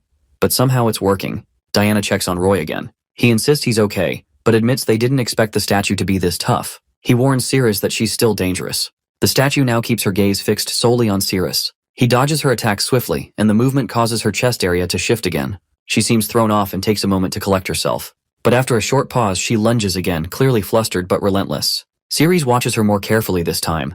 Her strikes are becoming less focused. He starts to think that her combat pattern is breaking down. She's losing precision, Roy comments from the side, noting how chaotic her attacks have become. Then, unexpectedly, Ceres slaps the statue lightly on the backside and shouts for her to focus if she's going to fight seriously. The statue falters mid-attack. Roy watches it all, wide-eyed. Despite the absurdity of the approach, he has to admit Ceres is handling the situation in his own strange but effective way. Roy's on the ground, clutching his chest and clearly in pain. Lady Diana checks in, asking if he's okay. He tells her he has chest pain and thinks his ribs might be cracked from all the hits he took from the statue. Bella jumps in, warning that a chest fracture could be serious, as it could mess with his heart and lungs every time he breathes. She offers to help him out and asks him to show his chest, but warns that it'll only give him some temporary relief. As Roy lifts his shirt, Bella's caught off guard for a second, but she quickly snaps back to reality and starts checking him out. When Roy asks if she sees anything wrong, she assures him it's his injuries. Then, she pivots the convo to the fight, asking if any player who digs Ceres could take down the statue. Bella insists Roy really needs treatment right now. He thinks about the battle, realizing that even his strongest moves barely scratch the statue. Meanwhile, Ceres seems to have slowed down the statue's attacks and looks like she can control it. Bella means Ceres' skills are better than those of an S-frame player. Ceres notices the statue's blazer is slipping and jokes that maybe it's because her eyes are almost closed and she can't control herself. The statue stays quiet, trying to cover up. Ceres is surprised and wonders if she's actually avoiding his gaze. He points out that she has feelings too and calls her cute. Noticing she shuts her eyes when she's shy, he decides to fly close and touch her since she's shown him a weakness. As he lifts his hand, he teasingly asks if anyone's touched her belly button before. Out of nowhere, she lifts her foot and kicks Ceres hard to fend off his touch. Bella yells that she has to jump in and help Ceres since it's up to her now with their captain hurting. But Ceres grabs her foot, making the statue squirm in shyness. Roy grabs Bella and warns her not to mess things up for Ceres. She's surprised and asks what he's talking about. Roy tells her to keep her head in the game and points out that it's Ceres holding her foot, not the statue attacking him. He urges her to feel his heartbeat through her foot and he gives her leg another rustle. It makes things even more awkward for the statue, who then opens her eyes and starts firing laser beams. Everyone's shocked as they see the lasers seem weaker than before. Ceres tells the statue her attacks are getting weaker, even if they won't kill him. Suddenly, she grabs Ceres by the neck and pulls him closer. Roy screams that she's trying to go for a big attack and tells Ceres to break away. Ceres raises a hand and points at her chin, while Roy warns him to dodge her attack instead of moving in since it could be deadly. The system locks on and Ceres kisses her. She's totally caught off guard by it, and Roy remarks that the statue's still stunned by the kiss. They exchange some water while Ceres catches his breath after pulling away. The statue pushes him back and Ceres playfully asks if she stuck her tongue out on purpose. The statue is blushing and covers her face and hides her head with her arms. Lady Diana shouts that she's hiding her head. Ceres takes a step closer, while Roy notes that she hasn't even reacted to Ceres moving in. Curious, he pokes her and says she has a stiff tongue. Ceres wants to ensure she'll look his way again, but the statue stays silent. He calls over his friend because the shy girl isn't lifting her head up soon. Taylor and his crew find themselves at another fork in the road, looking around all confused. One team member asks if there is supposed to be just one way to go based on the intel they got. Taylor wonders why it feels like a maze in here. Irene chimes in, saying that the intel from HQ is usually pretty accurate and that there's probably a good reason for the layout. Another member questions if the info about the single path is even right. Taylor is still baffled by the maze vibe. Irene mentions that it's likely the previous team triggered something that messed with the terrain. Suddenly, another team shouts that a monster's shown up and they need to watch out. One player gets slammed to the ground and yells in pain. A red-haired teammate asks if everyone has taken out their Slay Dragon blade. They respond that a lot of players are lost and that whispers are going around that most haven't even found the entrance yet. The team lead calls out that they need to depend on their own strength and skills to hold back the giant dragon that's coming at them. One player says he's grabbed the dragon's feet with his magic, creating a strong green mana, and tells everyone, including the captain, that they've locked their feet down. But then he realizes that the chains are slipping and he can't hold on for long, so he tells everyone to attack the dragon. Unfortunately, the dragon breaks free with a massive strike, knocking the players down and injuring them. Then, an S-rank Ironarm giant named Cassius yells that he'll try to protect them and tells everyone to keep attacking the beast. He channels a ton of mana and transforms into a giant monster, charging at the dragon and warning it not to come any closer. He smashes into the dragon with all his might and claims he'll cut it in half. The attack actually stops the dragon, and Cassius wonders if this plan is going to work against it. Everyone thinks Cassius is awesome for his epic moves and they're cheering him on to keep attacking without holding back. The dragon catches sight of his assault and gives him this annoyed look. She thinks for a second and then sees Cassius flexing his powers and stripes, muttering that every time she eats, someone's always trying to cause trouble. She raises her hand and calls Cassius really annoying. With a swift motion, she swats him away like he's nothing. One hit from the dragon shatters Cassius's armor and his mana doesn't even faze her. He's on the ground in no time, hitting his head and leaving everyone shocked.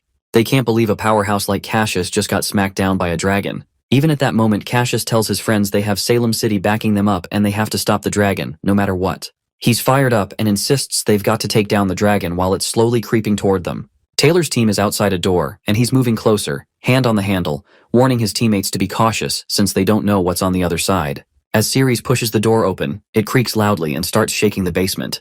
The team is taken aback. One member asks if an earthquake hit the maze, while Taylor tells them to brace for anything. Another player chimes in. saying it doesn't feel like an earthquake to her because the air is buzzing with magic, which feels like someone triggered a special mechanism. As Ceres forces the basement door open, everyone realizes the ground is shifting again. It leads to a massive explosion in the city, leaving everyone wide-eyed. One player points out the blast, realizing it's a huge surge of magical energy. Another wonders what caused such a big explosion from their headquarters. Shocked, everyone starts realizing that the headquarters has vanished from the city. Roy figures things have changed because of the door that Ceres opened. Lady Diana, looking dizzy, almost collapses and lands on Roy's lap. One member notices Carrot has fainted, and another says Hank has gone down too. Tiger Banlier is an S-rank player who worries about the C-rank players, saying they can't handle the magical backlash from the building. He thinks it's dumb to pull out a sword since the whole landscape has transformed. He feels the heavy magic lingering on the ground and finds it seriously scary. Over with Ceres's team, players are chatting about how only a dungeon with such magical power is worthy of a legendary weapon. Ceres spots the sword lying on the ground and Irene points it out to Taylor.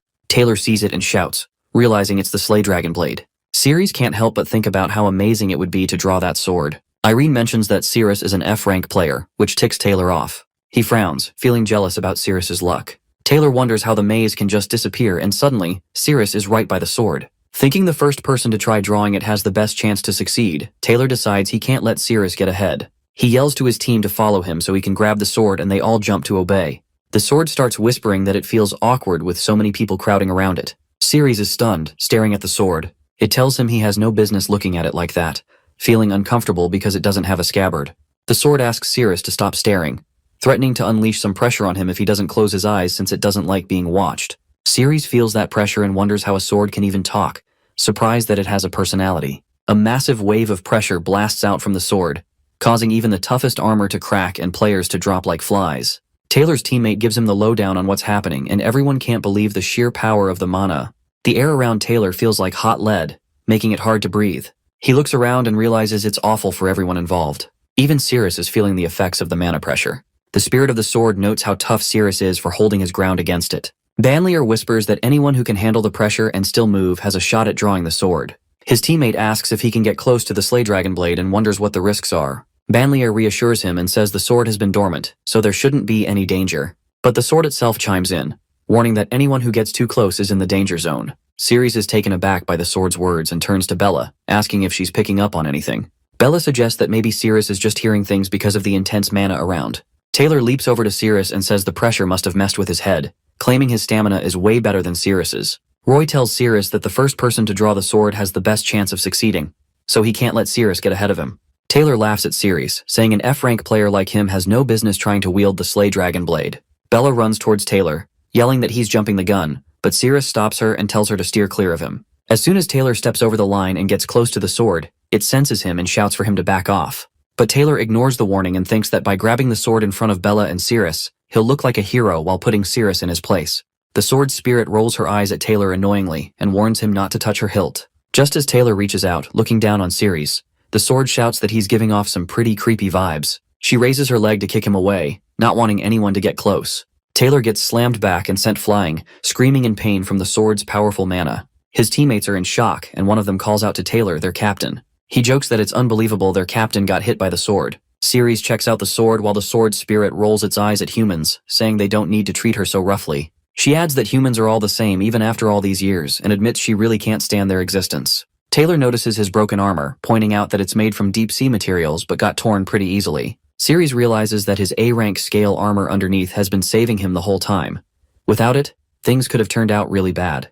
The other players are buzzing with surprise about the sword. One of them asks how they even found out about safely drawing it, while others think it's a failure for Taylor since the Slay Dragon blade rejected him. They're also chatting about how the blade has come to life. Taylor's teammates are saying they just don't have tough enough armor to handle the Slay Dragon blade's attack, and are wondering who's going to step up to try and pull the sword. Out of nowhere, Taylor starts laughing, and his teammates wonder that what's up with him. Taylor just chuckles and says he's not a failure. He explains that legendary weapons are only meant for those who can pass the trial of the Slay Dragon blade. He takes a stance in front of the sword, saying as an A-rank warrior, he's made it through the trial. He yells that the Slay Dragon blade should be excited, but the sword spirit isn't having any of it. She shouts back at Taylor, saying it's not the same deal because she can't stand rude guys like him. She even hints that taking Taylor down herself would feel pretty good, clearly thinking he's not worthy of wielding the sword. Taylor suddenly turns to Ceres and yells that he's jealous of him because the Slay Dragon blade seems to have picked him out. Ceres quietly suggests that maybe the blade just wants to take him out personally, The sword spirit glances at Cirrus and agrees with a whisper that he's totally right.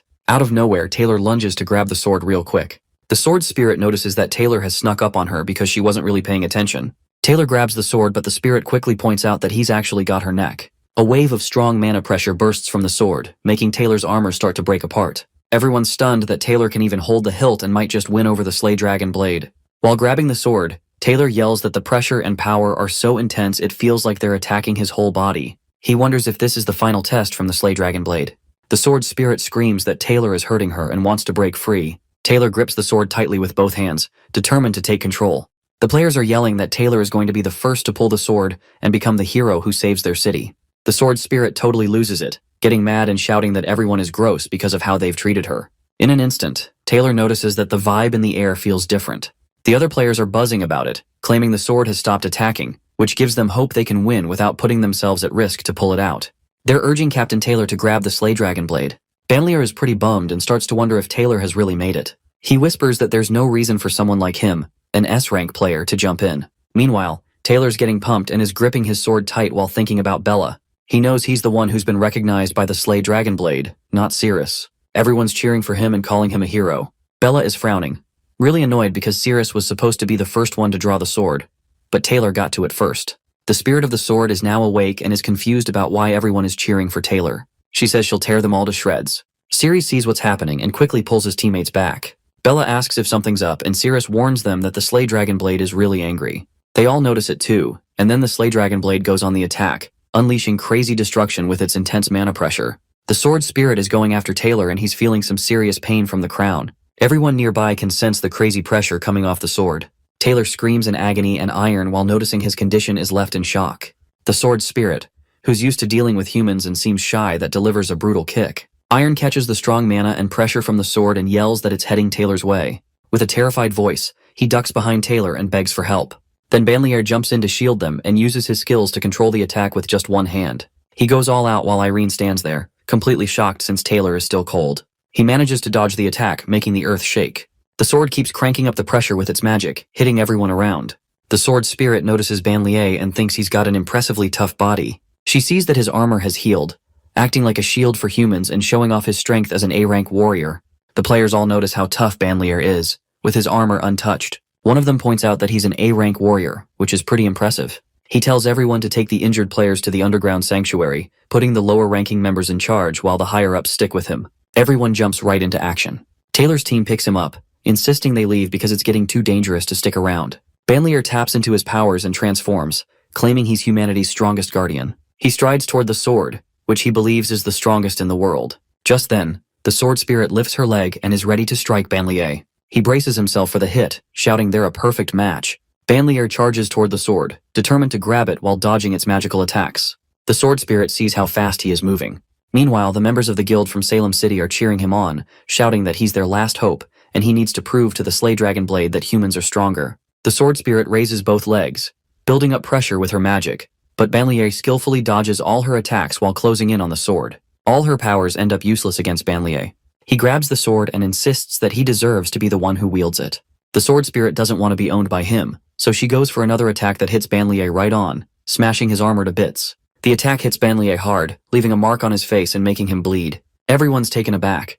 Banlier thinks he's hurt, even though the sword spirit hasn't touched him. He pins himself down while his teammates shout his name, worried about him. Banlier tells them to back off and pushes them away. Banlier tells them they must defeat the sword, but the players are surprised since S-rank armor can't withstand its magical power. One says the Slay Dragon blade has fully awakened, leaving no chance for them to win. Banlier insists they must defeat it, as it's their only chance to become powerful and bring honor to the Slay Dragon blade. The members whisper that they'll have to fight until their last breath. Banlier tells them they're warriors and must face challenges for Salem City's sake. He questions why they're hesitant. He becomes aggressive, stating that any player who refuses to fight will be considered a deserter and immediately killed. Banlier yells at the players for their pointless chatter. The sword spirit catches wind of this and whispers that the humans are aware of her powers and are scared. She picks out a blonde guy, pointing at him and saying she'll start with him if nobody moves, shoving him into the danger zone. The blonde dude is freaking out. Suddenly he spots someone already on the battlefield and shouts at Banlier to look. Ceres stares at the sword, remembering what the Slay Dragon spirit said when Taylor tried to grab it. He realizes the sword can sense and communicate like a person. Since the sword has a life force, he wonders if he can connect with or bind the sword spirit using his system. Ceres tells his system to lock onto the target and it responds. The sword spirit wraps around the sword, confused about why Ceres looks at her intently. The players start gossiping about him and questions how the captain of Squad 14, who is a total F rank, is planning to draw the sword. They shout that Ceres must be nuts. With his low skills and powers, the sword will slice him up. Ceres declares passionately that he's a warrior and must protect Salem City from threats. He's determined to draw the Slay Dragon Blade, even if it costs him his life, and he's not backing down.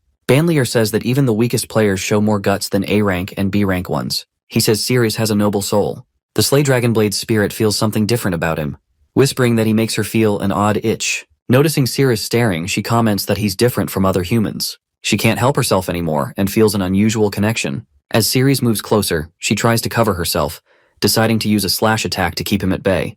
The sword spirit is trying to figure out why she feels so weak, especially in her legs, which she can barely lift.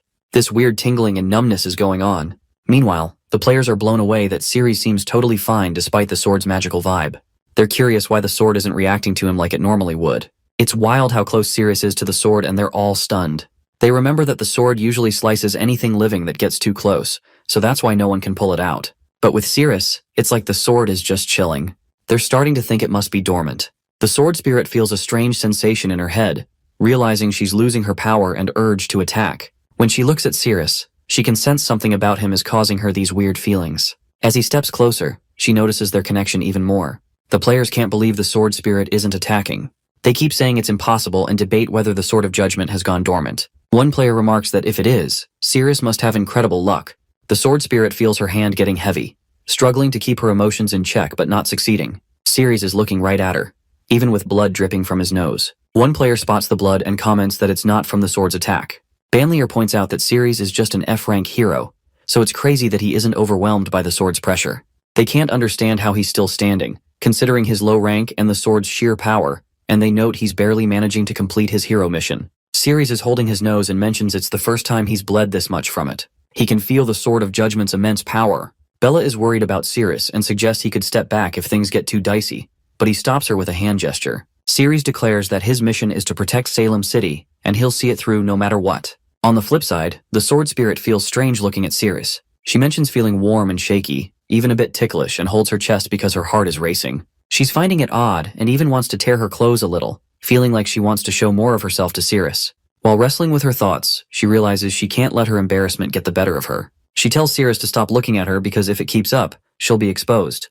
To protect herself, she tries to confront Ceres. The players notice the growing tension and shout that the Slay Dragon Blade has awakened. Banlier is taken aback by the strength of the attack, comparing it to the time his armor was broken. The players shout that Ceres is vulnerable since he's so close to the sword.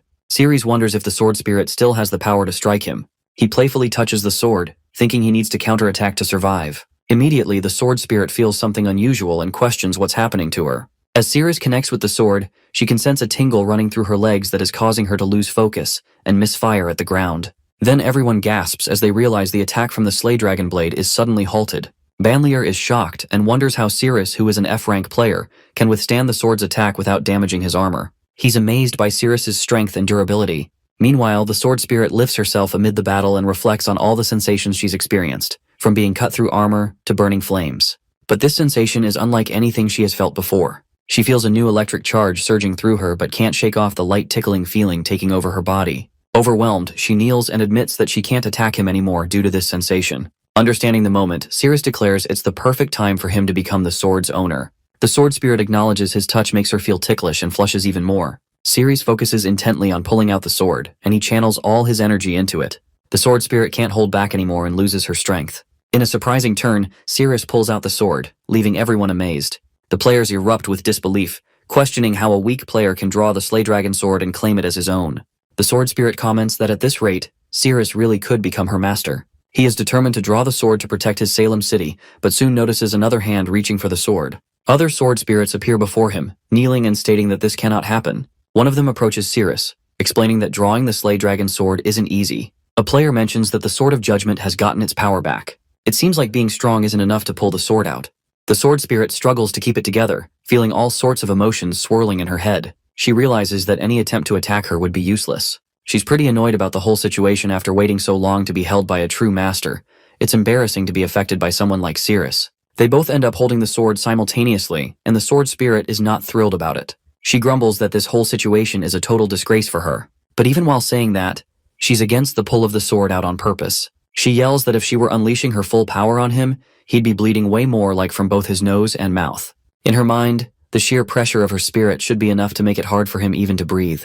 Still, she insists she's a pure, flawless weapon and won't let her emotions cloud her judgment. Even though everything's chaotic, she tries to protect the sword while Cirrus gives it everything he's got and tries to pull it free. The sword spirit points out that she's just a spirit while Cirrus is a real person, and if he keeps pushing, it could lead to his downfall. She tells him to give it a rest, but Cirrus is stubborn, fueled by his courage and desire to protect his city. He's not backing down. One player comments that Cirrus isn't planning to throw in the towel. The crowd cheers him on, saying that he's fighting hard to save the city. They think that Cirrus is such a brave guy as he's bound to become a great warrior eventually. Everyone's rooting for him. Meanwhile, the sword spirit is baffled and wonders how a guy can be so committed even in a tough spot. She finally realizes that he has justice in his heart. Then she asks for a moment to collect herself, and when he rubs the sword, she loses her grip. She complains that he's tickling her armpits and finds him super annoying. Even though she's uncomfortable, she's determined not to let him win, and decides to tough it out to keep him from gaining the advantage.